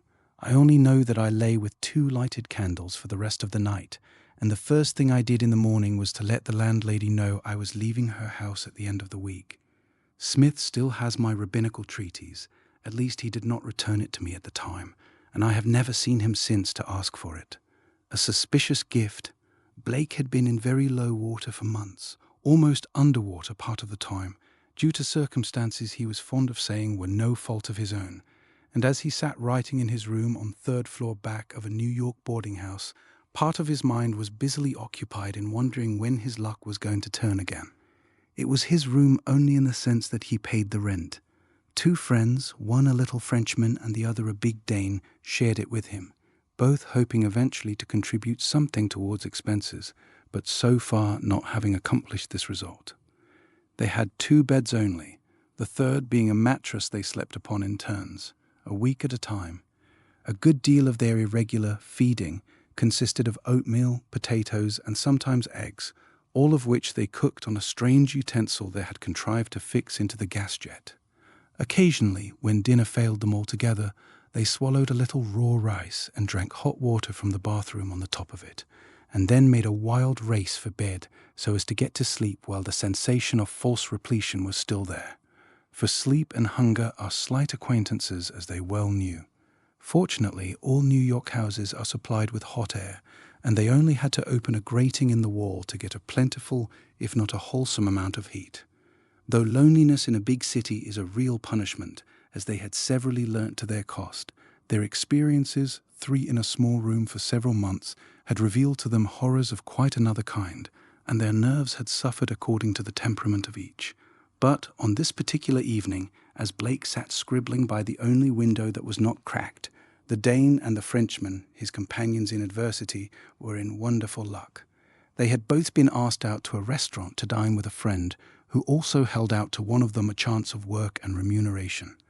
They would not be back till late, and when they did come, they were pretty sure to bring in supplies of one kind or another, for the Frenchman never could resist the offer of a glass of absinthe, and this meant that he would be able to help himself plentifully from the free lunch counters, with which all New York bars are furnished, and to which any purchaser of a drink is entitled to help himself and devour on the spot, or carry away casually in his hand for consumption elsewhere. Thousands of unfortunate men get their sole subsistence in this way in New York, and experience soon teaches where, for the price of a single drink, a man can take away almost a meal of chipped potatoes, sausage, bits of bread, and even eggs. The Frenchman and the Dane knew their way about, and Blake looked forward to a supper more or less substantial before pulling his mattress out of the cupboard and turning in upon the floor for the night.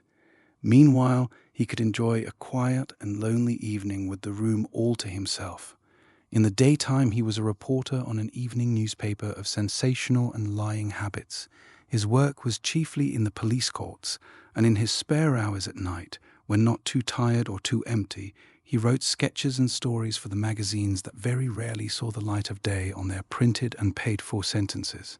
On this particular occasion, he was deep in a most involved tale of a psychological character, and had just worked his way into a sentence, or set of sentences, that completely baffled and muddled him. He was fairly out of his depth, and his brain was too poorly supplied with blood to invent a way out again. The story would have been interesting had he written it simply, keeping to facts and feelings, and not diving into difficult analysis of motive and character which was quite beyond him, for it was largely autobiographical, and was meant to describe the adventures of a young Englishman who had come to grief in the usual manner on a Canadian farm, had then subsequently become a barkeeper, sub-editor on a Methodist magazine, a teacher of French and German to clerks at 25 cents per hour, a model for artists, a super on the stage, and, finally, a wanderer to the goldfields. Blake scratched his head and dipped the pen in the inkpot, stared out through the blindless windows, and sighed deeply. His thoughts kept wandering to food, beefsteak and steaming vegetables. The smell of cooking that came from a lower floor through the broken windows was a constant torment to him. He pulled himself together and again attacked the problem. For with some people, he wrote, the imagination is so vivid as to be almost an extension of consciousness. But here he stuck absolutely. He was not quite sure what he meant by the words, and how to finish the sentence puzzled him into blank inaction. It was a difficult point to decide, for it seemed to come inappropriately at this point in his story, and he did not know whether to leave it as it stood, change it round a bit, or take it out altogether. It might just spoil its chances of being accepted. Editors were such clever men. But to rewrite the sentence was a grind, and he was so tired and sleepy. After all, what did it matter? People who were clever would force a meaning into it. People who were not clever would pretend. He knew of no other classes of readers. He would let it stay and go on with the action of the story. He put his head in his hands and began to think hard. His mind soon passed from thought to reverie. He fell to wondering when his friends would find work and relieve him of the burden, he acknowledged it as such, of keeping them, and of letting another man wear his best clothes on alternate Sundays. He wondered when his luck would turn. There were one or two influential people in New York whom he could go and see if he had a dress suit and the other conventional uniforms. His thoughts ran on far ahead, and at the same time, by a sort of double process, far behind as well. His home in the old country rose up before him. He saw the lawn and the cedars in sunshine. He looked through the familiar windows and saw the clean, swept rooms. His story began to suffer. The psychological masterpiece would not make much progress unless he pulled up and dragged his thoughts back to the treadmill. But he no longer cared. Once he had got as far as that cedar with the sunshine on it, he never could get back again. For all he cared, the troublesome sentence might run away and get into someone else's pages, or be snuffed out altogether. There came a gentle knock at the door, and Blake started. The knock was repeated louder. Who in the world could it be at this late hour of the night? On the floor above, he remembered, there lived another Englishman, a foolish, second-rate creature, who sometimes came in and made himself objectionable with endless and silly chatter. But he was an Englishman for all that, and Blake always tried to treat him with politeness, realizing that he was lonely in a strange land. But tonight, of all people in the world, he did not want to be bored with Perry's cackle, as he called it, and the come-in he gave in answer to the second knock had no very cordial sound of welcome in it. However, the door opened in response, and the man came in. Blake did not turn round at once, and the other advanced to the center of the room, but without speaking. Then Blake knew it was not his enemy, Perry, and turned round. He saw a man of about 40 standing in the middle of the carpet, but standing sideways so that he did not present a full face. He wore an overcoat buttoned up to the neck, and on the felt hat which he held in front of him, fresh raindrops glistened. In his other hand he carried a small black bag. Blake gave him a good look, and came to the conclusion that he might be a secretary, or a chief clerk, or a confidential man of sorts. He was a shabby, respectable-looking person. This was the sum total of the first impression, gained the moment his eyes took in that it was not Perry. The second impression was less pleasant, and reported at once that something was wrong. Though otherwise young and inexperienced, Blake, thanks or curses to the police court training, knew more about common criminal blackguardism than most men of 50, and he recognized that there was somewhere a suggestion of this undesirable world about the man. But there was more than this. There was something singular about him, something far out of the common, though for the life of him Blake could not say wherein it lay. The fellow was out of the ordinary, and in some very undesirable manner. All this, that takes so long to describe, Blake saw with the first and second glance. The man at once began to speak in a quiet and respectful voice. "Are you Mr. Blake?" he asked. "I am." "Mr. Arthur Blake?" "Yes." "Mr. Arthur Herbert Blake," persisted the other, with emphasis on the middle name. "That is my full name," Blake answered simply, adding as he remembered his manners, "But won't you sit down first, please?" The man advanced with a curious sideways motion like a crab and took a seat on the edge of the sofa. He put his hat on the floor at his feet, but still kept the bag in his hand. "I come to you from a well-wisher," he went on in oily tones, without lifting his eyes. Blake, in his mind, ran quickly over all the people he knew in New York who might possibly have sent such a man, while waiting for him to supply the name. But the man had come to a full stop and was waiting too. "A well-wisher of mine?" repeated Blake, not knowing quite what else to say. "Just so," replied the other, still with his eyes on the floor. "A well-wisher of yours. A man or," he felt himself blushing, "or a woman?" "That," said the man shortly, "I cannot tell you." "You can't tell me!" exclaimed the other, wondering what was coming next, and who in the world this mysterious well-wisher could be who sent so discreet and mysterious a messenger. "I cannot tell you the name," replied the man firmly. "Those are my instructions. But I bring you something from this person, and I am to give it to you, to take a receipt for it, and then to go away without answering any questions." Blake stared very hard.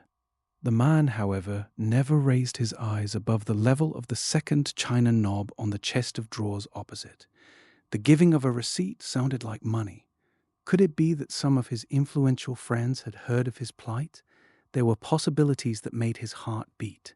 At length, however, he found his tongue, for this strange creature was determined, apparently, to say nothing more until he had heard from him. "Then, what have you got for me, please?" he asked bluntly. By way of answer, the man proceeded to open the bag. He took out a parcel wrapped loosely in brown paper and about the size of a large book. It was tied with string, and the man seemed unnecessarily long untying the knot. When at last the string was off and the paper unfolded, there appeared a series of smaller packages inside.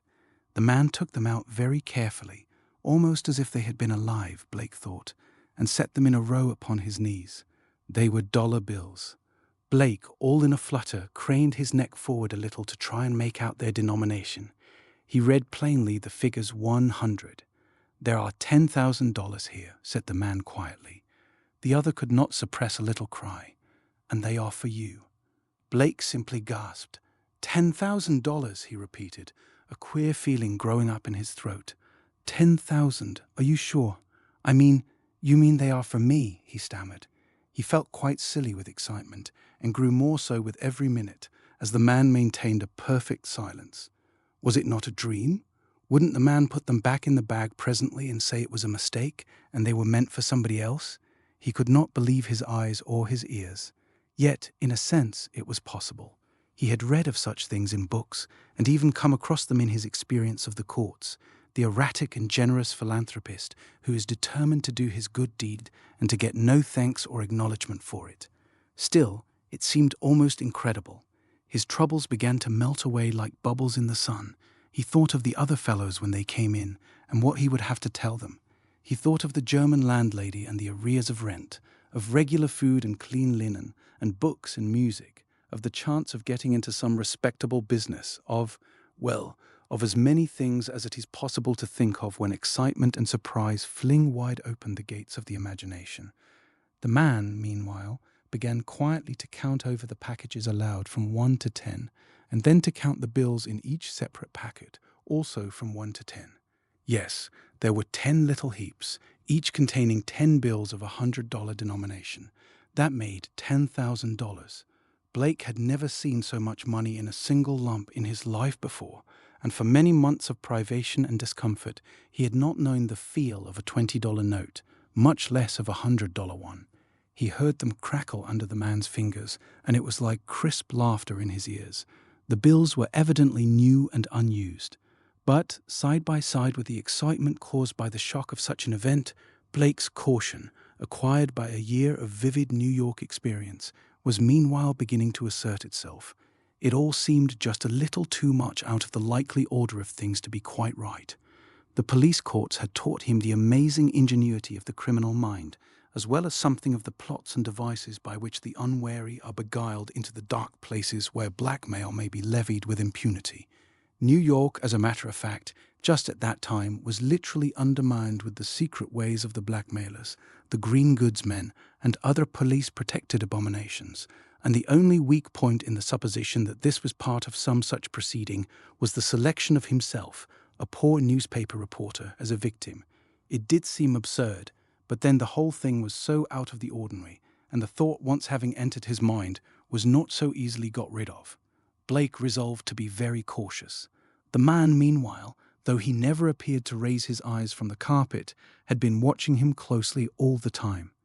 "If you will give me a receipt, I'll leave the money at once," he said, with just a vestige of impatience in his tone, as if he were anxious to bring the matter to a conclusion as soon as possible.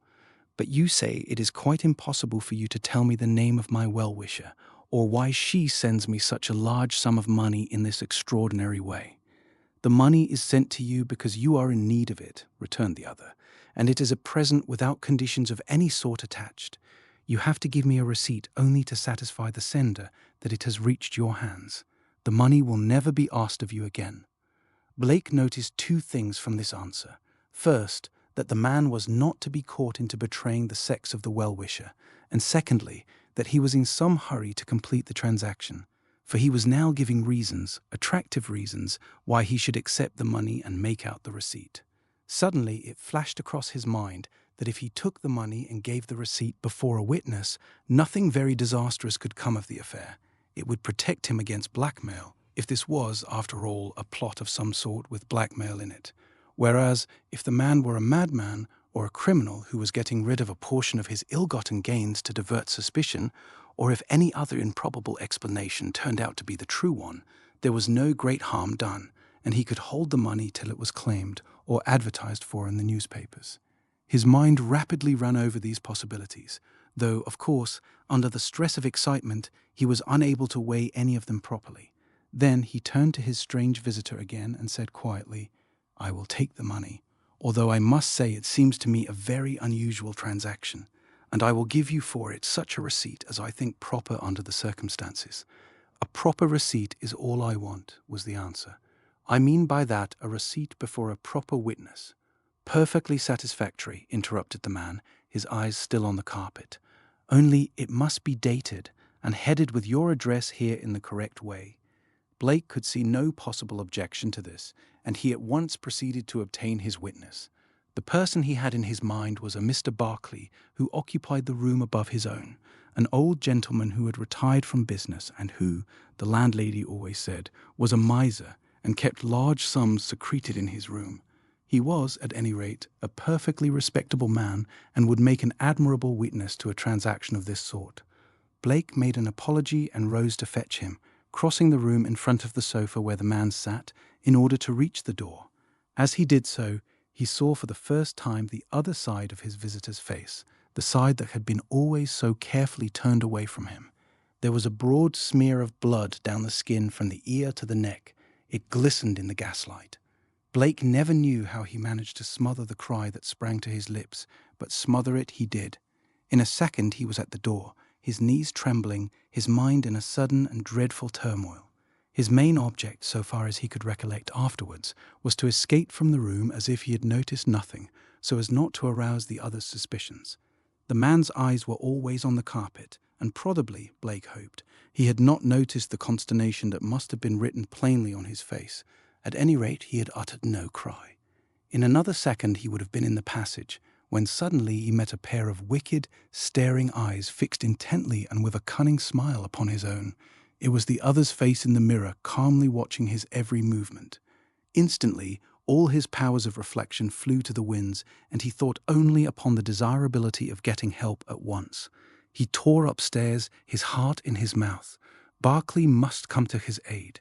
This matter was serious, perhaps horribly serious. Taking the money or giving a receipt or having anything at all to do with it became an impossibility. Here was crime. He felt certain of it. In 3 bounds he reached the next landing and began to hammer at the old miser's door as if his very life depended on it. For a long time he could get no answer.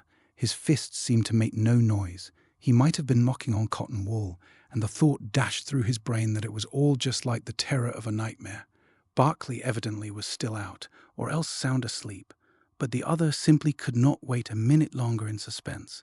He turned the handle and walked into the room. At first he saw nothing for the darkness, and made sure the owner of the room was out, but the moment the light from the passage began a little to disperse the gloom, he saw the old man, to his immense relief, lying asleep on the bed.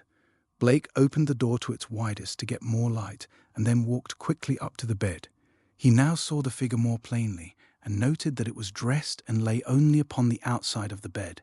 It struck him, too, that he was sleeping in a very odd, almost an unnatural position. Something clutched at his heart as he looked closer. He stumbled over a chair and found the matches. Calling upon Barclay the whole time to wake up and come downstairs with him, he blundered across the floor, a dreadful thought in his mind, and lit the gas over the table. It seemed strange that there was no movement or reply to his shouting, but it no longer seemed strange when at length he turned, in the full glare of the gas, and saw the old man lying huddled up into a ghastly heap on the bed, his throat cut across from ear to ear. And all over the carpet lay new dollar bills, crisp and clean like those he had left downstairs, and strewn about in little heaps. For a moment Blake stood stock still, bereft of all power of movement. The next, his courage returned, and he fled from the room and dashed downstairs, taking 5 steps at a time. He reached the bottom and tore along the passage to his room, determined at any rate to seize the man and prevent his escape till help came. But when he got to the end of the little landing, he found that his door had been closed. He seized the handle, fumbling with it in his violence. It felt slippery and kept turning under his fingers without opening the door, and fully half a minute passed before it yielded and let him in headlong. At the first glance he saw the room was empty and the man gone. Scattered upon the carpet lay a number of the bills, and beside them, half hidden under the sofa where the man had sat, he saw a pair of gloves, thick leathern gloves, and a butcher's knife. Even from the distance where he stood, the bloodstains on both were easily visible. Dazed and confused by the terrible discoveries of the last few minutes, Blake stood in the middle of the room, overwhelmed and unable to think or move. Unconsciously, he must have passed his hand over his forehead in the natural gesture of perplexity, for he noticed that the skin felt wet and sticky.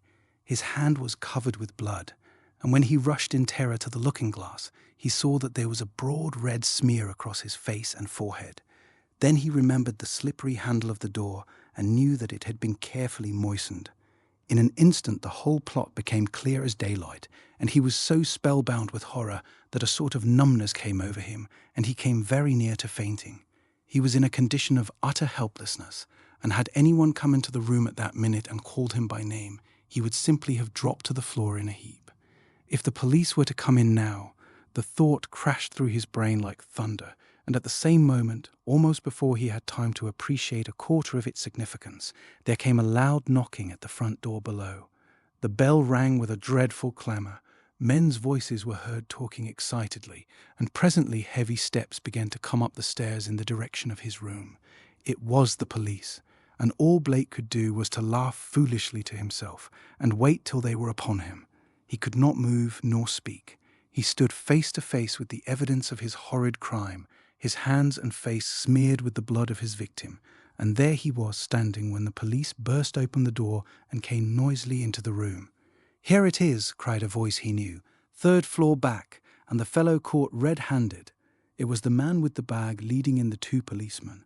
Hardly knowing what he was doing in the fearful stress of conflicting emotions, he made a step forward.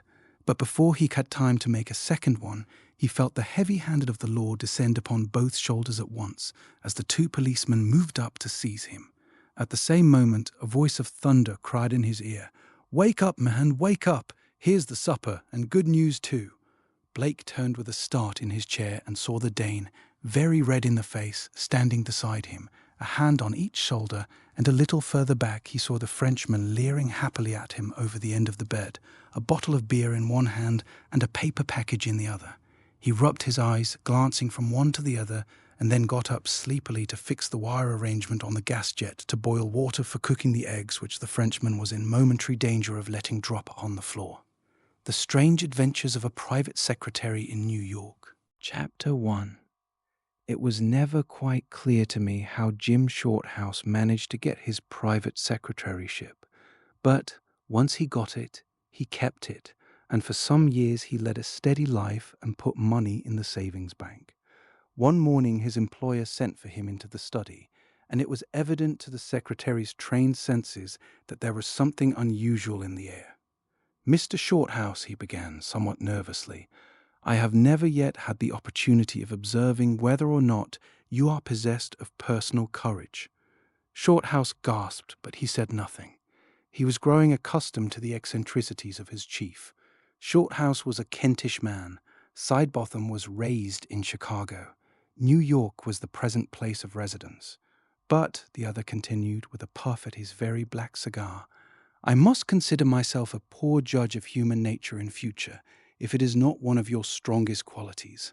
The private secretary made a foolish little bow in modest appreciation of so uncertain a compliment. Mr. Jonas B. Sidebotham watched him narrowly, as the novelists say, before he continued his remarks. "I have no doubt that you are a plucky fellow and—" He hesitated and puffed at his cigar as if his life depended upon it keeping alight. "I don't think I'm afraid of anything in particular, sir, except women," interposed the young man, feeling that it was time for him to make an observation of some sort, but still quite in the dark as to his chief's purpose. "Humph," he grunted. "Well, There are no women in this case so far as I know, but there may be other things that hurt more. Wants a special service of some kind, evidently, was the secretary's reflection. Personal violence, he asked aloud. Possibly, puff. In fact, puff, puff, probably. Shorthouse smelt an increase of salary in the air. It had a stimulating effect. I've had some experience of that article, sir, he said shortly, but I'm ready to undertake anything in reason. I can't say how much reason or unreason there may prove to be in this particular case. It all depends. Mr. Sidebotham got up and locked the door of his study and drew down the blinds of both windows. Then he took a bunch of keys from his pocket and opened a black tin box.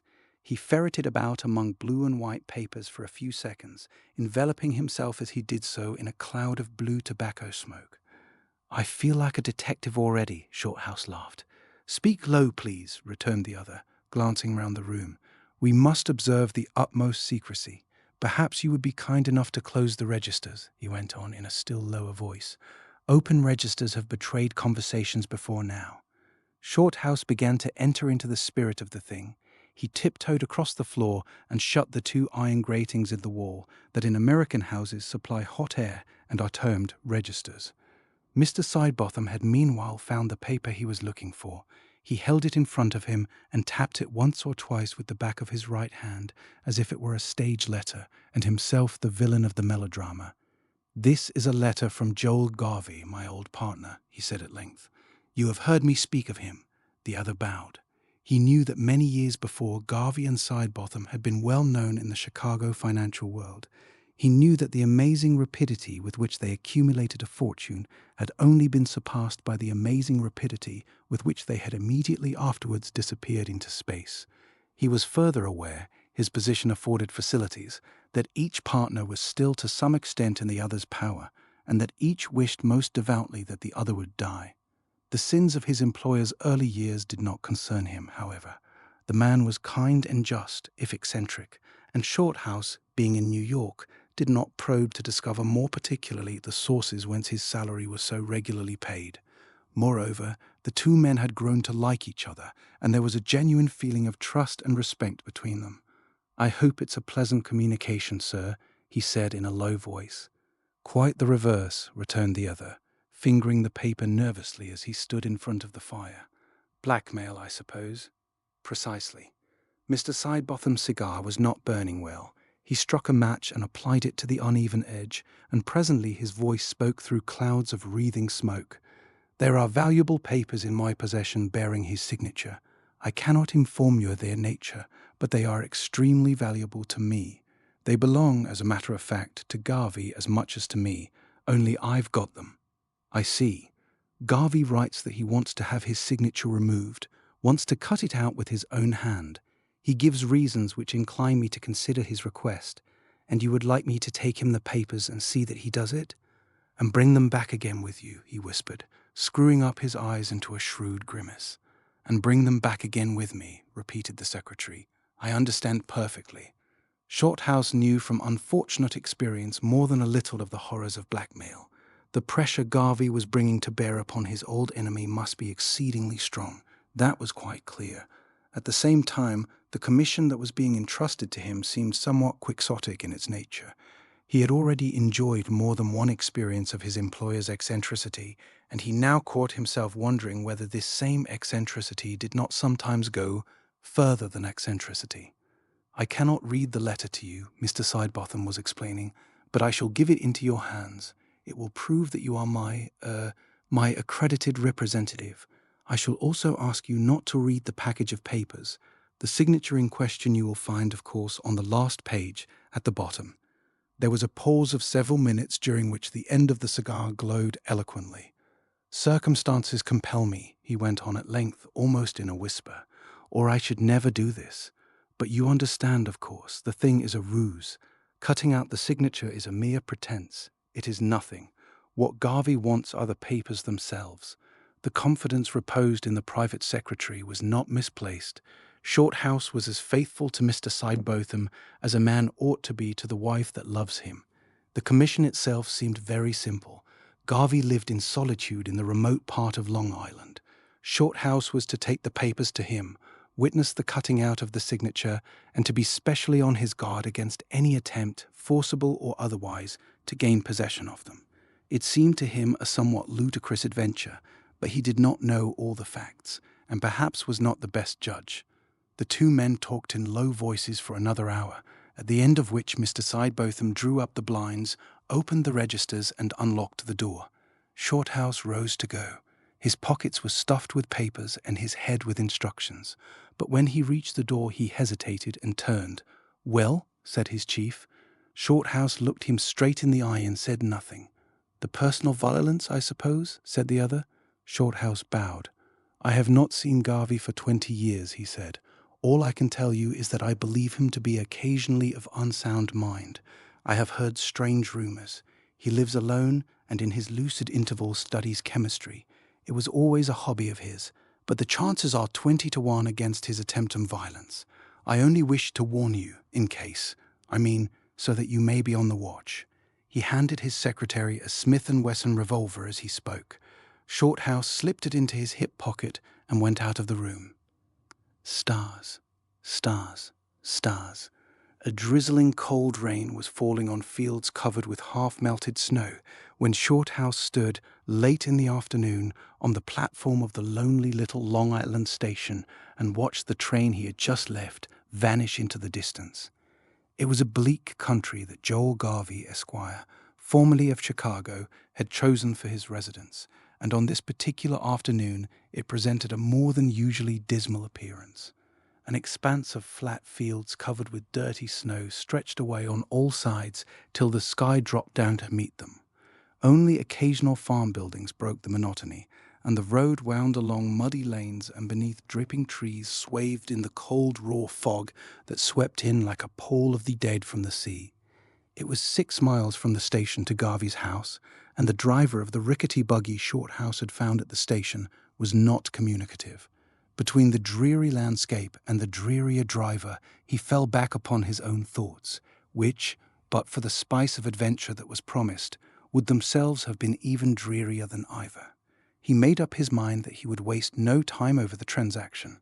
The moment the signature was cut out, he would pack up and be off. The last train back to Brooklyn was 7:15, and he would have to walk the 6 miles of mud and snow, for the driver of the buggy had refused point-blank to wait for him. For purposes of safety, Shorthouse had done what he flattered himself was rather a clever thing. He had made up a second packet of papers, identical in outside appearance with the first. The inscription, the blue envelope, the red elastic band, and even a blot in the lower left-hand corner had been exactly reproduced. Inside, of course, were only sheets of blank paper. It was his intention to change the packets and to let Garvey see him put the sham one into the bag. In case of violence, the bag would be the point of attack, and he intended to lock it and throw away the key. Before it could be forced open and the deception discovered, there would be time to increase his chances of escape with the real packet. It was 5 o'clock when the silent Jehu pulled up in front of a half-broken gate and pointed with his whip to a house that stood in its own grounds among trees and was just visible in the gathering gloom. Shorthouse told him to drive up to the front door, but the man refused. "I ain't running no risks," he said. "I've got a family." This cryptic remark was not encouraging, but Shorthouse did not pause to decipher it. He paid the man and then pushed open the rickety old gate, swinging on a single hinge, and proceeded to walk up the drive that lay dark between close-standing trees. The house soon came into full view. It was tall and square and had once evidently been white, but now the walls were covered with dirty patches and there were wide yellow streaks where the plaster had fallen away. The windows stared black and uncompromising into the night. The garden was overgrown with weeds and long grass, standing up in ugly patches beneath their burden of wet snow. Complete silence reigned over all. There was not a sign of life, not even a dog barked.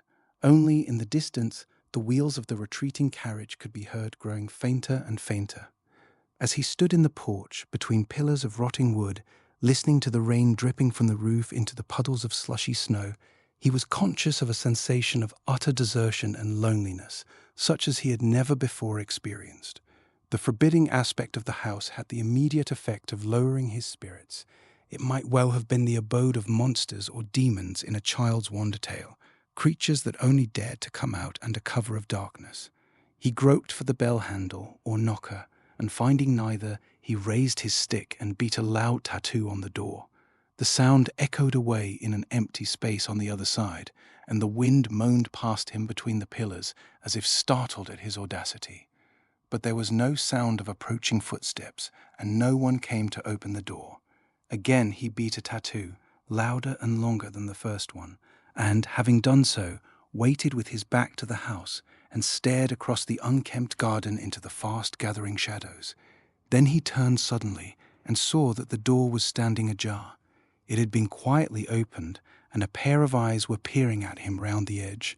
There was no light in the hall beyond, and he could only just make out the shape of a dim human face. "Does Mr. Garvey live here?" he asked in a firm voice. "Who are you?" came in a man's tones. "I'm Mr. Sidebotham's private secretary. I wish to see Mr. Garvey on important business." "Are you expected?" "I suppose so," he said impatiently, thrusting a card through the opening. "Please take my name to him at once, and say I come from Mr. Sidebotham on the matter Mr. Garvey wrote about." The man took the card, and the face vanished into the darkness, leaving Shorthouse standing in the cold porch with mingled feelings of impatience and dismay. The door, he now noticed for the first time, was on a chain and could not open more than a few inches.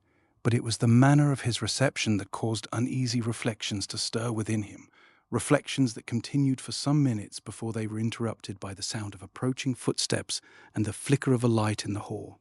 The next instant the chain fell with a rattle, and gripping his bag tightly, he walked into a large, ill-smelling hall, of which he could only just see the ceiling. There was no light but the nickering taper held by the man, and by its uncertain glimmer, Shorthouse turned to examine him. He saw an undersized man of middle age, with brilliant, shifting eyes, a curling black beard, and a nose that at once proclaimed him a Jew. His shoulders were bent, and, as he watched him replacing the chain, he saw that he wore a peculiar black gown, like a priest's cassock, reaching to the feet. It was altogether a lugubrious figure of a man, sinister and funereal, yet it seemed in perfect harmony with the general character of its surroundings. The hall was devoid of furniture of any kind, and against the dingy walls stood rows of old picture frames, empty and disordered, and odd-looking bits of woodwork that appeared doubly fantastic as their shadows danced queerly over the floor in the shifting light. "If you'll come this way, Mr. Garvey will see you presently," said the Jew gruffly, crossing the floor and shielding the taper with a bony hand. He never once raised his eyes above the level of the visitor's waistcoat, and, to Shorthouse, he somehow suggested a figure from the dead rather than a man of flesh and blood. The hall smelt decidedly ill. All the more surprising, then, was the scene that met his eyes when the Jew opened the door at the further end, and he entered a room brilliantly lit with swinging lamps and furnished with a degree of taste and comfort that amounted to luxury. The walls were lined with handsomely bound books, and armchairs were arranged round a large mahogany desk in the middle of the room. A bright fire burned in the grate, and neatly framed photographs of men and women stood on the mantelpiece on either side of an elaborately carved clock.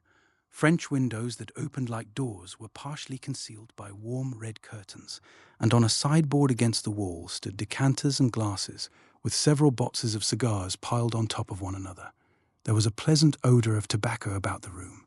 Indeed, it was in such glowing contrast to the chilly poverty of the hall that Shorthouse already was conscious of a distinct rise in the thermometer of his spirits. Then he turned and saw the Jew standing in the doorway, with his eyes fixed upon him, somewhere about the middle button of his waistcoat. He presented a strangely repulsive appearance that somehow could not be attributed to any particular detail, and the secretary associated him in his mind with a monstrous black bird of prey more than anything else. "My time is short," he said abruptly. "I hope Mr. Garvey will not keep me waiting." A strange flicker of a smile appeared on the Jew's ugly face and vanished as quickly as it came. He made a sort of deprecating bow by way of reply. Then he blew out the taper and went out, closing the door noiselessly behind him. Shorthouse was alone. He felt relieved. There was an air of obsequious insolence about the old Jew that was very offensive. He began to take note of his surroundings. He was evidently in the library of the house, for the walls were covered with books almost up to the ceiling. There was no room for pictures. Nothing but the shining backs of well-bound volumes looked down upon him. 4 brilliant lights hung from the ceiling, and a reading lamp with a polished reflector stood among the disordered masses of papers on the desk. The lamp was not lit, but when Shorthouse put his hand upon it, he found it was warm. The room had evidently only just been vacated. Apart from the testimony of the lamp, however, he had already felt, without being able to give a reason for it, that the room had been occupied a few moments before he entered. The atmosphere over the desk seemed to retain the disturbing influence of a human being, an influence, moreover, so recent that he felt as if the cause of it was still in his immediate neighborhood. It was difficult to realize that he was quite alone in the room and that somebody was not in hiding. The finer counterparts of his senses warned him to act as if he were being observed. He was dimly conscious of a desire to fidget and look round, to keep his eyes in every part of the room at once, and to conduct himself generally as if he were the object of careful human observation. How far he recognized the cause of these sensations it is impossible to say, but they were sufficiently marked to prevent his carrying out a strong inclination to get up and make a search of the room. He sat quite still, staring alternately at the backs of the books and at the red curtains, wondering all the time if he was really being watched or if it was only the imagination playing tricks with him. A full quarter of an hour passed, and then 20 rows of volumes suddenly shifted out towards him, and he saw that a door had opened in the wall opposite. The books were only sham backs after all, and when they moved back again with the sliding door, Shorthouse saw the figure of Joel Garvey standing before him. Surprise almost took his breath away. He had expected to see an unpleasant, even a vicious apparition with the mark of the beast unmistakably upon its face, but he was wholly unprepared for the elderly, tall, fine-looking man who stood in front of him, well-groomed, refined, vigorous, with a lofty forehead, clear grey eyes, and a hooked nose dominating a clean-shaven mouth and chin of considerable character. A distinguished-looking man altogether. "I'm afraid I've kept you waiting, Mr. Shorthouse," he said in a pleasant voice, but with no trace of a smile in the mouth or eyes. "But the fact is, I've a mania for chemistry, and just when you were announced, I was at the most critical moment of a problem and was really compelled to bring it to a conclusion." Shorthouse had risen to meet him, but the other motioned him to resume his seat. It was borne in upon him irresistibly that Mr. Joel Garvey, for reasons best known to himself, was deliberately lying, and he could not help wondering at the necessity for such an elaborate misrepresentation. He took off his overcoat and sat down. "I've no doubt, too, that the door startled you," Garvey went on, evidently reading something of his guest's feelings in his face. "You probably had not suspected it. It leads into my little laboratory. Chemistry is an absorbing study to me, and I spend most of my time there." Mr. Garvey moved up to the armchair on the opposite side of the fireplace and sat down. Shorthouse made appropriate answers to these remarks, but his mind was really engaged in taking stock of Mr. Sidebotham's old-timer partner. So far there was no sign of mental irregularity, and there was certainly nothing about him to suggest violent wrongdoing or coarseness of living. On the whole, Mr. Sidebotham's secretary was most pleasantly surprised, and, wishing to conclude his business as speedily as possible, he made a motion towards the bag for the purpose of opening it, when his companion interrupted him quickly. "You are Mr. Sidebotham's private secretary, are you not?" he asked. Shorthouse replied that he was. "Mr. Sidebotham," he went on to explain, "has entrusted me with the papers in the case, and I have the honor to return to you your letter of a week ago." He handed the letter to Garvey, who took it without a word and deliberately placed it in the fire. He was not aware that the secretary was ignorant of its contents, yet his face betrayed no signs of feeling. Shorthouse noticed, however, that his eyes never left the fire until the last morsel had been consumed. Then he looked up and said, "You are familiar, then, with the facts of this most peculiar case?" Shorthouse saw no reason to confess his ignorance. "I have all the papers, Mr. Garvey," he replied, taking them out of the bag, "and I should be very glad if we could transact our business as speedily as possible. If you will cut out your signature, I—" "One moment, please," interrupted the other. "I must, before we proceed further, consult some papers in my laboratory. If you will allow me to leave you alone a few minutes for this purpose, we can conclude the whole matter in a very short time." Shorthouse did not approve of this further delay, but he had no option than to acquiesce, and when Garvey had left the room by the private door, he sat and waited with the papers in his hand. The minutes went by, and the other did not return. To pass the time, he thought of taking the false packet from his coat to see that the papers were in order, and the move was indeed almost completed when something, he never knew what, warned him to desist.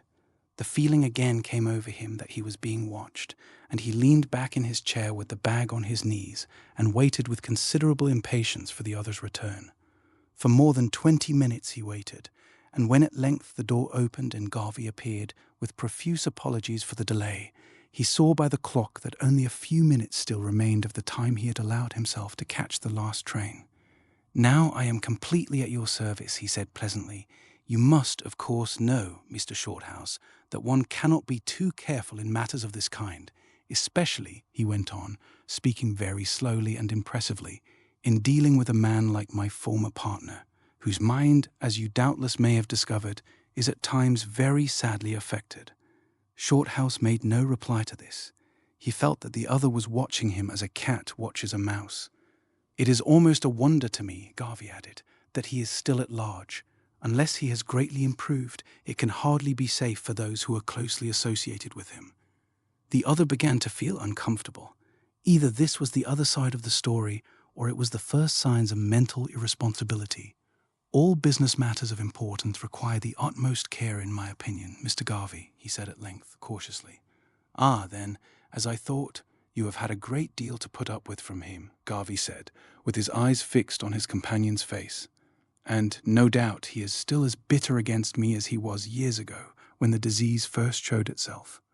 Although this last remark was a deliberate question, and the questioner was waiting with fixed eyes for an answer, Shorthouse elected to take no notice of it. Without a word, he pulled the elastic band from the blue envelope with a snap, and plainly showed his desire to conclude the business as soon as possible. The tendency on the other's part to delay did not suit him at all. "But never personal violence, I trust, Mr. Shorthouse," he added. "Never." "I'm glad to hear it," Garvey said in a sympathetic voice. "Very glad to hear it. And now," he went on, "if you are ready, we can transact this little matter of business before dinner. It will only take a moment." He drew a chair up to the desk and sat down, taking a pair of scissors from a drawer. His companion approached with the papers in his hand, unfolding them as he came. Garvey at once took them from him, and after turning over a few pages, he stopped and cut out a piece of writing at the bottom of the last sheet but one. Holding it up to him, Shorthouse read the words, "Joel Garvey," in faded ink. "There, that's my signature," he said, "and I've cut it out. It must be nearly 20 years since I wrote it, and now I'm going to burn it." He went to the fire and stooped over to burn the little slip of paper, and while he watched it being consumed, Shorthouse put the real papers in his pocket and slipped the imitation ones into the bag. Garvey turned just in time to see this latter movement. "I'm putting the papers back," Shorthouse said quietly. "You've done with them, I think." "Certainly," he replied, as, completely deceived, he saw the blue envelope disappear into the black bag and watched Shorthouse turn the key. "They no longer have the slightest interest for me." As he spoke, he moved over to the sideboard and, pouring himself out a small glass of whiskey, asked his visitor if he might do the same for him. But the visitor declined and was already putting on his overcoat when Garvey turned with genuine surprise on his face. "You surely are not going back to New York tonight, Mr. Shorthouse," he said, in a voice of astonishment. "I've just time to catch the 7:15 if I'm quick." "But I never heard of such a thing," Garvey said. "Of course I took it for granted that you would stay the night." "It's kind of you," said Shorthouse, "but really I must return tonight. I never expected to stay." The two men stood facing each other. Garvey pulled out his watch. "I'm exceedingly sorry," he said, "but upon my word I took it for granted you would stay. I ought to have said so long ago. I'm such a lonely fellow and so little accustomed to visitors that I fear I forgot my manners altogether. But in any case, Mr. Shorthouse, you cannot catch the 7:15, for it's already after 6 o'clock, and that's the last train tonight." Garvey spoke very quickly, almost eagerly, but his voice sounded genuine. "There's time if I walk quickly," said the young man with decision, moving towards the door. He glanced at his watch as he went. Hitherto he had gone by the clock on the mantelpiece. To his dismay, he saw that it was, as his host had said, long after 6. The clock was half an hour slow, and he realized at once that it was no longer possible to catch the train. Had the hands of the clock been moved back intentionally? Had he been purposely detained? Unpleasant thoughts flashed into his brain and made him hesitate before taking the next step. His employer's warning rang in his ears. The alternative was 6 miles along a lonely road in the dark, or a night under Garvey's roof. The former seemed a direct invitation to catastrophe, if catastrophe there was planned to be. The latter, well, the choice was certainly small. One thing, however, he realized, was plain. He must show neither fear nor hesitancy. "My watch must have gained," he observed quietly, turning the hands back without looking up. "It seems I have certainly missed that train and shall be obliged to throw myself upon your hospitality. But, believe me, I had no intention of putting you out to any such extent." "I'm delighted," the other said. "Defer to the judgment of an older man and make yourself comfortable for the night. There's a bitter storm outside, and you don't put me out at all. On the contrary, it's a great pleasure. I have so little contact with the outside world that it's really a godsend to have you." The man's face changed as he spoke. His manner was cordial and sincere. Shorthouse began to feel ashamed of his doubts and to read between the lines of his employer's warning. He took off his coat and the two men moved to the armchairs beside the fire. "You see," Garvey went on in a lowered voice, "I understand your hesitancy perfectly. I didn't know Sidebotham all those years without knowing a good deal about him, perhaps more than you do. I've no doubt now he filled your mind with all sorts of nonsense about me, probably told you that I was the greatest villain unhung, and all that sort of thing. Poor fellow, he was a fine sort before his mind became unhinged. One of his fancies used to be that everybody else was insane, or just about to become insane. Is he still as bad as that?" "Few men," replied Shorthouse, with the manner of making a great confidence, but entirely refusing to be drawn, "go through his experiences and reach his age without entertaining delusions of one kind or another." "Perfectly true," said Garvey. "Your observation is evidently keen." "Very keen indeed," Shorthouse replied, taking his cue neatly. "But, of course, there are some things," and here he looked cautiously over his shoulder, "there are some things one cannot talk about too circumspectly. I understand perfectly and respect your reserve." There was a little more conversation, and then Garvey got up and excused himself on the plea of superintending the preparation of the bedroom. "It's quite an event to have a visitor in the house, and I want to make you as comfortable as possible," he said. "Marks will do better for a little supervision. And," he added with a laugh as he stood in the doorway, "I want you to carry back a good account to Sidebotham." Chapter 2. The tall form disappeared, and the door was shut. The conversation of the past few minutes had come somewhat as a revelation to the secretary. Garvey seemed in full possession of normal instincts. There was no doubt as to the sincerity of his manner and intentions. The suspicions of the first hour began to vanish like mist before the sun. Sidebotham's portentous warnings and the mystery with which he surrounded the whole episode had been allowed to unduly influence his mind. The loneliness of the situation and the bleak nature of the surroundings had helped to complete the illusion. He began to be ashamed of his suspicions, and a change commenced gradually to be wrought in his thoughts. Anyhow, a dinner and a bed were preferable to 6 miles in the dark, no dinner, and a cold train into the bargain. Garvey returned presently. "We'll do the best we can for you," he said, dropping into the deep armchair on the other side of the fire.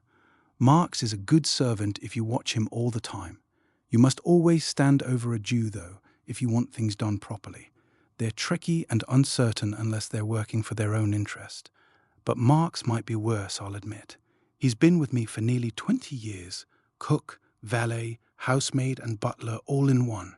In the old days, you know, he was a clerk in our office in Chicago." Garvey rattled on, and Shorthouse listened with occasional remarks thrown in. The former seemed pleased to have somebody to talk to, and the sound of his own voice was evidently sweet music in his ears. After a few minutes, he crossed over to the sideboard and again took up the decanter of whiskey, holding it to the light. "You will join me this time," he said pleasantly, pouring out 2 glasses. "It will give us an appetite for dinner."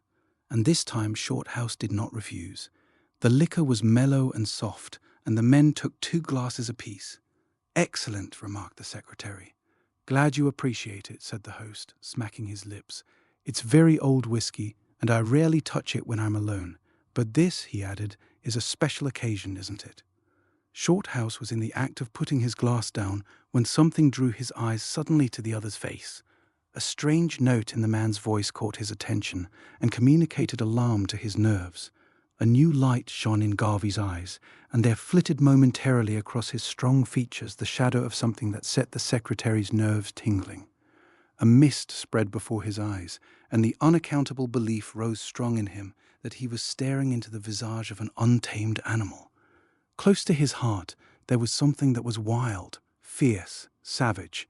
An involuntary shiver ran over him and seemed to dispel the strange fancy as suddenly as it had come. He met the other's eye with a smile, the counterpart of which in his heart was vivid horror. "It is a special occasion," he said, as naturally as possible, "and, allow me to add, very special whiskey." Garvey appeared delighted. He was in the middle of a devious tale describing how the whiskey came originally into his possession when the door opened behind them and a grating voice announced that dinner was ready. They followed the cassocked form of Marks across the dirty hall, lit only by the shaft of light that followed them from the library door, and entered a small room where a single lamp stood upon a table laid for dinner. The walls were destitute of pictures, and the windows had Venetian blinds without curtains.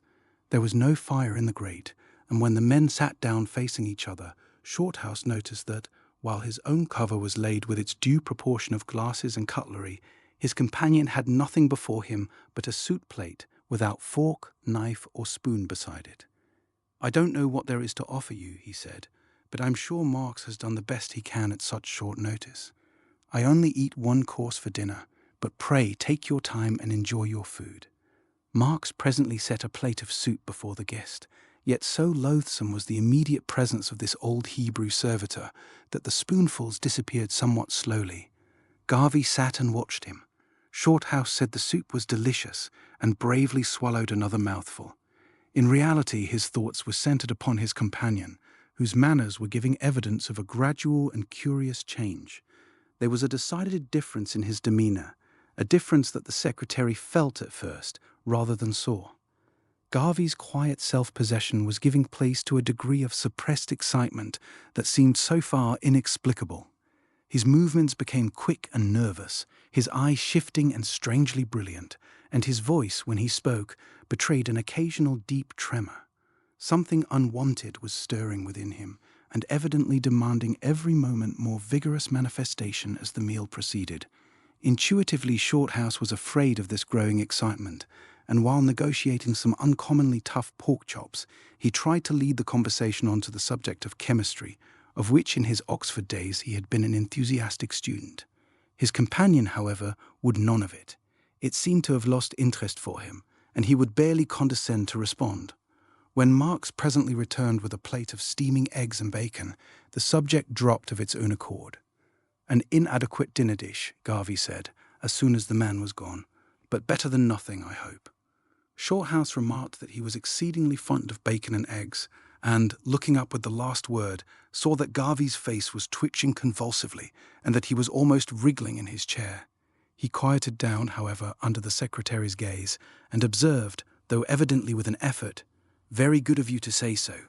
Wish I could join you, only I never eat such stuff. I only take one course for dinner."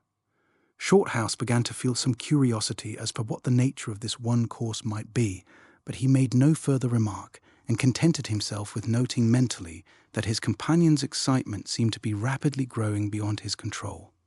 There was something uncanny about it, and he began to wish he had chosen the alternative of the walk to the station. "I'm glad to see you never speak when Marks is in the room," said Garvey presently. "I'm sure it's better not. Don't you think so?" He appeared to wait eagerly for the answer. "Undoubtedly," said the puzzled secretary. "Yes," the other went on quickly. "He's an excellent man, but he has one drawback, a really horrid one. You may, but no, you could hardly have noticed it yet." "Not drink, I trust," said Shorthouse, who would rather have discussed any other subject than the odious Jew. "Worse than that a great deal," Garvey replied, evidently expecting the other to draw him out. But Shorthouse was in no mood to hear anything horrible, and he declined to step into the trap. "The best of servants have their faults," he said coldly. "I'll tell you what it is if you like," Garvey went on, still speaking very low and leaning forward over the table so that his face came close to the flame of the lamp. "Only we must speak quietly in case he's listening. I'll tell you what it is if you think you won't be frightened." "Nothing frightens me," he laughed. "Garvey must understand that at all events. Nothing can frighten me," he repeated. "I'm glad of that, for it frightens me a good deal sometimes." Shorthouse feigned indifference, yet he was aware that his heart was beating a little quicker and that there was a sensation of chilliness in his back. He waited in silence for what was to come. "He has a horrible predilection for vacuums," Garvey went on presently, in a still lower voice and thrusting his face farther forward under the lamp. "Vacuums?" exclaimed the secretary in spite of himself. "What in the world do you mean?" "What I say, of course. He's always tumbling into them, so that I can't find him or get at him. He hides there for hours at a time, and for the life of me I can't make out what he does there." Shorthouse stared his companion straight in the eyes. What in the name of heaven was he talking about? "Do you suppose he goes there for a change of air, or to escape?" he went on in a louder voice. Shorthouse could have laughed outright, but for the expression of the other's face. "I should not think there was much air of any sort in a vacuum," he said quietly. "That's exactly what I feel," continued Garvey with ever-growing excitement. "That's the horrid part of it. How the devil does he live there? You see—" "Have you ever followed him there?" interrupted the secretary. The other leaned back in his chair and drew a deep sigh. "Never. It's impossible. You see, I can't follow him. There's not room for two. A vacuum only holds one comfortably. Marx knows that. He's out of my reach altogether once he's fairly inside. He knows the best side of a bargain. He's a regular Jew. That is a drawback to a servant, of course." Shorthouse spoke slowly, with his eyes on his plate. "A drawback," interrupted the other with an ugly chuckle. "I call it a draw-in, that's what I call it." "A draw-in does seem a more accurate term," assented Shorthouse. "But," he went on, "I thought that nature abhorred a vacuum. She used to when I was at school, though perhaps it's so long ago." He hesitated and looked up. Something in Garvey's face, something he had felt before he looked up, stopped his tongue and froze the words in his throat. His lips refused to move and became suddenly dry. Again the mist rose before his eyes, and the appalling shadow dropped its veil over the face before him. Garvey's features began to burn and glow. Then they seemed to coarsen and somehow slip confusedly together. He stared for a second, it seemed only for a second, into the visage of a ferocious and abominable animal, and then, as suddenly as it had come, the filthy shadow of the beast passed off. The mist melted out, and with a mighty effort over his nerves, he forced himself to finish his sentence. "You see, it's so long since I've given attention to such things," he stammered. His heart was beating rapidly, and a feeling of oppression was gathering over it. "It's my peculiar and special study, on the other hand," Garvey resumed. "I've not spent all these years in my laboratory to no purpose, I can assure you. Nature, I know for a fact," he added with unnatural warmth, "does not abhor a vacuum. On the contrary, she's uncommonly fond of them, much too fond, it seems, for the comfort of my little household. If there were fewer vacuums and more abhorrence, we should get on better, a damned sight better in my opinion." "Your special knowledge, no doubt, enables you to speak with authority," Shorthouse said, curiosity and alarm warring with other mixed feelings in his mind. "But how can a man tumble into a vacuum?" "You may well ask. That's just it. How can he? It's preposterous, and I can't make it out at all. Marx knows, but he won't tell me. Jews know more than we do. For my part, I have reason to believe—" He stopped and listened. "Hush, here he comes," he added, rubbing his hands together as if in glee and fidgeting in his chair. Steps were heard coming down the passage, and as they approached the door, Garvey seemed to give himself completely over to an excitement he could not control. His eyes were fixed on the door, and he began clutching the tablecloth with both hands. Again his face was screened by the loathsome shadow. It grew wild, wolfish, as through a mask that concealed and yet was thin enough to let through a suggestion of the beast crouching behind. There leaped into his countenance the strange look of the animal in the human, the expression of the werewolf, the monster. The change in all its loathsomeness came rapidly over his features, which began to lose their outline. The nose flattened, dropping with broad nostrils over thick lips. The face rounded, filled, and became squat. The eyes, which, luckily for Shorthouse, no longer sought his own, glowed with the light of untamed appetite and bestial greed. The hands left the cloth and grasped the edges of the plate, and then clutched the cloth again. "This is my course coming now," said Garvey, in a deep, guttural voice. He was shivering. His upper lip was partly lifted and showed the teeth, white and gleaming. A moment later the door opened and Marks hurried into the room and set a dish in front of his master. Garvey half rose to meet him, stretching out his hands and grinning horribly. With his mouth he made a sound like the snarl of an animal. The dish before him was steaming, but the slight vapor rising from it betrayed by its odor that it was not born of a fire of coals. It was the natural heat of flesh warmed by the fires of life only just expelled. The moment the dish rested on the table, Garvey pushed away his own plate and drew the other up close under his mouth. Then he seized the food in both hands and commenced to tear it with his teeth, grunting as he did so. Shorthouse closed his eyes with a feeling of nausea. When he looked up again, the lips and jaw of the man opposite were stained with crimson. The whole man was transformed. A feasting tiger, starved and ravenous, but without a tiger's grace. This was what he watched for several minutes, transfixed with horror and disgust. Marks had already taken his departure, knowing evidently what was not good for the eyes to look upon, and Shorthouse knew at last that he was sitting face to face with a madman. The ghastly meal was finished in an incredibly short time, and nothing was left but a tiny pool of red liquid, rapidly hardening. Garvey leaned back heavily in his chair and sighed. His smeared face, withdrawn now from the glare of the lamp, began to resume its normal appearance. Presently he looked up at his guest and said in his natural voice, "I hope you've had enough to eat. You wouldn't care for this, you know," with a downward glance. Shorthouse met his eyes with an inward loathing, and it was impossible not to show some of the repugnance he felt. In the other's face, however, he thought he saw a subdued, cowed expression, but he found nothing to say. "Marks will be in presently," Garvey went on. "He's either listening or in a vacuum." "Does he choose any particular time for his visits?" the secretary managed to ask. "He generally goes after dinner, just about this time, in fact. But he's not gone yet," he added, shrugging his shoulders, "for I think I hear him coming." Shorthouse wondered whether vacuum was possibly synonymous with wine cellar, but gave no expression to his thoughts. With chills of horror still running up and down his back, he saw Marks come in with a basin and towel, while Garvey thrust up his face just as an animal puts up its muzzle to be rubbed. "Now we'll have coffee in the library, if you're ready," he said, in the tone of a gentleman addressing his guests after a dinner party. Shorthouse picked up the bag, which had lain all this time between his feet, and walked through the door his host held open for him. Side by side they crossed the dark hall together, and, to his disgust, Garvey linked an arm in his, and with his face so close to the secretary's ear that he felt the warm breath, said in a thick voice, "You're uncommonly careful with that bag, Mr. Shorthouse.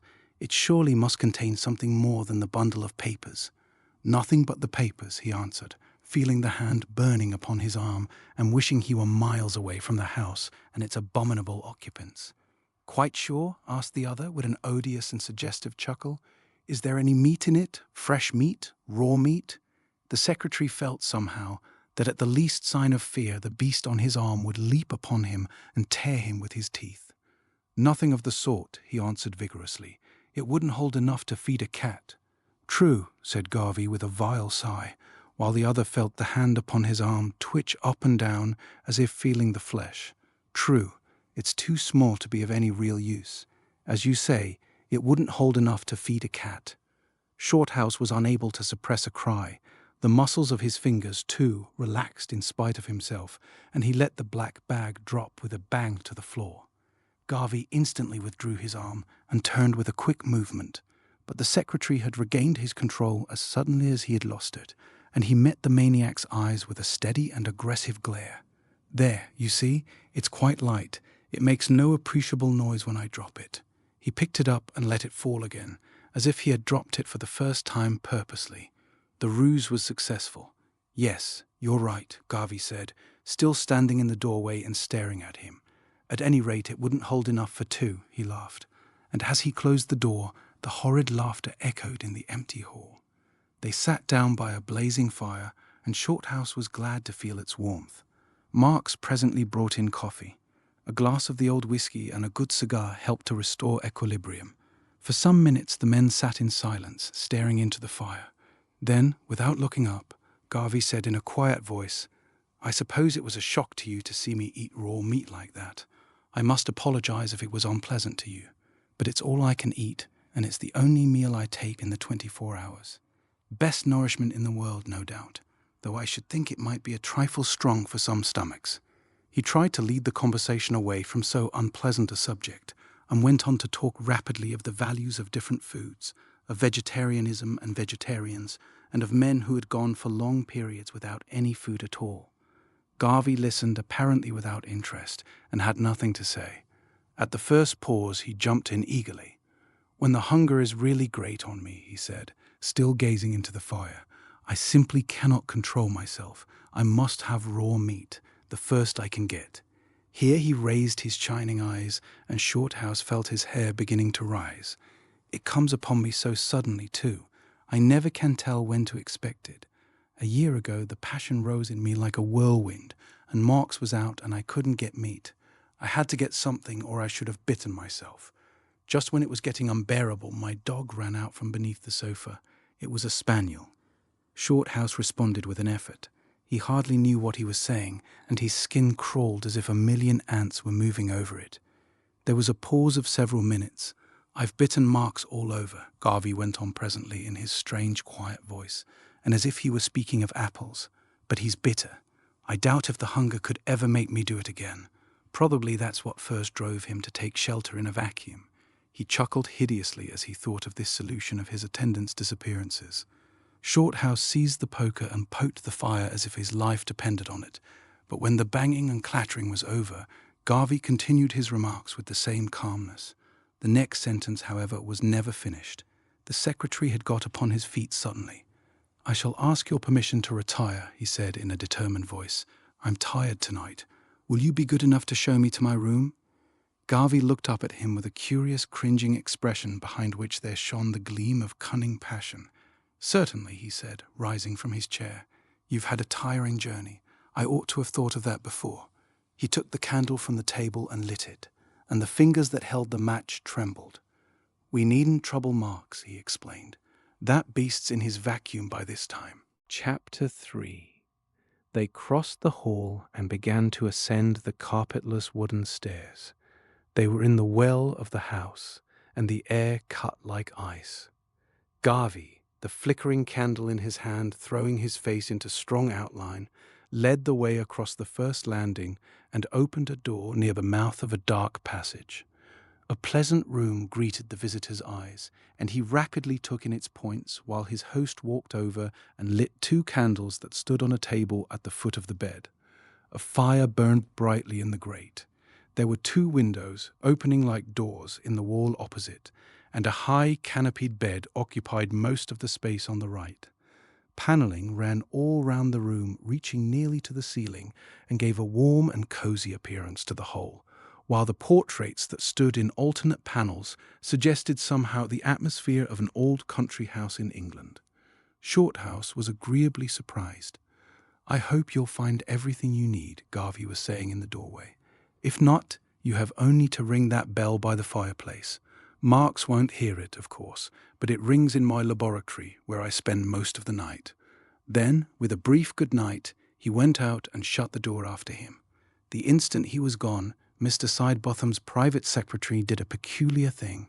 He planted himself in the middle of the room with his back to the door, and drawing the pistol swiftly from his hip pocket, levelled it across his left arm at the window. Standing motionless in this position for 30 seconds, he then suddenly swerved right round and faced in the other direction, pointing his pistol straight at the keyhole of the door. There followed immediately a sound of shuffling outside and of steps retreating across the landing. "On his knees at the keyhole," was the secretary's reflection, "just as I thought. But he didn't expect to look down the barrel of a pistol, and it made him jump a little." As soon as the steps had gone downstairs and died away across the hall, Shorthouse went over and locked the door, stuffing a piece of crumpled paper into the second keyhole, which he saw immediately above the first. After that, he made a thorough search of the room. It hardly repaid the trouble, for he found nothing unusual. Yet he was glad he had made it. It relieved him to find no one was in hiding under the bed or in the deep oak cupboard, and he hoped sincerely it was not the cupboard in which the unfortunate spaniel had come to its vile death. The French windows, he discovered, opened onto a little balcony. It looked onto the front, and there was a drop of less than 20 feet to the ground below. The bed was high and wide, soft as feathers, and covered with snowy sheets, very inviting to a tired man, and beside the blazing fire were a couple of deep armchairs. Altogether it was very pleasant and comfortable, but, tired though he was, Shorthouse had no intention of going to bed. It was impossible to disregard the warning of his nerves. They had never failed him before, and when that sense of distressing horror lodged in his bones, he knew there was something in the wind, and that a red flag was flying over the immediate future. Some delicate instrument in his being, more subtle than the senses, more accurate than mere presentiment, had seen the red flag and interpreted its meaning. Again it seemed to him, as he sat in an armchair over the fire, that his movements were being carefully watched from somewhere, and, not knowing what weapons might be used against him, he felt that his real safety lay in a rigid control of his mind and feelings, and a stout refusal to admit that he was in the least alarmed. The house was very still. As the night wore on, the wind dropped. Only occasional bursts of sleet against the windows reminded him that the elements were awake and uneasy. Once or twice the windows rattled and the rain hissed in the fire, but the roar of the wind in the chimney grew less and less, and the lonely building was at last lapped in a great stillness. The coals clicked, settling themselves deeper in the grate, and the noise of the cinders dropping with a tiny report into the soft heap of accumulated ashes was the only sound that punctuated the silence. In proportion as the power of sleep grew upon him, the dread of the situation lessened, but so imperceptibly, so gradually, and so insinuatingly that he scarcely realized the change. He thought he was as wide awake to his danger as ever. The successful exclusion of horrible mental pictures of what he had seen he attributed to his rigorous control, instead of to their true cause, the creeping over him of the soft influences of sleep.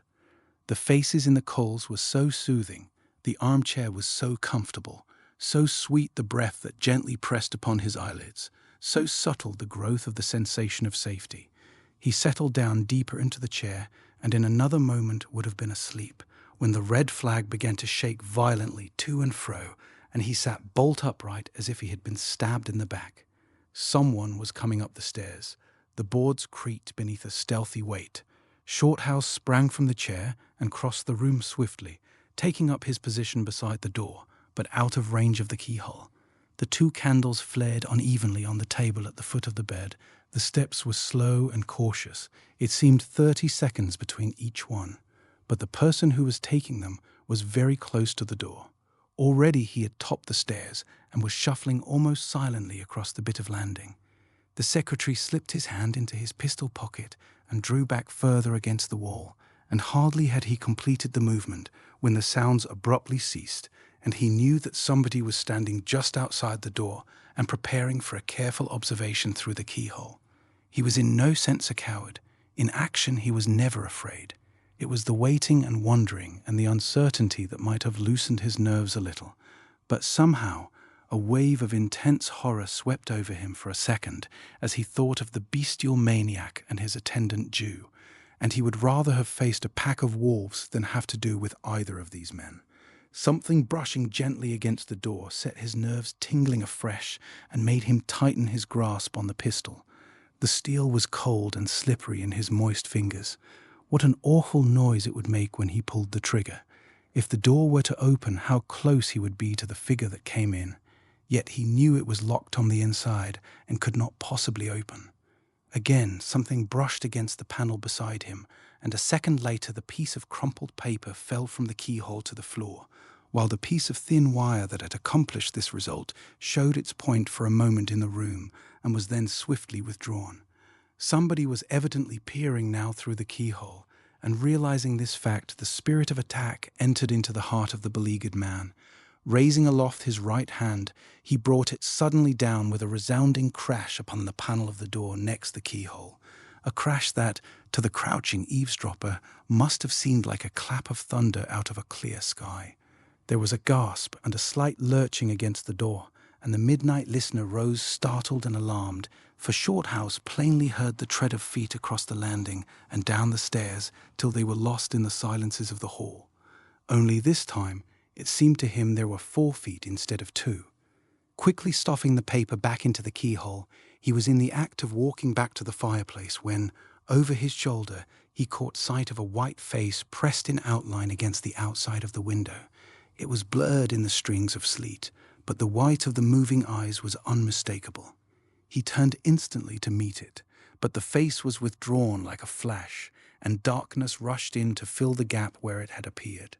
Watched on both sides, he reflected, but he was not to be surprised into any sudden action, and quietly walking over to the fireplace as if he had seen nothing unusual, he stirred the coals a moment and then strolled leisurely over to the window.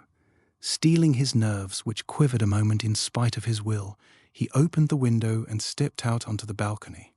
The wind, which he thought had dropped, rushed past him into the room and extinguished one of the candles, while a volley of fine cold rain burst all over his face. At first he could see nothing, and the darkness came close up to his eyes like a wall.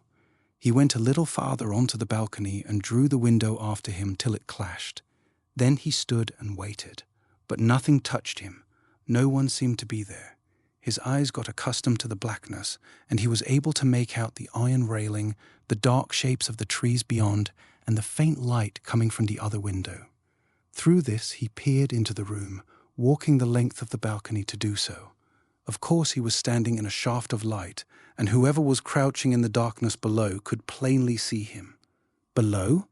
That there should be anyone above did not occur to him until, just as he was preparing to go in again, he became aware that something was moving in the darkness over his head. He looked up, instinctively raising a protecting arm, and saw a long black line swinging against the dim wall of the house. The shutters of the window on the next floor, whence it depended, were thrown open and moving backwards and forwards in the wind. The line was evidently a thickish cord, for as he looked it was pulled in and the end disappeared in the darkness. Shorthouse, trying to whistle to himself, peered over the edge of the balcony as if calculating the distance he might have to drop, and then calmly walked into the room again and closed the window behind him, leaving the latch so that the lightest touch would cause it to fly open. He relit the candle and drew a straight-back chair up to the table. Then he put coal on the fire and stirred it up into a royal blaze. He would willingly have folded the shutters over those staring windows at his back, but that was out of the question. It would have been to cut off his way of escape. Sleep, for the time, was at a disadvantage. His brain was full of blood, and every nerve was tingling. He felt as if countless eyes were upon him, and scores of stained hands were stretching out from the corners and crannies of the house to seize him. Crouching figures of hideous Jews, stood everywhere about him where shelter was, creeping forward out of the shadows when he was not looking, and retreating swiftly and silently when he turned his head. Wherever he looked, other eyes met his own, and though they melted away under his steady, confident gaze, he knew they would wax and draw in upon him the instant his glances weakened and his will wavered. Though there were no sounds, he knew that in the well of the house there was movement going on, and preparation. And this knowledge, inasmuch as it came to him irresistibly and through other and more subtle channels than those of the senses, kept the sense of horror fresh in his blood and made him alert and awake. But, no matter how great the dread in the heart, the power of sleep will eventually overcome it. Exhausted nature is irresistible, and as the minutes wore on and midnight passed, he realized that nature was vigorously asserting herself and sleep was creeping upon him from the extremities. To lessen the danger, he took out his pencil and began to draw the articles of furniture in the room. He worked into elaborate detail the cupboard, the mantelpiece, and the bed, and from these he passed on to the portraits. Being possessed of genuine skill, he found the occupation sufficiently absorbing. It kept the blood in his brain, and that kept him awake. The pictures, moreover, now that he considered them for the first time, were exceedingly well painted. Owing to the dim light, he centered his attention upon the portraits beside the fireplace. On the right was a woman with a sweet, gentle face and a figure of great refinement. On the left was a full-size figure of a big, handsome man with a full beard and wearing a hunting costume of ancient date. From time to time he turned to the windows behind him, but the vision of the face was not repeated. More than once, too, he went to the door and listened, but the silence was so profound in the house that he gradually came to believe the plan of attack had been abandoned. Once he went out onto the balcony, but the sleet stung his face and he only had time to see that the shutters above were closed when he was obliged to seek the shelter of the room again. In this way the hours passed. The fire died down and the room grew chilly. Shorthouse had made several sketches of the two heads and was beginning to feel overpoweringly weary. His feet and his hands were cold and his yawns were prodigious. It seemed ages and ages since the steps had come to listen at his door and the face had watched him from the window. A feeling of safety had somehow come to him. In reality, he was exhausted. His one desire was to drop upon the soft white bed and yield himself up to sleep without any further struggle. He rose from his chair with a series of yawns that refused to be stifled and looked at his watch. It was close upon 3 a.m. He made up his mind that he would lie down with his clothes on and get some sleep. It was safe enough. The door was locked on the inside and the window was fastened. Putting the bag on the table near his pillow, he blew out the candles and dropped with a sense of careless and delicious exhaustion upon the soft mattress. In 5 minutes he was sound asleep. There had scarcely been time for the dreams to come when he found himself lying sideways across the bed with wide open eyes staring into the darkness. Someone had touched him, and he had writhed away in his sleep as from something unholy. The movement had awakened him. The room was simply black. No light came from the windows, and the fire had gone out as completely as if water had been poured upon it. He gazed into a sheet of impenetrable darkness that came close up to his face like a wall. His first thought was for the papers in his coat, and his hand flew to the pocket. They were safe, and the relief caused by this discovery left his mind instantly free for other reflections. And the realization that at once came to him with a touch of dismay was that during his sleep some definite change had been effected in the room. He felt this with that intuitive certainty which amounts to positive knowledge. The room was utterly still, but the corroboration that was speedily brought to him seemed at once to fill the darkness with a whispering, secret life that chilled his blood and made the sheet feel like ice against his cheek. Hark! This was it. There reached his ears, in which the blood was already buzzing with warning clamour, a dull murmur of something that rose indistinctly from the well of the house and became audible to him without passing through walls or doors. There seemed no solid surface between him lying on the bed and the landing, between the landing and the stairs, and between the stairs and the hall beyond. He knew that the door of the room was standing open. Therefore it had been opened from the inside, yet the window was fastened also on the inside. Hardly was this realized when the conspiring silence of the hour was broken by another and a more definite sound. A step was coming along the passage. A certain bruise on the hip told Shorthouse that the pistol in his pocket was ready for use, and he drew it out quickly and cocked it. Then he just had time to slip over the edge of the bed and crouch down on the floor when the step halted on the threshold of the room. The bed was thus between him and the open door. The window was at his back. He waited in the darkness. What struck him as peculiar about the steps was that there seemed no particular desire to move stealthily. There was no extreme caution. They moved along in rather a slipshod way and sounded like soft slippers or feet in stockings. There was something clumsy, irresponsible, almost reckless about the movement. For a second the steps paused upon the threshold, but only for a second. Almost immediately they came on into the room, and as they passed from the wood to the carpet, Shorthouse noticed that they became wholly noiseless. He waited in suspense, not knowing whether the unseen walker was on the other side of the room or was close upon him. Presently he stood up and stretched out his left arm in front of him, groping, searching, feeling in a circle, and behind it he held the pistol, cocked and pointed, in his right hand. As he rose, a bone cracked in his knee, his clothes rustled as if they were newspapers, and his breath seemed loud enough to be heard all over the room. But not a sound came to betray the position of the invisible intruder. Then, just when the tension was becoming unbearable, a noise relieved the gripping silence. It was wood knocking against wood, and it came from the farther end of the room. The steps had moved over to the fireplace. A sliding sound almost immediately followed it, and then silence closed again over everything like a pall. For another 5 minutes Shorthouse waited, and then the suspense became too much. He could not stand that open door. The candles were close beside him, and he struck a match and lit them, expecting in the sudden glare to receive at least a terrific blow. But nothing happened, and he saw at once that the room was entirely empty.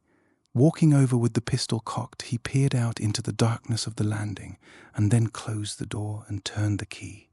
Then he searched the room, bed, cupboard, table, curtains, everything that could have concealed a man, but found no trace of the intruder.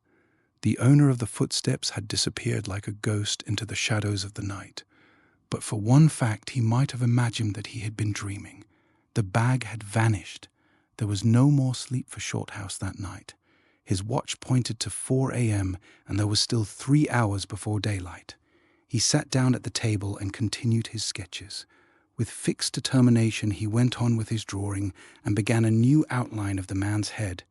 There was something in the expression that continually evaded him. He had no success with it, and this time it seemed to him that it was the eyes that brought about his discomfiture. He held up his pencil before his face to measure the distance between the nose and the eyes, and to his amazement he saw that a change had come over the features. The eyes were no longer open. The lids had closed. For a second he stood in a sort of stupefied astonishment. A push would have toppled him over. Then he sprang to his feet and held a candle close up to the picture. The eyelids quivered. The eyelashes trembled. Then, right before his gaze, the eyes opened and looked straight into his own. 2 holes were cut in the panel, and this pair of eyes, human eyes, just fitted them. As by a curious effect of magic, the strong fear that had governed him ever since his entry into the house disappeared in a second. Anger rushed into his heart, and his chilled blood rose suddenly to boiling point. Putting the candle down, he took 2 steps back into the room and then flung himself forward with all his strength against the painted panel. Instantly, and before the crash came, the eyes were withdrawn, and 2 black spaces showed where they had been. The old huntsman was eyeless, but the panel cracked and split inwards like a sheet of thin cardboard, and Shorthouse, pistol in hand, thrust an arm through the jagged aperture and, seizing a human leg, dragged out into the room the Jew. Words rushed in such a torrent to his lips that they choked him. The old Hebrew, white as chalk, stood shaking before him, the bright pistol barrel opposite his eyes, when a volume of cold air rushed into the room, and with it a sound of hurried steps. Shorthouse felt his arm knocked up before he had time to turn, and the same second Garvey, who had somehow managed to burst open the window, came between him and the trembling Marks. His lips were parted, and his eyes rolled strangely in his distorted face. "Don't shoot him! Shoot in the air!" he shrieked. He seized the Jew by the shoulders. "You damned hound!" he roared, hissing in his face. "So I've got you at last. That's where your vacuum is it? I know your vile hiding place at last." He shook him like a dog. "I've been after him all night," he cried, turning to Shorthouse. "All night, I tell you, and I've got him at last." Garvey lifted his upper lip as he spoke and showed his teeth. They shone like the fangs of a wolf. The Jew evidently saw them too, for he gave a horrid yell and struggled furiously. Before the eyes of the secretary a mist seemed to rise. The hideous shadow again leaped into Garvey's face. He foresaw a dreadful battle, and covering the 2 men with his pistol, he retreated slowly to the door. Whether they were both mad or both criminal, he did not pause to inquire. The only thought present in his mind was that the sooner he made his escape, the better. Garvey was still shaking the Jew when he reached the door and turned the key, But as he passed out onto the landing, both men stopped their struggling and turned to face him. Garvey's face, bestial, loathsome, livid with anger, the Jew's white and grey with fear and horror. Both turned towards him and joined in a wild, horrible yell that woke the echoes of the night. The next second they were after him at full speed. Shorthouse slammed the door in their faces and was at the foot of the stairs, crouching in the shadow, before they were out upon the landing. They tore shrieking down the stairs and past him, into the hall, and, wholly unnoticed, Shorthouse whipped up the stairs again, crossed the bedroom, and dropped from the balcony into the soft snow. As he ran down the drive, he heard behind him in the house the yells of the maniacs, and when he reached home several hours later, Mr. Sidebotham not only raised his salary, but also told him to buy a new hat and overcoat, and send in the bill to him. Skeleton Lake, an episode in camp. The utter loneliness of our moose camp on Skeleton Lake had impressed us from the beginning. In the Quebec backwoods, 5 days by trail in canoe from civilization, and perhaps the singular name contributed a little to the sensation of eeriness that made itself felt in the camp circle when once the sun was down and the late October mists began rising from the lake and winding their way in among the tree trunks. For, in these regions, all names of lakes and hills and islands have their origin in some actual event, taking either the name of a chief participant, such as Smith's Ridge, or claiming a place in the map by perpetuating some special feature of the journey or the scenery, such as Long Island, Deep Rapids, or Rainy Lake. All names thus have their meaning and are usually pretty recently acquired, while the majority are self-explanatory and suggest human and pioneer relations. Skeleton Lake, therefore, was a name full of suggestion, and though none of us knew the origin or the story of its birth, we all were conscious of a certain lugubrious atmosphere that haunted its shores and islands, and but for the evidences of recent moose tracks in its neighborhood, we should probably have pitched our tents elsewhere. For several hundred miles in any direction, we knew of only one other party of whites. They had journeyed up on the train with us, getting in at North Bay and hailing from Boston way. A common goal and object had served by way of introduction, but the acquaintance had made little progress. This noisy, aggressive Yankee did not suit our fancy much as a possible neighbor, and it was only a slight intimacy between his chief guide, Jake the Swede, and one of our men that kept the thing going at all. They went into camp on Beaver Creek, 50 miles and more to the west of us. But that was 6 weeks ago, and seemed as many months, for days and nights pass slowly in these solitudes, and the scale of time changes wonderfully. Our men always seemed to know by instinct pretty well while them other fellows was moving, but in the interval no one had come across their trails, or once so much as heard their rifle shots. Our little camp consisted of the professor, his wife, a splendid shot and keen woodswoman, and myself. We had a guide apiece, and hunted daily in pairs from before sunrise till dark. It was our last evening in the woods, and the professor was lying in my little wedge tent, discussing the dangers of hunting alone in couples in this way. The flap of the tent hung back and let in fragrant odors of cooking over an open wood fire. Everywhere there were bustle and preparation, and one canoe already lay packed with moose horns, her nose pointing southwards. If an accident happened to one of them, he was saying, the survivor's story when he returned to camp would be entirely unsupported evidence, wouldn't it? Because, you see, and he went on laying down the law after the manner of professors, until I became so bored that my attention began to wander to pictures and memories of the scenes we were just about to leave. Garden Lake, with its 100 islands, the rapids out of Round Pond, the countless vistas of forest, crimson and gold in the autumn sunshine, and the starlit nights we had spent watching in cold, cramped positions for the wary moose on lonely lakes among the hills. The hum of the professor's voice in time grew more soothing. A nod or a grunt was all the reply he looked for. Fortunately, he loathed interruptions. I think I could almost have gone to sleep under his very nose. Perhaps I did sleep for a brief interval. Then it all came about so quickly, and the tragedy of it was so unexpected and painful, throwing our peaceful camp into momentary confusion, that now it all seems to have happened with the uncanny swiftness of a dream. First, There was the abrupt ceasing of the droning voice, and then the running of quick little steps over the pine needles, and the confusion of men's voices, and the next instant the professor's wife was at the tent door, hatless, her face white, her hunting bloomers bagging at the wrong places, a rifle in her hand, and her words running into one another anyhow. "Quick, Harry, it's Rushton. I was asleep and it woke me. Something's happened. You must deal with it." In a second we were outside the tent with our rifles. "My God!" I heard the professor exclaim, as if he had first made the discovery. "It is Rushton!" I saw the guides helping, dragging a man out of a canoe. A brief space of deep silence followed, in which I heard only the waves from the canoe washing up on the sand, and then, immediately after, came the voice of a man talking with amazing rapidity and with odd gaps between his words.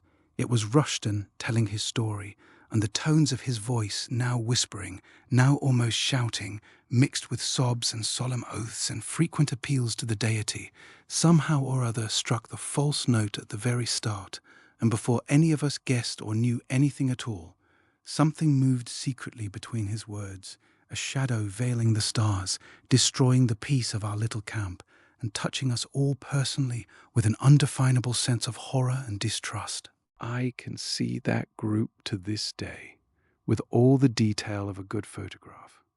Standing halfway between the firelight and the darkness, a slight mist rising from the lake, the frosty stars, and our men in silence that was all sympathy, dragging Rushton across the rocks towards the campfire. Their moccasins crunched on the sand and slipped several times on the stones beneath the weight of the limp, exhausted body, and I can still see every inch of the pared cedar branch he had used for a paddle on that lonely and dreadful journey.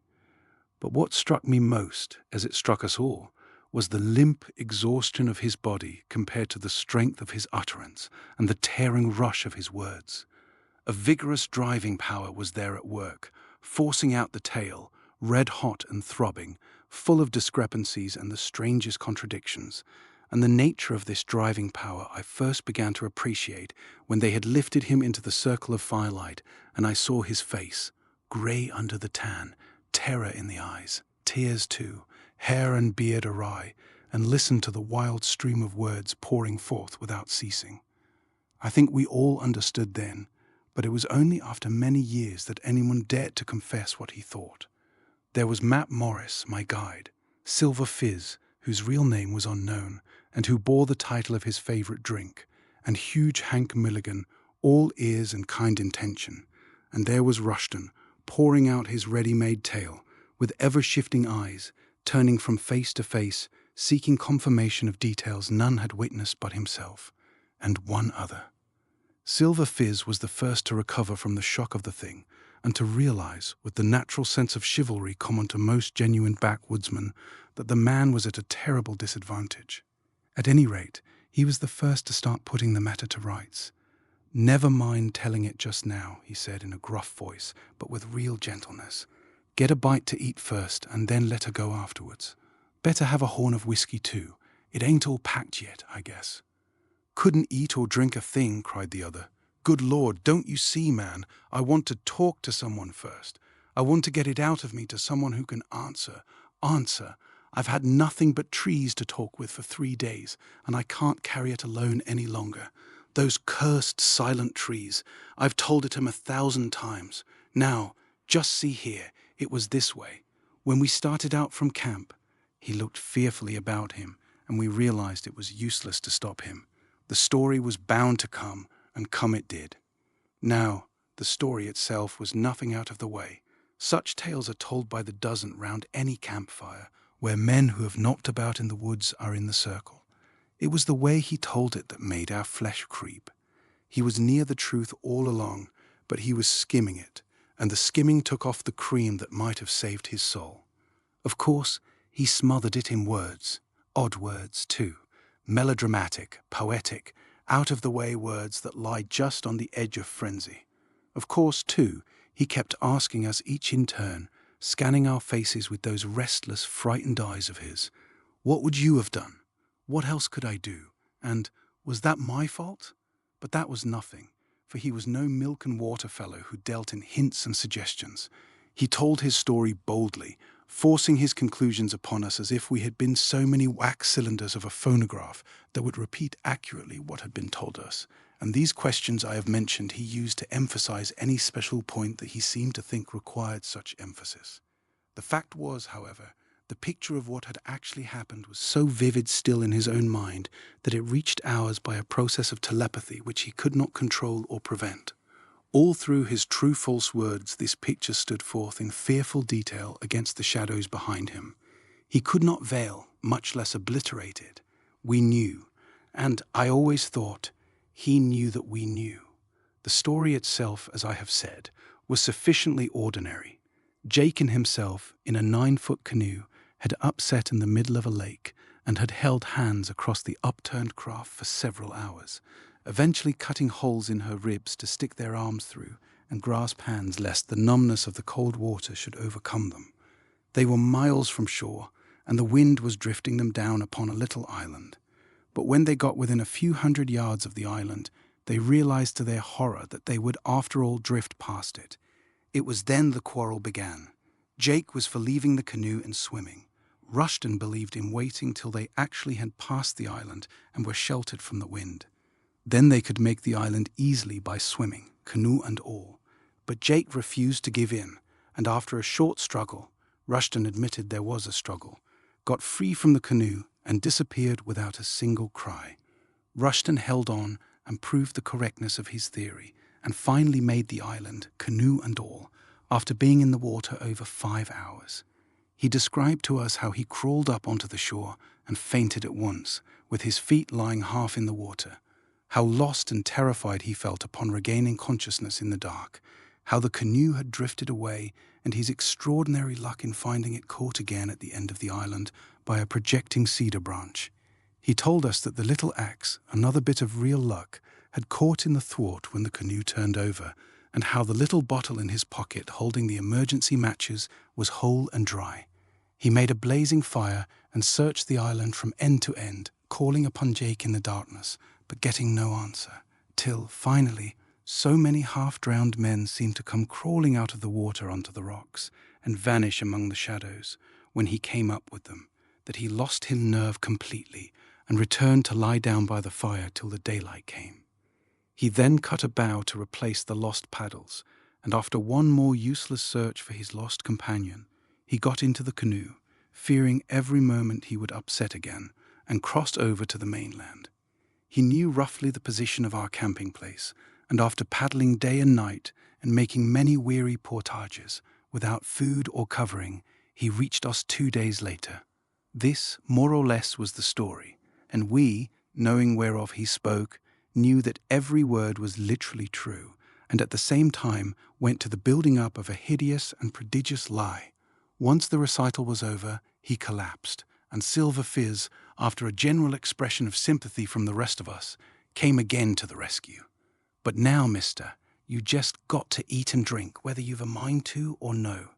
And Matt Morris, cook that night, soon had the fried trout and bacon and the wheat cakes and hot coffee passing round a rather silent and oppressed circle. So we ate round the fire, ravenously, as we had eaten every night for the past 6 weeks, but with this difference, that there was one among us who was more than ravenous, and he gorged.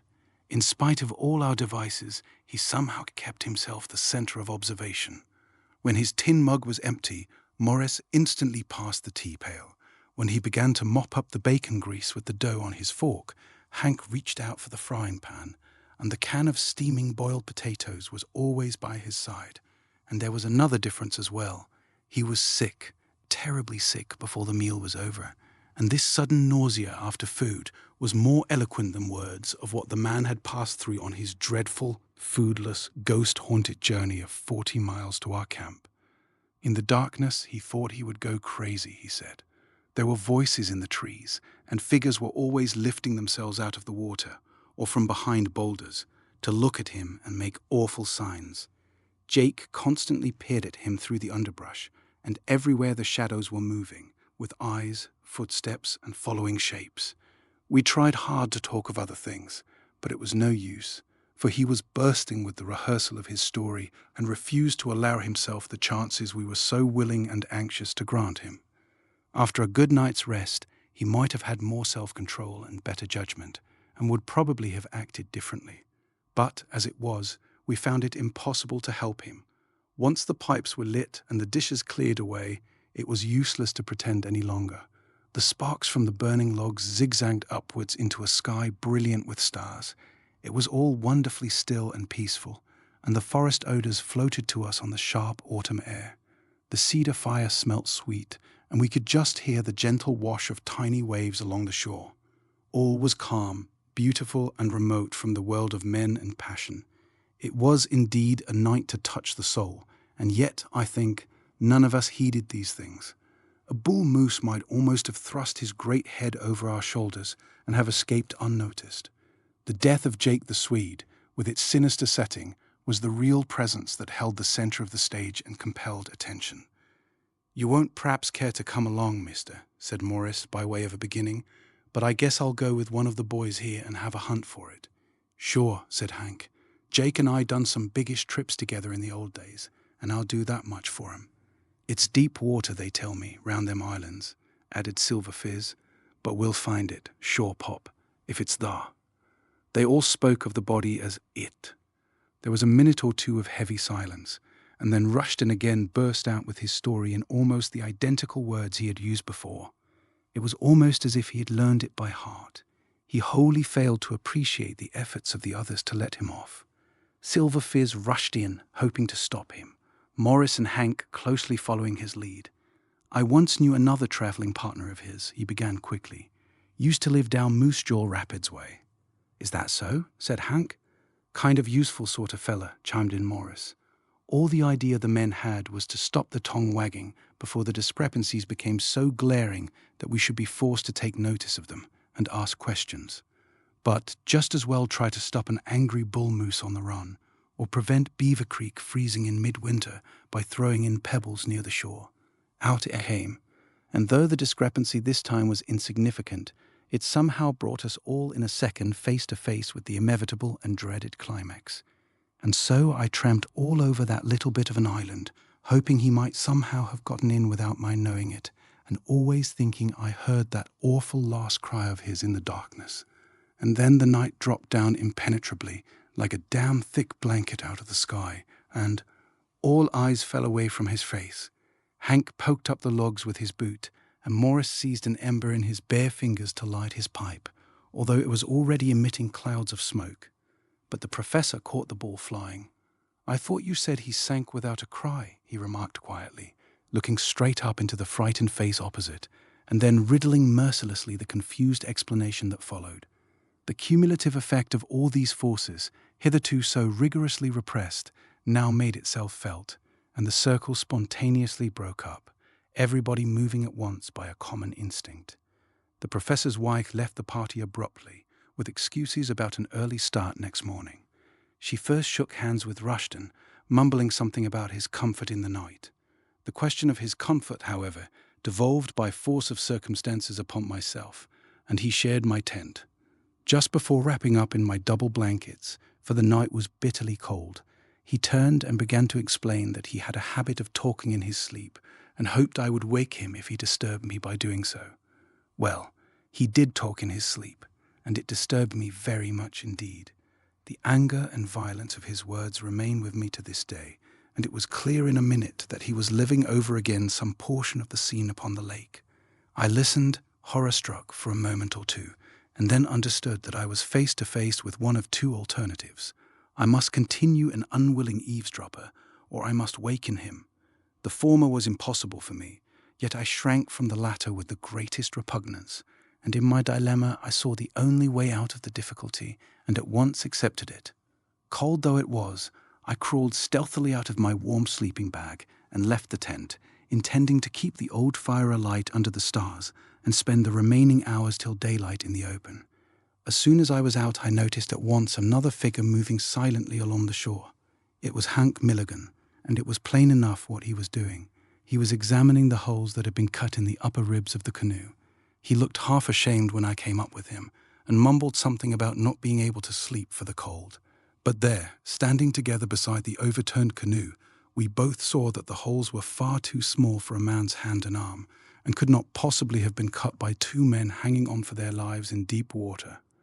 Those holes had been made afterwards. Hank said nothing to me, and I said nothing to Hank, and presently he moved off to collect logs for the fire, which needed replenishing, for it was a piercingly cold night, and there were many degrees of frost. 3 days later, Hank and Silver Fizz followed with stumbling footsteps the old Indian trail that leads from Beaver Creek to the southwards. A hammock was slung between them, and it weighed heavily. Yet neither of the men complained, and, indeed, speech between them was almost nothing. Their thoughts, however, were exceedingly busy, and the terrible secret of the woods which formed their burden weighed far more heavily than the uncouth, shifting mass that lay in the swinging hammock and tugged so severely at their shoulders.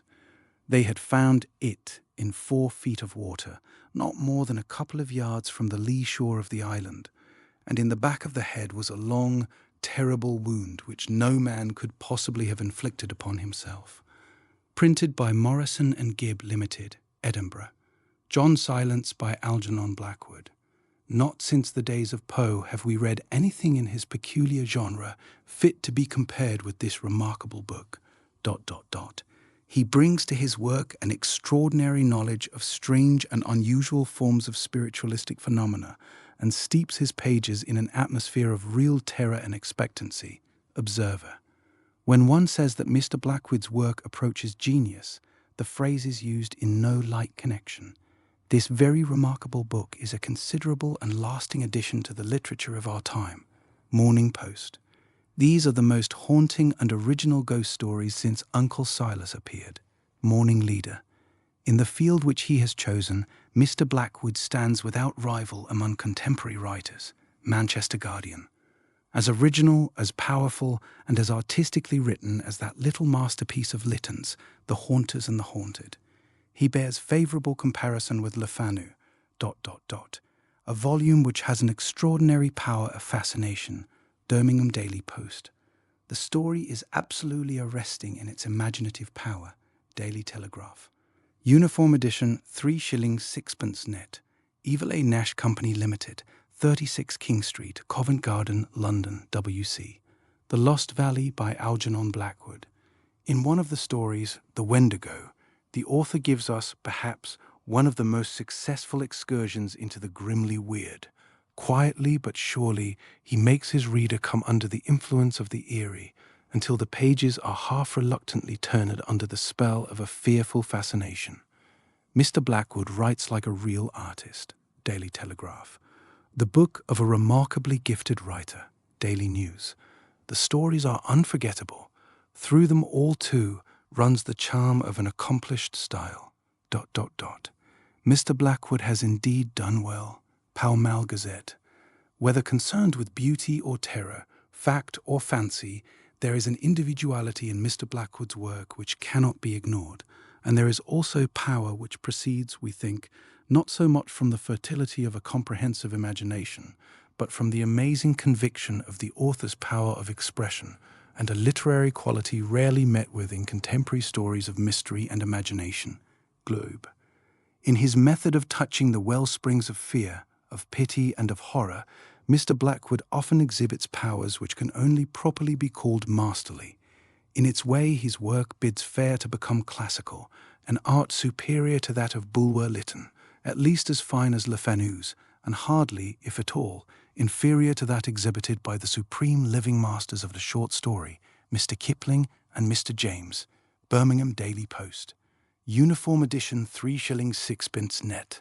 Evil A. Nash Company Limited, 36 King Street, Covent Garden, London, W.C. The Listener by Algernon Blackwood. These stories are literature, good stories, well imagined, carefully modelled, properly proportioned. ... The insanity of Jones is perhaps the most remarkable tour de force in this remarkable book. ...